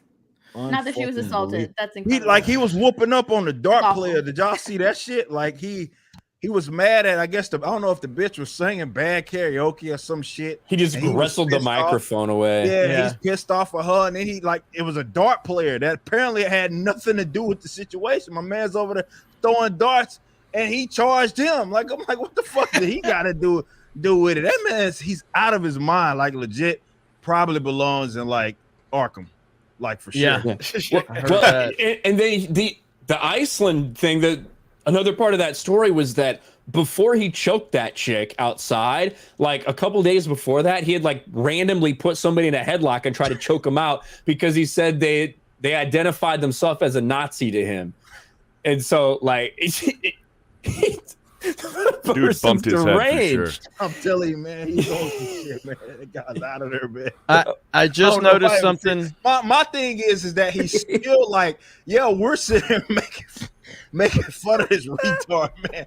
But like, there hasn't ultimately been a whole lot of ramifications from him doing all of this crazy shit in this short period of time. That to me is probably the most fucking fascinating, because anybody else, their career is fucking done. This motherfucker is choking bitches, throwing chairs, man, like, and nothing's happening. Nothing's happening to him, man. Nothing is happening to this man. Yeah. Or they. But whatever, but Gina Carano got fired over a fucking meme. Exactly. You know? Like, what the fuck? The video of Ezra Miller when they were like at a fucking store and his arrest in the news came on the local news, and then literally the pan right across the street and Ezra Miller's just sitting there in the same fucking clothes, just fucking talking because like, he got just bailed out. chatting, bro, like nothing fucking happened, man. It is fascinating, man. If it that really to is. me, that's probably the most fascinating part of it. Like the fact It's that like, there's it's like if you compare what it takes to cancel like a woman like Gina Carano, a woman allegedly conservative, or I don't know what she is, versus a gay liberal man. Yeah, yeah. Gina Carano, and on the side of Gina Carano, there's a tweet, and on the side of the liberal gay man, there's like choke bitches, choking chairs, bitches, fucked up dark players. Yeah, this guy's been out of giving a teething baby bullets. Teeth on. He threatened a kid, a boy who was taking a selfie with him. You guys saw that? Yeah, he was like, "Can I take a picture with you?" And he's like, "Yeah, I'm kind of nervous." He's like, "Oh, I can punch you, knock you out if you want. Do you think that'll help?" Out of the blue, like totally uncalled for. Out of there, man. The little dude was like all happy and taking a selfie. And, hey, I can punch you. Do you want it? You want How many loads has Ezra Miller taken from Hollywood producers in his life? He's got something on somebody, man, because the shit don't add up, man. Like, even other people just have done far less and have either had their careers ruined or at least had some sort of setback. And this motherfucker, I hear he's done, he got a laundry list of shit that he's done in a week's time, bro. And then I just see the next video, he just chat like in public like ain't nothing happened. I'm like, that's fascinating, man. Just get him to say Alan Page. Yeah. And he will be done. Man, yeah, that'll be what does it. That would be what does it. No. I just saw that. No. 100 Ryan. No. I'm gonna dye my hair, join a boy band. I've been dying to say this because I know the reaction. But Beardo, you got background noise, so I don't know what you're talking about. He does. You really do. Like, if you listen. Oh, it's like bad. Yeah. Still? Yeah. Whenever. Yeah, it's like a fan. It's like a fan or something. It's probably my PC's loud as fuck. Every time Beardos has some kind of mic issue, he gets so mad. He's, God damn it! So, all right, let me see now. Let me mute him. Hang on. Still? Hang on. Yes. Yes. It's a conspiracy. The goddamn Conspiracy. Let me leave and come back in. Conspiracy, all man. right, all right. goddamn conspiracy, man. It's a goddamn The conspiracy. double standards on the dead naming stuff. By the way, the person who invented that expression, dead naming, needs to know how a naked woman looks like. But the double standards on that is so insane that imagine if I change my name to whatever, like I don't change, I don't cut my pee-pee, I don't change anything, I just change my name. I'll change my name from Dan Vass to Mr. Squinky or something like that. And someone doesn't call me that on Twitter and they get banned out of Twitter. They did name you, man. They dead named me. That will never happen because I'm not trans. Yeah. I didn't cut my pee-pee. I just changed my name. But because of the name changing came accompanied by cutting things. Yeah. Now the person who said the wrong name is a horrible person. It doesn't make any sense. I'm trying. None of it makes sense, Dan. Yeah. The more you try to think about it, the more you're going to be confused. Yeah. I'm trying to explain that as if I were explaining that to an extraterrestrial. None of it makes sense. None of it makes sense. The special privileges that you get that nobody else fucking gets. Like the fact that that's even a thing. Like that, when I saw that BuzzFeed thing and Twitter's like responding, you know what I mean? Twitter's like, oh, well, we had this trending topic. That's our, and that was the first time I saw that, like dead name. I was like, what the fuck are they talking about? And I was like, oh, like I guess the name that the person transitioned from, like that's a thing. Like, all right, whatever. But I don't know, man. It gets crazy because it's a form of gaslighting because it's like people want you to acknowledge or act like your eyes did not see what you actually saw. You know what I mean? And that's what's required of you is that, and it only is solely based upon what that individual thinks of themselves. So we're supposed to sit there and acknowledge it, no matter how delusional this motherfucker is. We're supposed to sit there and comfort, like, okay, what they acknowledge themselves as, we're supposed to honor that. And then when you extend that to any sort of logical conclusion, that is an irrational position. And it just goes to show how crazy the fucking world is right now. And you know that those people, make no mistake, you know that those people will turn that into legislation in a heartbeat. Oh, right? 100%. That's already happened in several European countries, and you go to jail pretty for sure in memes. Canada. Pretty sure in Canada as well, misgendering, like intentionally misgendering, I believe can be criminal. That's why we need Bret Hart. Yeah. We need Bret Hart. Yeah, be running Canada. Isn't Winnie the Pooh banned in China because there's an ongoing meme of China is a different dimension. China it's like the different what? Stuff. A dimension. You mean dimension? Dimension. Dementia, like Joe You're Biden. Racist, man. You're racist. That's how you do it, Dan. Just fucking in the corner, you just say you're fucking racist, man. Hey, that was the old me. I don't identify like that anymore. You're dead naming me. Whenever Dan messes up a word, this is what I say to it. I'm gonna teach you the meaning of pain. I'm gonna teach you the meaning of humiliation. I'm gonna. That taught you the meaning of humiliation. Yes, it did. I'm still mad about that. I'm very, very mad about that. Yeah, I don't even remember what I was saying. Oh, Ryan was gonna go dig for, like, I don't know, dead fish bones or something to help me win the next bragging rights. Since that's apparently all you need to do. So either way, we are gonna move on to super chats because it's getting late. Does anybody needs to bounce? We're at like almost 4 hours. So I'm gonna bounce. All right, Dan. Yeah, you can say you love me and all that stuff all over again. I mean, I kind of don't, but I'd say it to make the audience happy. So, nah, man, tell them where they can find you, bro. Can I plug something? Of course you can. As long as it's not a fucking whale bone. That too. But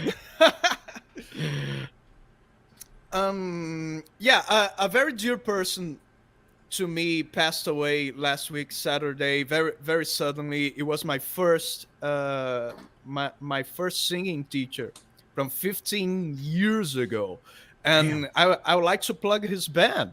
There's if you guys enjoy like worship music for the Christians among you, he had a really cool worship band, and I'm posting the link to the latest video on the private chat here. Yeah. Okay. And it's a very cool sound. So if people want to check it out and send them some love, they just lost their singer. Okay, I'm gonna share it right here. If you like what you hear, you don't need to play it, but because I don't know if they will copyright. Yeah, if they copyrighted it, but if the mods can put it on chat for people to save it and listen after the stream or whatever. Okay, that would be really cool. So and there you go, right there. Send them some love. Yeah, absolutely, man. So, so you guys go check that out. Mods will be dropping those links, and yeah, really sorry to hear about that, Dan. You know, it's I'm grateful I had the opportunity to show him like what he did for me. Like the last time I saw him, I had the opportunity to show how my voice had improved, and he was actually emotional about that. So I think he was really happy, and I'm grateful that I had that opportunity. Hell yeah. So yeah. Well, hey man, I'm sorry you had to go through that, but anything we can do to support, you know, we got your back. So you guys go check this out. And awesome. Yeah, man. That's so awesome. It's good having you on Main Event as always, man. You know you're always welcome here, bro. So yeah, it's Matt, always good to be here. Yeah, for sure. Man. Bye guys. Take care. Sleep. Go get some sleep, brother. Dan Vask, everybody. Dan Vask. Later, Dan. Dan's awesome. So I just had a blue check mark respond to my who is Rachel Leishman. That's one of those fucking they hang around the Star Wars shit, and I think they either have written maybe a small thing or they work for a fucking media company. Why? What was it about? She responded to my Solo lost money. It's a good movie, my dude. Relax. I'll just do Solo lost money. So yeah, she's from the Mary Sue. Oh shit! Oh, you got year. Oh, you gotta have fun with this one. It's easy money right here. She worked for the Mary Sue. Oh yeah, that's easy money. Who came from this? Is it Kelly Thompson that came? A recent comic book, like I think, like they got brought from Marvel or from the Mary Sue to Marvel, like the pipeline. Let's see. I think it So was Kelly Thompson. pronouns in bio. No, of course. Oh, there you go. Lightyear did lose money, and there's nothing you can do about that. So maybe if you spent more time actually going out and supporting it instead of just virtue signaling on Twitter, it could have made money. But that's the story of. You know, that's the story of you know, these movies. They get a lot of, like, Chris Evans got a lot of likes and a lot of retweets, like hundreds of thousands of likes and retweets. Okay, when he virtue signaled, and guess what? None of them people went to see the movie with their own money because they ain't got no fucking money. Broke, you know, broke. So that's just the truth of it. So, but Ripper, do you got to bounce? I mean, I can. Yeah, I gotta wake up fucking early. I don't know if I'm gonna do the show. I told everybody, man, to this release, fuck it. Like, who knows what times the show is gonna start, because it's just gonna start when it starts. I'm back and forth between this warehouse until I like make an office space in it and like make an office space ready for streaming. We do have fiber in the warehouse, so it works. But I don't know what the fuck we're gonna do. But I gotta be there early in the morning, so I'll be doing all of that shit. And but yeah, it's been fun. I know I made it late because I was working, but you know, I'm gonna go get back to work. Like I said, maybe this time next week we have some news and something maybe has been talked about, and I won't shut up about it once it's announced. So there's that. But yeah, just keep tabs on the social media and whatnot. I trust me, I'm not gonna shut up about it once we get this thing announced. So Hell yeah. Well, before you leave, Johnny64 dropped a 5. He says, Ezra Miller is toxic, emotionally explosive, and attacks everyone around him. So, yeah, we should bring him to the Mario Kart streams because he'd be a perfect fit for it. That's pretty damn accurate. Good. That's pretty accurate. Pretty good. I agree, man. Pretty good. Shout out to Johnny64. That was good.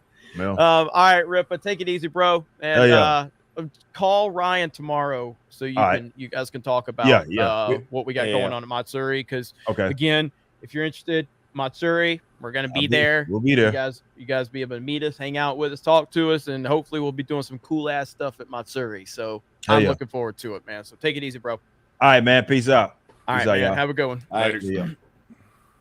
All right. So Ryan, ready to run through this? Yeah. I guess we'll just start at the 10s and then work our way. Well, nah, just kind of go through it. I mean, so. Oh, here we got one. Hang on. Stuff that's like. Oh, here we got Cromer 1000 for 10 says Ripa was on EVS stream. I should have read this news here. You guys disavowed EVS. I love Ripa, and I am not throwing him under the bus, but highlighting how dumb this beef is. You should let water go under the bridge. If you could find where I've said anything about disavowing EVS, I'd love to hear the clip, but that hadn't happened. So I understand how, like I said, there was a Douglas Ernst poser that was super chatting last week on Main Event, and I'm a high school dropout that's too smart for internet tactics. I'll read your $10 and I'll take your $10, and I appreciate that. But I'm not going to get pulled into beef over super chats. I'll read them. I'll take your money, and I'll move on. So, but shout out to Comicsgate. Hope those guys keep doing their thing. We need good independent creators out there going against the mainstream narrative for sure. Mm-hmm. Let's see. Jared Bowden for 5. Hey guys, I'm wondering if you would try to play Hearts of Iron at some point. It's a World War II RTS game, real-time strategy game. So I'm not a real-time strategy person typically, but I'll talk to Mark the Cyborg or Disparu because they're autistically good at stuff like that. So, how about you? Are you an RTS guy? You talking to me? No, Beardo. Do you play real-time strategy? No, nothing like that. No, it's like those things are like. The problem is like even like story-driven games. Dude, Mario Strikers not even a story-driven game. Mario Strikers has been out for like 3 weeks. I haven't even played it. You know what I mean? It's just I'm so busy with other shit, but like I don't have time to play the games I really want to play. That's the problem. But if we can continue to build and get to the point like Geeks Gamers Play, I'm loving that channel. I'm loving what we got going on that channel. And hopefully we can get to a point where we are in a place where we can play like full game plays, like live streams all the way through. I'd love to sit there and play some of these games. Like Ryan, when's the last time you played a video game not on a live stream? Years. Literally, yeah. Like the only time. Yeah, a long time. And I haven't played even on stream in like 2 months. So yeah, I mean, so I just, it's not to say we don't want to. It's just it's a time thing because all the stuff we have going on. But thank you for the suggestion. I appreciate that. R Master J for 5. Excited for October. Do you need volunteers for the event? Ticket taker, barkeep, floor sweeper. I want to help and be involved. Well, thank you for that. I do appreciate that. At this particular time, I think we're covered. But once the event gets closer and we start getting an understanding of the layout, like there might be opportunities. And what I would say is I'll probably be delivering that information first to our premium members on geeksgamers.com to see if there would be anybody who'd be interested. And then from there, open up to a publicly, if that even gets to that point. But it would be something that maybe a few weeks out or a month out to see if maybe. But I think we're going to be covered. But if we do get to that point, it'll be really closer to the event. So, Anthony Gaming, we need a season 2. We need a season 2 is 9 out of 10. I don't know what that's in reference to. We need a season 2 is 9 out of 10. Probably Terminalist. Probably that. Okay, yeah. So I ordered I ordered the terminal list like immediately as soon as I watched the show. So I've got the book, the hardcover coming soon. I've heard that the way this ends, it kind of really perfectly sets up for the second book in the series, because he's got 5 books out already. So wow. Okay. Well, I can't speak highly enough for this series. I really can't. And Steph, I know you've seen it. You know, it's fantastic. Beardo. I actually did what Ryan did. I ordered the book. I ordered 3 books. It's like a box set, a 3-book box set, so I can read it. And Beardo, Yeah, I know it's an incredible Beardo, movie. when you see it, you're gonna love it, dude. Yeah. Yeah, I'm gonna finish The Boys next week, and then I'll start Terminal List for sure. So that's something I like Pratt. Well, that's actually a good thing. I want you to talk to our audience, because we've had a lot of people kind of, you know, talk about like, why don't you guys talk about The Boys and all that. So where are you at on The Boys? Like, so give us your take on The Boys season 3. I heard a lot of bad stuff about season 2, so I didn't watch season 2, but I do love Homelander, so I want to watch the series to see him. But just give us your quick opinions on season 3. Yeah, so season 3, the writing is fantastic. They definitely needed to step it up from season 2, because season 2 was very boring, and they tried to do, you know, white man bad pretty much with the whole, there's this character Stormfront, and there's a story arc where essentially, you know, she has a past history of being a Nazi or whatever. And it kind of went down that direction, and it was really boring. Season 1 changed the game. You know, season 1 was kind of iconic, and it was kind of the new groundbreaking kind of show that everybody kind of latched onto, and season 2 was disappointing. Season 3, Jensen Ackles as Soldier Boy is fucking incredible. His acting is awesome, and Jensen Ackles, he just recently voiced Batman in The Long Halloween Part 1 and Part 2. His voice in The Boys that he uses for Soldier Boys is his Batman voice. So his voice acting is incredible. Homelander in this season is batshit fucking crazy. Like, the actor Tony Starr, who plays Homelander, he should get, what are the TV awards? Emmys? He should get an Emmy for his role as Homelander this season. I think season 3 has the best writing of through season 1 through 3. The writing in season 3 is the best. I would say, ranking all 3 seasons, I would go season 3, season 1, season 2. I really think season 3 is the best season so far. That's I'm glad to hear that. I really do want. Quick little I really rundown. do want to see it. Yeah, and I know people have been looking for feedback on that show, and I know none of us have really watched it, at least past season 2, because a lot of people hated season 2. So, good stuff. Thank you, Beardo. Appreciate that, buddy. Beaumont Zero, can you talk about the Tolkien Society article? I'm going to look into that, since Gary just mentioned that. So I'm going to look into that. Obviously, Lord of the Rings or the Rings of Power is something we're going to be covering a lot. Disbrew's going to be making 12,000 videos with the same exact thumbnail, and it's going to be awesome. That's bold. I will look into that, though. I will look into that. We got Charles Jansen. Disney had no idea what Star Wars was. They only thought Star Wars was money. That's what it was to them. That is why they screwed it up until they understand. That is why they screwed it up until they understand what Star Wars is. They can never fix it. Yeah, I agree with that. I don't think they knew what Star Wars was at all. And now they're suffering because of it. So yeah, I 100% agree, because like you got to take care of the foundation. And if the foundation starts to crack, you might be top heavy and you might have a lot of momentum, but eventually when that foundation's cracked, you're going to fall at some point. And that's what they did with the EU. They cracked the foundation of the fandom, even though they didn't see any direct results of that. But the reason that they cracked the foundation is because they had a fundamental misunderstanding of Star Wars from the beginning. But it took time for that to really kind of show its ugly head. And when it did, it's all falling apart for them. So there is no scenario on the planet that the third film in the sequel trilogy of Star Wars should be dwarfed by Endgame. There's no scenario where that should happen if Star Wars is done right. Or by Top Gun. There's no scenario where that should happen unless you're with Disney and you fucked it up that bad, you know? So anyway, and then Charles Jansen for another $10. new. Let's see. Get new. Who'd we lose? Oh, Krista. Okay. Krista. Charles W. Jansen says, "Get new car. Do this." Oh, get a new car. Do this. Spill coffee. Have sick kid throw up on the seat. Are we losing everybody now? Okay. No, have no, a no. sick kid. Have a sick kid throw up on the seat. Back into a parking spot. Key door and crack window.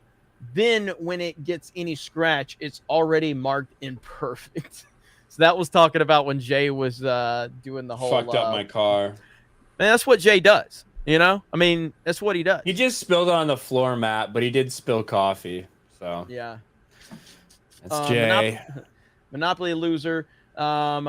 Rob Halford is so metal that he can do some gay things. Oh man, I think that's the guy that's is that Eddie, the guy that played Eddie in Stranger Things? I'm not sure. I've never seen that show. It's dude, season 4 is so good. It's really good. So we had I don't see us in the list anywhere, but Drew DeBrew.do for $5 says he was in Scott Pilgrim vs. the World. This is on Rumble a long time ago. I don't know who that was. But thank you very much. I'm sorry we didn't get to that till now. Thank you very much. Over on Odyssey, Firefuck says, I want to send a chat to make Krista log it. Hey, Boo, tell Limus he looks like raw chicken. Protect your wee-wees. Thank you.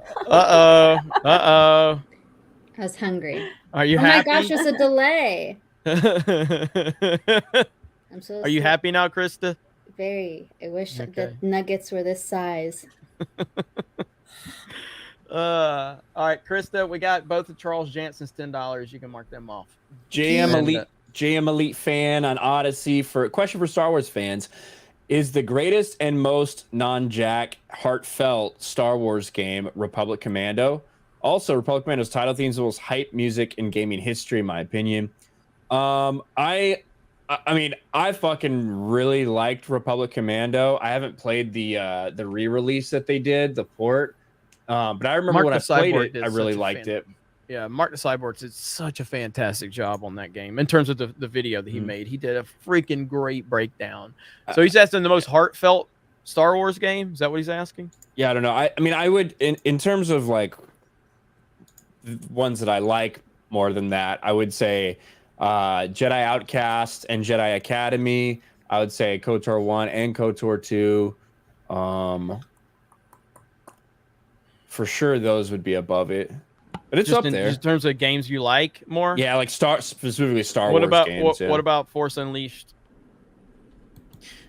Close. I'm not a huge Force Unleashed guy. Really? Yeah, because I felt like it was fun, but it's kind of like it's like if you were doing God of War and Star Wars. You know what I mean? That's exactly what it feels like. That's what it feels like, which I think is fun, but I don't think it really captures Star Wars. You know, I don't think a lightsaber should be treated as a baseball bat, and that's what I felt like that was. That's kind of freaking me out. I mean, Force Unleashed. I mean, technically, isn't that kind of like one of the first ones that like broke canon? Like, it didn't really make sense if you were to kind of like look at the overall Star Wars lore and then go play Force Unleashed. It recontextualized some things a little bit when all of a sudden you have Galen Merrick and like with Leia like around the rebellion table and all that shit. Right. A lot of people want to bring up the fact that a Jedi had a child or whatnot. Like, I feel like you can justify a lot of that shit after the Order's fallen. But you would have to work out the timelines in order to do so.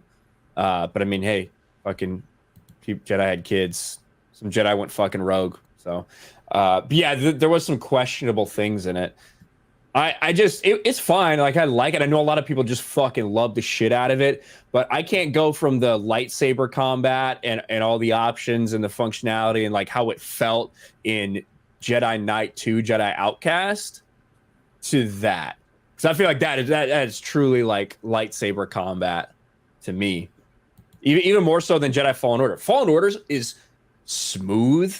Like, Fallen Orders feels really cool and smooth. Yes. But in terms of actual no shit, hey, this is a lightsaber that has serious ramifications when it fucking hits somebody. Absolutely. Like, that to me was much more. And the parrying were great, but the fact that there was no like dismemberment, like cutting off limbs or shit like that, like it, it kind of felt like Obi-Wan Kenobi's combat in this show, in the series. The lightsaber, they didn't take it seriously. Yeah. Like it looks cool and it looks smooth, and a lot of the like what Respawn did is fucking cool. And I think it's like definitely like step up from Force Unleashed in terms of like combat shit like that, 100%. Yeah. But it's still not to me what lightsaber should be. Was it rated T for teen, or was it E? It had to have been. I gotta T for teen. say, I think it's T for teen. They would really benefit from making the Fallen Survivor if they were to go rated M and actually do dismemberment and like some more kind of darker tones. They would make so much fucking money. Yeah, I'm looking up ESRB rating. DMs, Krista. All right. While you're doing that, let's see. Go ahead. T for teen. So, and then thank you for the stuff over on Odyssey, guys. We do appreciate it. I can Alice on Streamlabs for 5. Well done is the best way to eat a steak. No, it's not. I honestly like No, medium it's not. well. No, it's not. It's I just like it bloody. I'm kidding. Well done is the best. Medium well, actually. I like medium well. I like medium well. Medium rare. Zenny Biscuit for $3 watched a Lon Chaney movie from the 1920s called Nomads of the North. I didn't know Jay was in it too. Think he can get Chaney on FNT? Maybe. We'll have to see, Zenny Biscuit. Horror Amorata for 10. Who do I need to pay off for back-end information on anime Matsuri activities?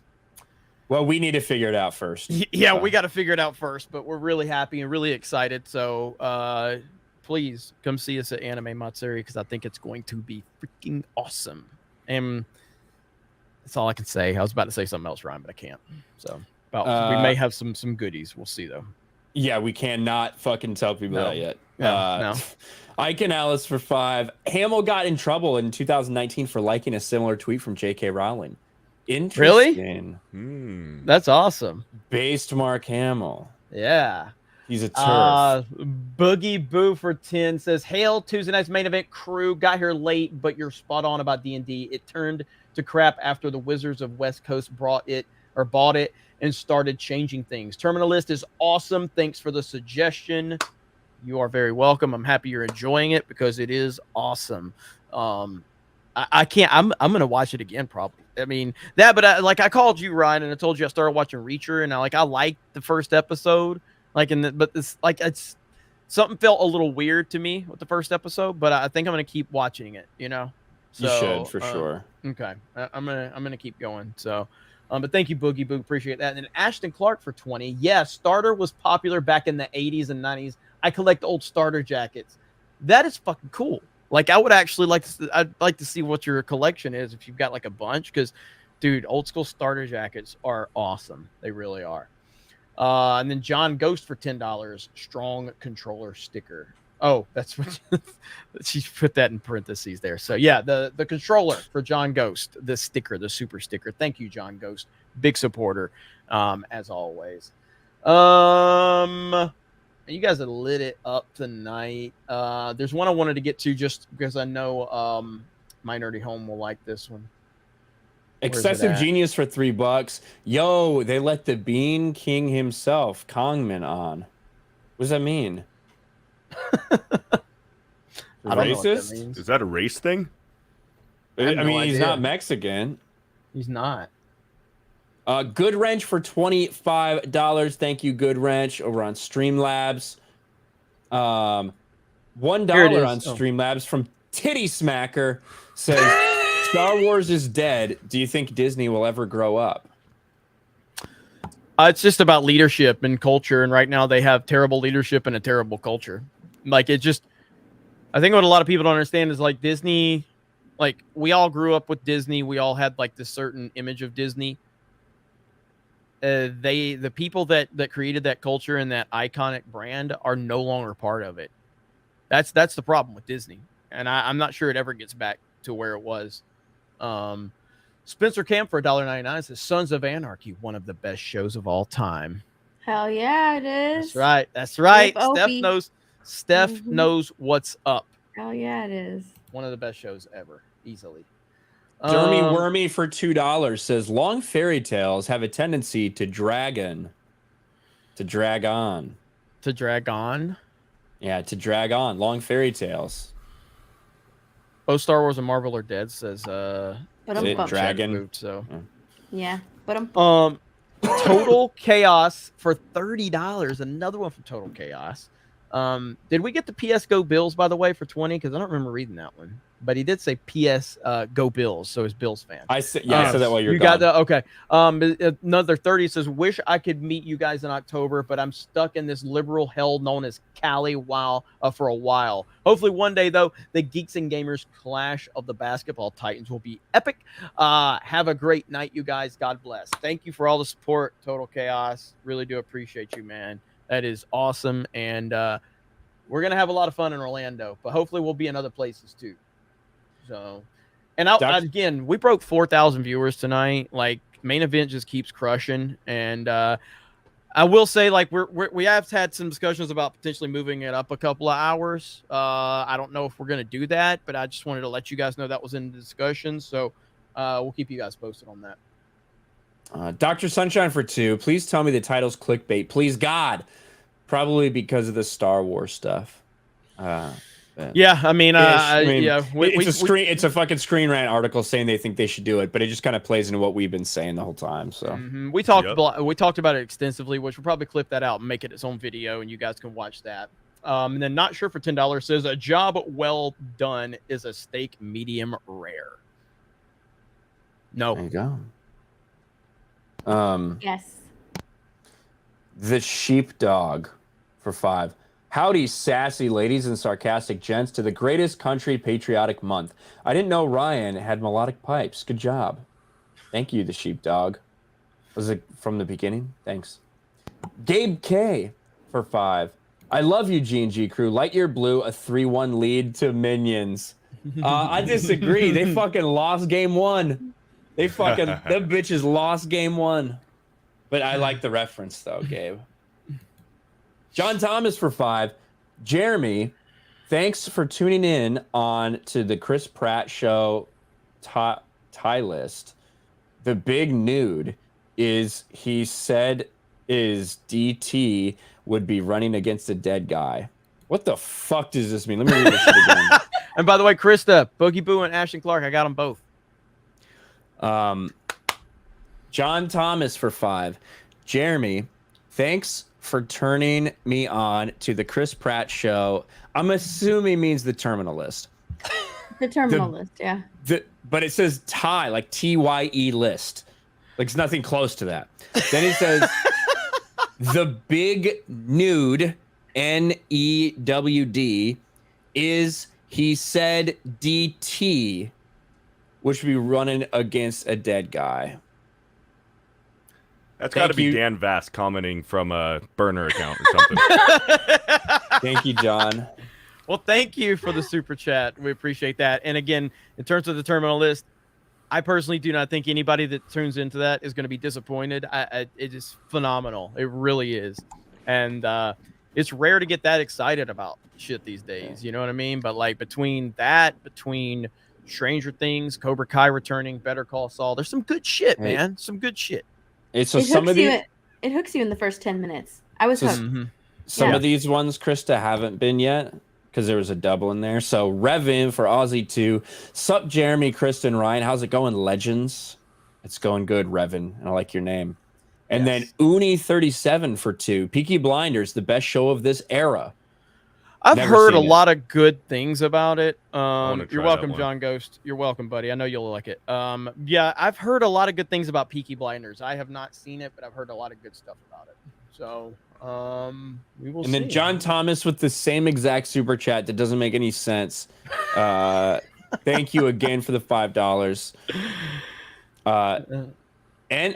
NBTTL1 Nabiddle, I don't know how to say that. For 2, do a review of the new Shinedown album, Based. That's good to hear. I've listened to some Shinedown back in the day, so I've listened to some Shinedown. I have to check that out. Savage Talk. Hey Jeremy, I sent you an email, bro. Did you get it? I will check. If I haven't seen it yet, I will. So I don't think I've seen one from you though, but I'll check. I feel like we may have. I've got a couple emails. I know Chef Easy Does It sent us one. Chef Easy Does It got one to me. So you also forward them to Krista at Geeks and Gamers, and she'll get them to me whenever. Or you know what? Or Steph at Geeks and Gamers. You know, there you go. One of them will get it to me. So yeah, make the women do something around here. That's true. CJ. Oh, a Freudian slip. Look, they got him. Oh, they got him. Oh, Freudian slip, yeah. Yeah. Oh, these guys are going to, yeah. Oh, man. Twitter's going to get me on that one. Gotcha. Freudian slip that I uploaded to my channel. That was a long Freudian slip. Yeah. It's been a 3-year Freudian slip, so I have to figure that one out. CJ for 5. I used to be a Rock fan in the Attitude Era, but I agree, Jeremy. Sold out to the authoritarian left. So did Cena. Yeah. Fuck The Rock. By the way, right here, John Thomas says Joe Rogan said Trump would be running against a dead man. Like you never typo. It's not that we never, because we know. Oh, it's no. I did. I thought you were still talking about the terminal list, and you did like tie list. So I was doing my best to translate. Yeah. So no hate though, bro. We appreciate no hate. So we tend to.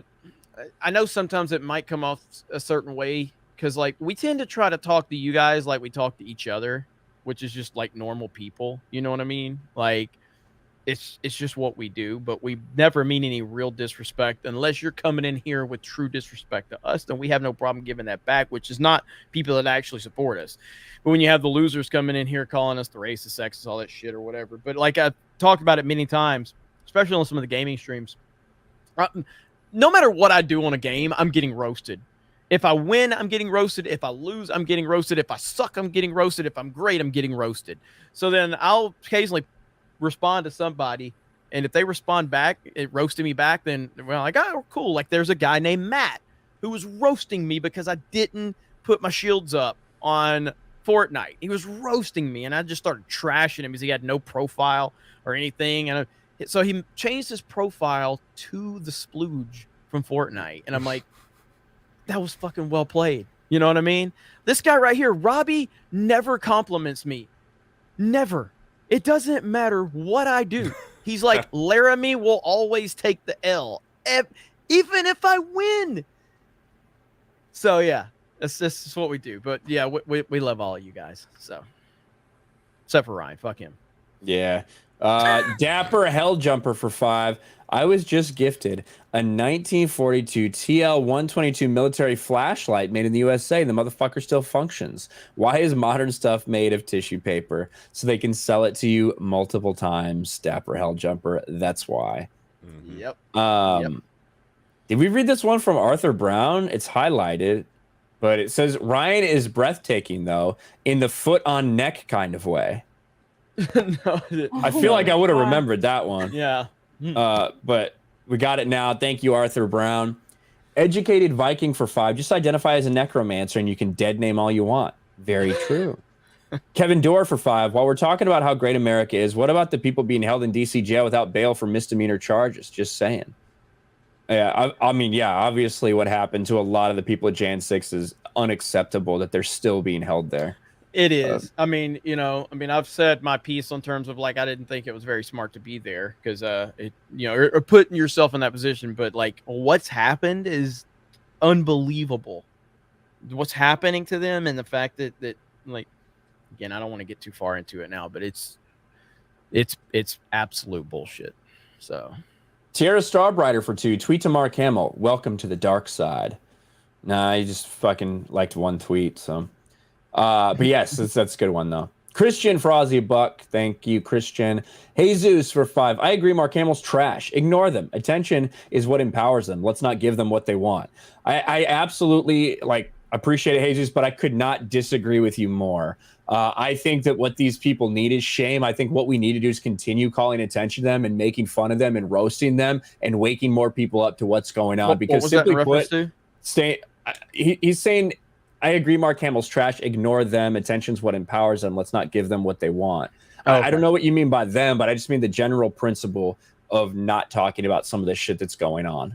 I think we need to pay as much attention to it as possible and call it out. Yeah, well, I think there's no wrong way per se, because everybody has to have the approach of how they want to approach it. But I think that the way we do it is very much needed and necessary, because I know for a fact that they hate it. They hate us. They fucking despise us. Kevin Smith tried to convince everybody, yeah, no one cares. No one cares. And like he was desperate to get people to shut the fuck up about it. You know what I mean? Like they hate it when we talk about this. There's a reason that we're basically a target list at Lucasfilm. There's a reason Warner Brothers is fucking terrified of us. It's not because we ignore stuff. It's because we call it out. And every single time we call one of these things out, it might be someone's first time watching it, because not everybody might understand everything that's going on. Maybe there's people out there that haven't quite understood or quite put it together yet what these people are doing to our entertainment. And maybe all they needed was to hear one thing about this one movie or Star Wars or Marvel, whatever it was, to be like, you know what, this is the same way that I've been feeling about this stuff for a long fucking time. And finally, I know I'm not alone. That's what we hear all the time. So every time we meet people and go out there and we hear like what you did, like change the way, like I felt like I was able to be myself, that I was able to tell people about this. I felt like I was able to truly express my opinion because I heard you guys. Personally, you know? I can personally attest to that. There you go. That's well now, but to give further context to that, like, and it may not seem like this, but I can tell you for a fact, and Ryan will back this up, there's a lot of stuff we ignore. There's a lot of shit we ignore because we know who's really trying to work us for attention and who needs to be put on blast. Not every single time we're right, you know what I mean? But there's like, we know when people are like actively trying to get our attention, you know, YouTube and shit like that, you know what I mean? And we're like, I'm not even going to respond, you know what I mean? Because it's so pathetic that, but when we're talking about Mark Hamill, somebody like that, or a celebrity, they don't want us responding to them. They don't like it. They don't want it. And we're here to tell them to go fuck themselves, you know? Yeah. So. Now if you did mean like the fucking losers with pronouns in their bios and shit, yeah, some of them should be ignored. Some of them should be roasted from time to time. It just kind of depends. For me, anyway. Yeah. Do we have, Chris said that Streamlabs? Can you put that in the private chat if you can't put it in? I got it. Yeah. The 50, we got one at 50. It just came in. Bones 8 for $50 on Streamlabs. Just lurking and showing some love/support. Thank you, Bones. Appreciate I just that. noticed that Krista changed her name to Medium Rare.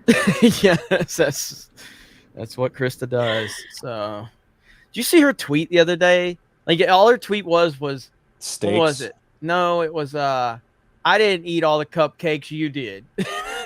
With like in that picture, and I'm like, that's a very Krista thing right there. Isn't that what you said, Krista? Yeah, I did. Yeah, I did eat all the cupcakes. We got a lot of these to get through. Samurai for 5. Arcade dramatic readings are legendary. Thank you. Wild Rose for 5. Turf is also an all-purpose insult for anyone who goes against the LGBTQIA up, right, down, left mafia. It's like Nazi.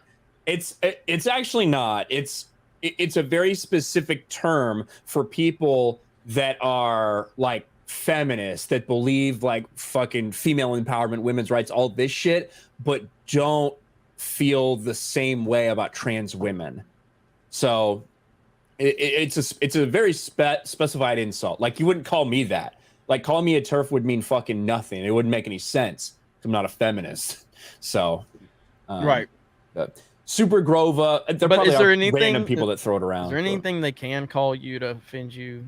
A nice guy. That's probably the only thing. A gentleman. You can call him nice to women. Yeah, that's the most embarrassing thing. Super Grova for 2. Dan, your Star Spangled Banner teared me up. Thank you. Thank you, Super Grova. John Beck for 2. Disney's all show, no story. Got to make the core. True. Mike Hill for 5. Universal continues to prove they're doing better than Disney, first with theme parks, now with animated movies. Yeah, and Minions cost $80 million to make. They have already likely made a profit on that first weekend, since it was like 227 million worldwide or whatever. Crazy how much of a difference it is. Mm-hmm. Tenny Vision for 2. Chris Evans. Oh, Chris Evans is in Scott Pilgrim. That's right.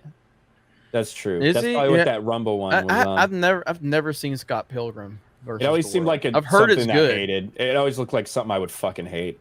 Yeah. Never watched it. I often judge books by their cover. Nate's Memes for 2. Reboot Disney, not Star Wars. Stop Darthleen Kennedy. That's our Darth. That's this group's Darth, the Fandom Menace article, which, by the way, I just want to say I appreciate all of you tuning in at D-Day Cobra stream after 3.5 months. We lit it up. Thank you, Salon, for motivating me to start making videos over there again, you fucking idiots. God, these people are stupid. There you go. Michael Shogun Gaming, a little unicorn sticker. Thank you. J.S. Pena for 5. Gary, which would be worse? Jeremy with the intelligence of Mr. Fantastic, or Ryan with the power of Doomsday?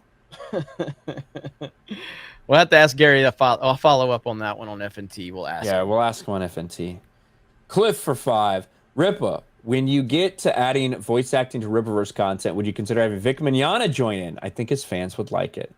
That'd be cool. And hopefully we get to see Vic and at Anime Matsuri too. What about this guy? Because I am here.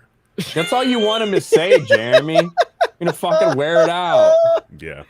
It doesn't get old. It doesn't get old. If you I've watch only heard the it fucking 5 show, times, I'm tired of it. Watch the fucking show and you would appreciate it. No. It's a really good show. Jack Hudson for 2. Thank you. Grass Wolf for 5. Music video almost ready for our version of Tell Me Why from Berserk. Thanks for the inspiration. Tell me why? Like Backstreet Boys? Backstreet Boys. But I don't watch Berserk, so maybe it's a inside joke. Paul Wolfley for 5. Bill Burr dropped a special on Netflix. He found his balls or noticed the winds have shifted against the woke mind virus. Bill Burr will kind of go like with the winds a little bit, I think, and occasionally say something of note. I haven't watched it yet, though. Corey Bloomberg for 5. My ex surprised me today with a Dan Vask shirt. Seeing Gina in Chicago this weekend. July is turning out to be so much better than June. That's awesome to hear, Corey. Good. That is awesome. That is awesome. Fantastic Mr. Oxrozzy 5. I'm glad Thor, Snore, and Blunder is getting the reviews it's getting. No way I'm watching that. Means another viewing of Maverick for me. Yes. I think a lot of people want to see Maverick multiple times. Charles W. Somebody said they'd seen it like 8 times the other day. Somebody in the comments. Damn. Remember that fucking bitch who saw Captain Marvel like 100 times? Yes. That fucking pussy. God. Yes. Charles W. Huh? Sorry, I was. Remember when Disney was buying theaters out for Captain Marvel to pump up? Like, I know Doomcock had a few videos of it. They were selling, or they were buying out theaters, trying to put the numbers up, but like nobody was in the theaters. I remember the reports were out there. I didn't Yeah, cover. I didn't cover. shit. I didn't cover it, but I knew the reports were out there. I have no idea if it happened or not. But There was I know- definitely more like socially, hey, we bought out this theater for an elementary school or whatever, but like you need to buy, you need to do a lot of those to fucking get $1 billion. Well, even like with Black Panther, there was some of that, you know. But like the difference in Black Panther and Captain Marvel is that I felt the amount of people that were out there talking about Black Panther. Like you could feel it online. You could feel people talking about moments in the movie. You didn't really feel that with Captain Marvel. It was just like nobody thinks that. But I don't necessarily believe that they were just widely buying theaters out. But I still don't really understand how Captain Marvel made $1 billion. I really don't. That makes no sense to me. That was the year that literally everything made $1 billion, right? That 2019? and well, like Captain Marvel making $1 billion doesn't make sense to me in the same way that the YouTube algorithm makes no sense to me. I'm sure that there's a logical explanation behind it. I just don't understand it. I think it was strategically placed right before Endgame. 100%. That I agree. It was advertised as this is the missing link, right? They ended in Infinity War with this. It's so important that you need to go watch this. Because she's going to be in the next one, so you have to watch it because she's going to be in the biggest Marvel movie of all time. Yeah, that's literally all I think it was. Now, do I think that there was probably a lot of theaters that were bought out for these fucking events that they wanted to get people at, and that like no one fucking RSVP'd to, and they ended up just buying out a theater for like a showing? Yeah, probably do. Yeah. Not $1 billion. That's not $1 billion. So, Charles W. Jansen for 5. Hashtag Uncle Joe car Uncle Biden because he's a boil on the world's butt. Thank you. Maybe Uncle Joe Crab Uncle Biden or Carb Uncle. I don't know. But Todd DeReader for 2. I disagree, Ryan. She deserves to do all 10 years. I don't think so. I don't think that 10 years in a Russian prison is appropriate punishment for a couple vape cartridges worth of cannabis. But when those are the fucking laws in the country and you violate them, like, yeah, fucking stupid. I'm talking from like a moral standpoint. I don't think that that's an appropriate punishment, not from a Russian legal standpoint. Mike Hill for 5. I just retweeted this Rachel chick, and it just said, blue check mark has no likes or interactions. Please help out. This is literally no interaction on the tweet where she's telling me it's a good movie. So I was like, please everyone, please go support this pathetic blue check mark. It has no interactions whatsoever responding to me, telling me that Lightyear was a good movie, my dude. So please help out if you can. Mike Hill for 5. Now Tom Hanks is saying he's upset Disney replaced Tim Allen with Chris Evans. Yeah, I saw the little clip in an interview where he mentions that and was like surprised that it happened because he was talking about Elvis going up against Lightyear and the fact that it wasn't Tim Allen. So yeah, it's out there. Fire Breathing Goomba for 7. Not sure if you played it yet, but I think if you guys streamed Overcooked, it would be real chaotic. Overcooked. I know the name, but I don't know anything about the game. Looking it up right now. Mitch Lazada for $1. Thank you. Ack White for 5. YouTuber recommendation for you lot. Styx Hexenhammer 666. P.S. Ripa, there have been people in Styx's live streams to talk to you. Look into it. Yeah, I've seen a lot of Styx over the years. He's also, I know he's doing, I actually probably watch him more on Rumble now than I do on YouTube, to be honest with you. Krista, this is right up your alley. Sorry, Ryan. And he had a big, he's had a big BitChute presence for a long time. He's been big about alt tech for a long while. Absolutely. AWM Fishing for 5. Got to get a Battlefield server going. I'd clap everybody's cheeks. Also, Ryan being in the Pride Month branch Navy explains why he's so angry. I mean, if you've clearly never met me, I was angry before the Navy, and I'll be angry after the Navy. So, God, I love when I see people talking about you, and they're like, "That Ryan Kennel, I'll never support him. He's just a douchebag." I'm like, yeah, that's why we like him. That's why he's got the following he's got. Like that's who he is. Yeah. It's not. There's no surprise. Like imagine seeing Ryan YouTube channel and Ryan on Geeks and Gamers and all the live streams, and then trying to think you're exposing him by saying he's such a jerk. Like, yeah. That's who he is. He swore at someone. Yeah, he swore at someone. He's not nice. He's Ryan. He called this idiot a retard. Yeah. I knew. Samurato for 5. Do y'all see the supposed leaked image for MCU Namor? Yes. It's like they just saw DreamWorks Road to El Dorado and thought, what if it was underwater? It looks terrible. Looks like a fucking Aztec or something.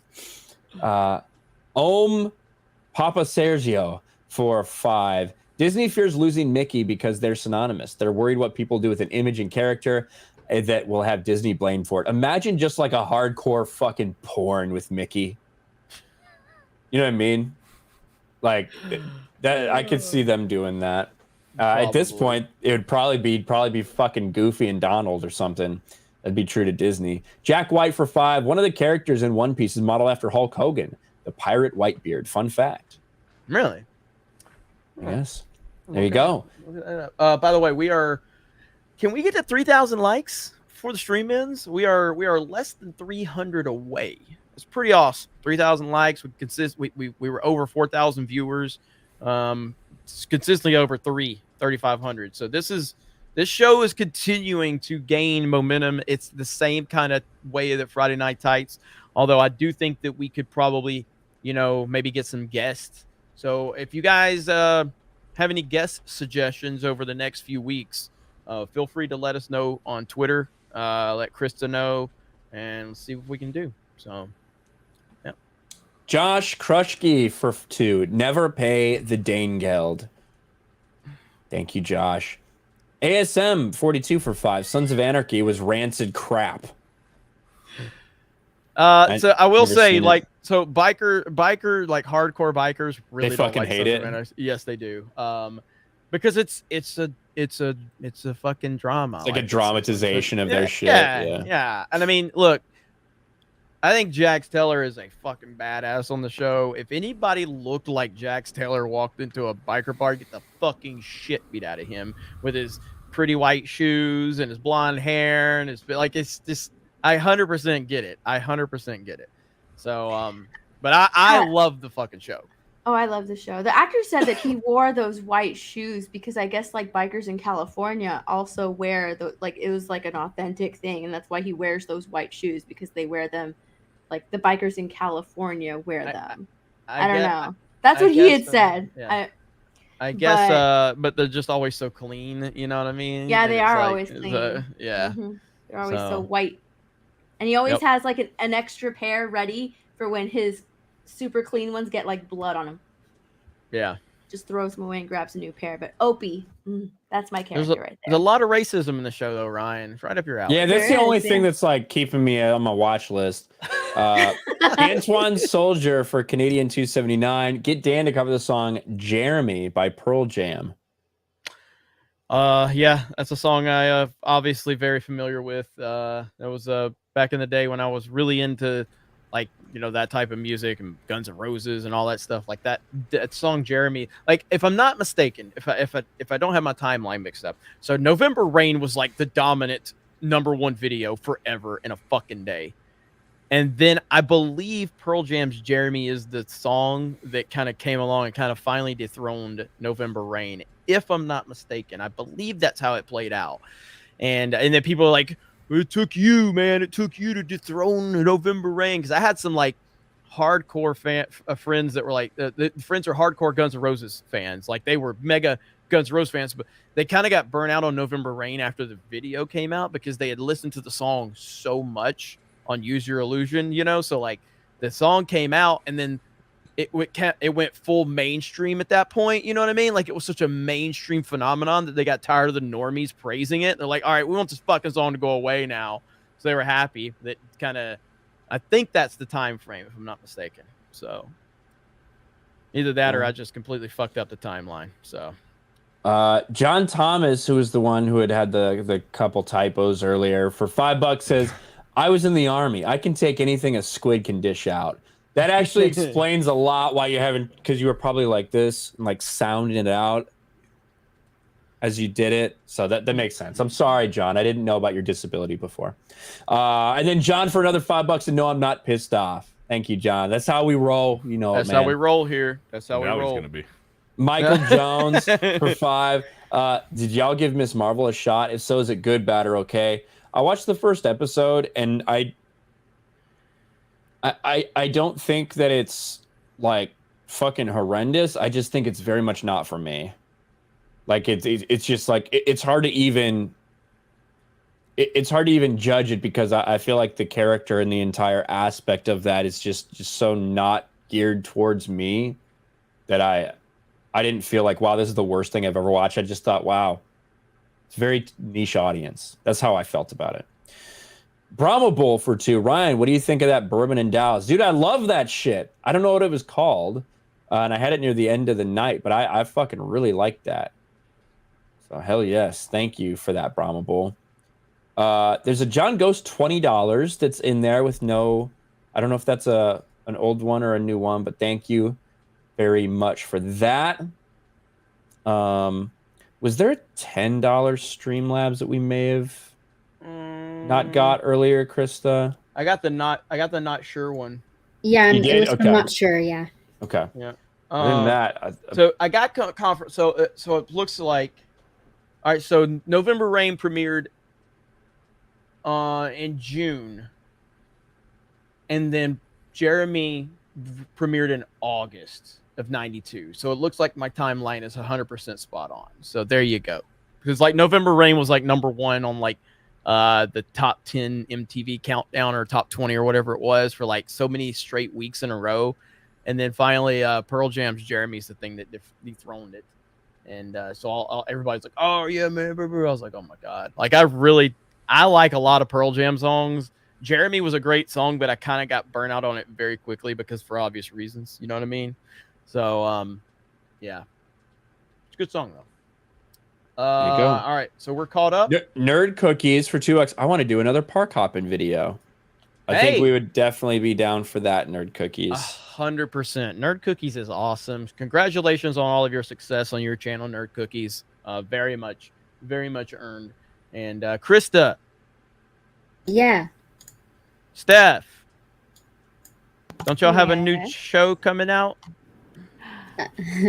Yeah, so tomorrow on my channel, me and Steph and Jay Hailstorm, but he won't say much, so it's okay. We're going to be going live, just doing a weekly live stream every Wednesday at 9 p.m. Eastern. So you can go check us out over there tomorrow and see what kind of stuff we get ourselves into. Because I honestly don't even know what's going to happen, but it's going to happen. And then Weebs and Waifus is going to be going live also on Thursday. We plan to do a weekly show also over there. I don't know the time yet. That's all depends on Ivan. But every Thursday, we're going to go live. Heck yeah. Mary Nicholson in the chat says we missed her super chat. Let me do a quick... I will say Krista's done a great job tonight. She's obviously got some. There's a little bit of there's a learning curve, obviously, but she's done a really good job for the most part. So good job, Krista. So Mary Nicholson said, $5. Interesting that no outlets are covering the massive farmer protest in the Netherlands. They literally sprayed manure on government buildings. LOL.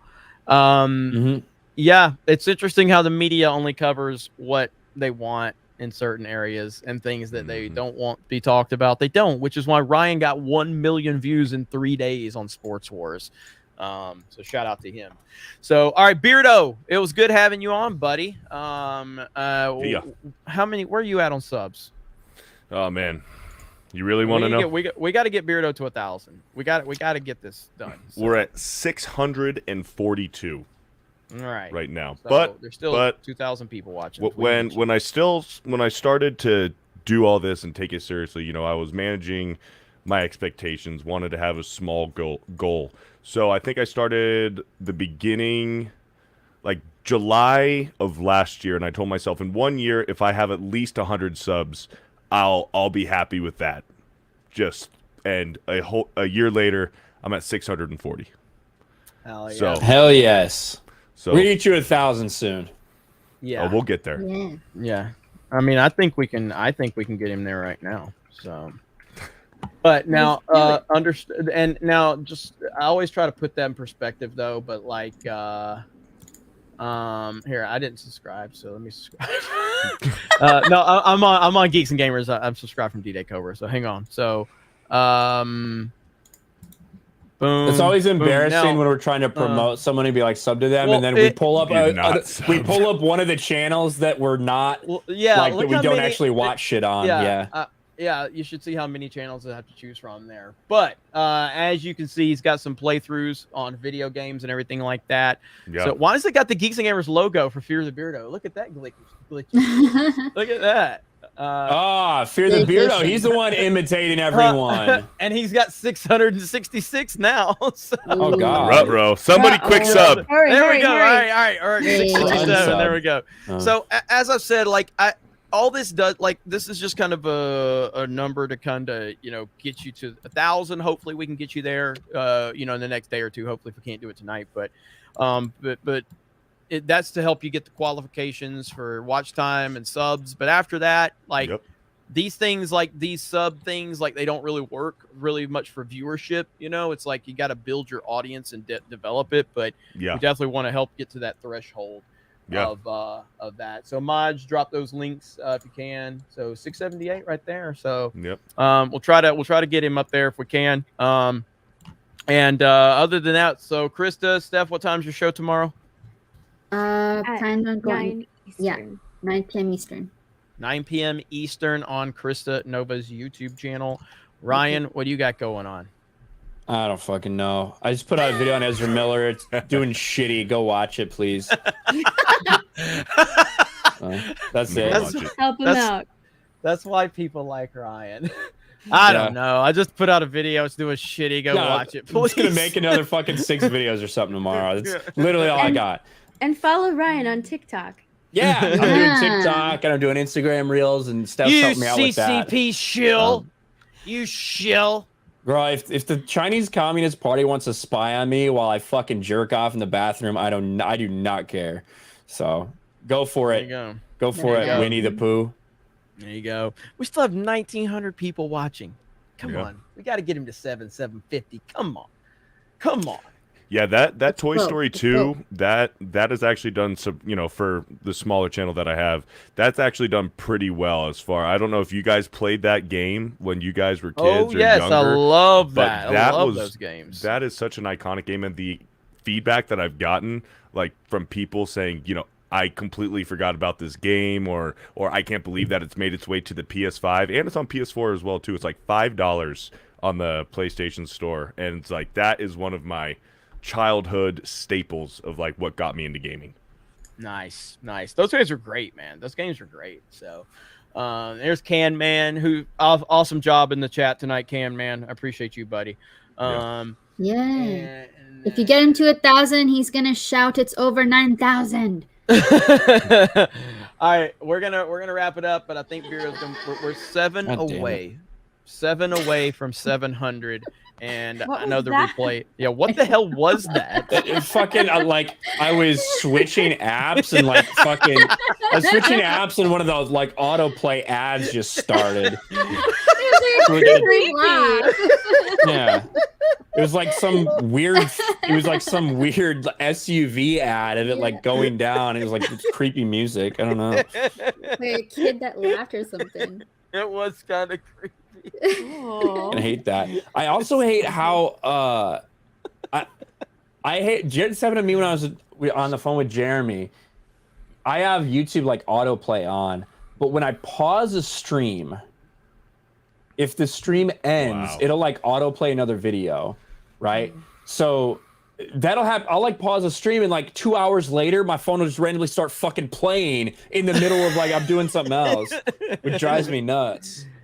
We got Beardo to 700. Hell yeah. Still climbing. So thank you guys. Go subscribe to Fear the Beardo. He's a good dude, man. So I know you didn't even plan this. You're like, fuck, all I did is commented. Now I'm on main event, you know? So crazy. It's crazy how life works, man. It's fucking crazy. Like literally like, you know, working a lumber sales job, commuting 2 hours to work and back, and like just listening to Young Rippa on the way home, and then listening to Geeks and Gamers and the quartering and shit like that. Just, you know, just watching you guys, and then now to say that, you know, I'm on hanging out with you guys. I talk to Ryan every day, you know, do Sports Wars, and it's fucking crazy, man. Life is crazy.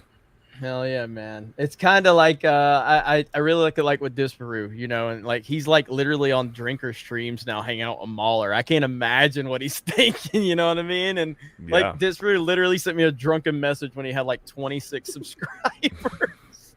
But that's cool, man. Beardo's gonna do good things. I'm happy for you, bro. And no, this is motivation for sure. Kicking the high gear and, you know, get the editing. I think the editing is my Achilles heel, man. Just wanting, because I would rather make the content, but then sitting down and editing everything.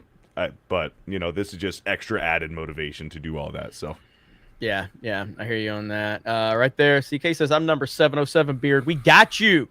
So let's go. Yeah, that's good stuff. All right, so thank you guys. This has been a fantastic stream. Keeps getting bigger and bigger every single week, and that is because of all of you. So we'll see you next week. Maybe we'll have a guest. I was actually working on getting a guest this week, but I didn't. We didn't follow up. But I think if we get better about that and staying on top of that, I think we can get some really awesome guests for all of you. So, Stephanie, thank you for taking. I didn't even know it was fucking Tuesday today. He didn't. He's doing way too much. So, but Krista, great job tonight. Thanks to everybody on the panel. Beardo, good job. And a final tally before we sign off. Beardo is at 723. 723. Wow. So good shit. You guys subscribe to Fear the Beardo. Ryan, you go fuck yourself. And again. Okay, one more time. Here we go. One more time. Does anyone else think it's like super weird being an adult? Like I'm just unsupervised like all the time. It's so unsafe. Look at his face. It's so play it one more time and just watch the lip, like his left, but to our right, the lip, like how it goes up weird, like before he looks at her. All right, here we go. Wait again. Does anyone else think it's like super weird being an adult? Like I'm just unsupervised like all the time. Here it comes, right so unsafe. Here. Look at it. Does anyone else think it's like?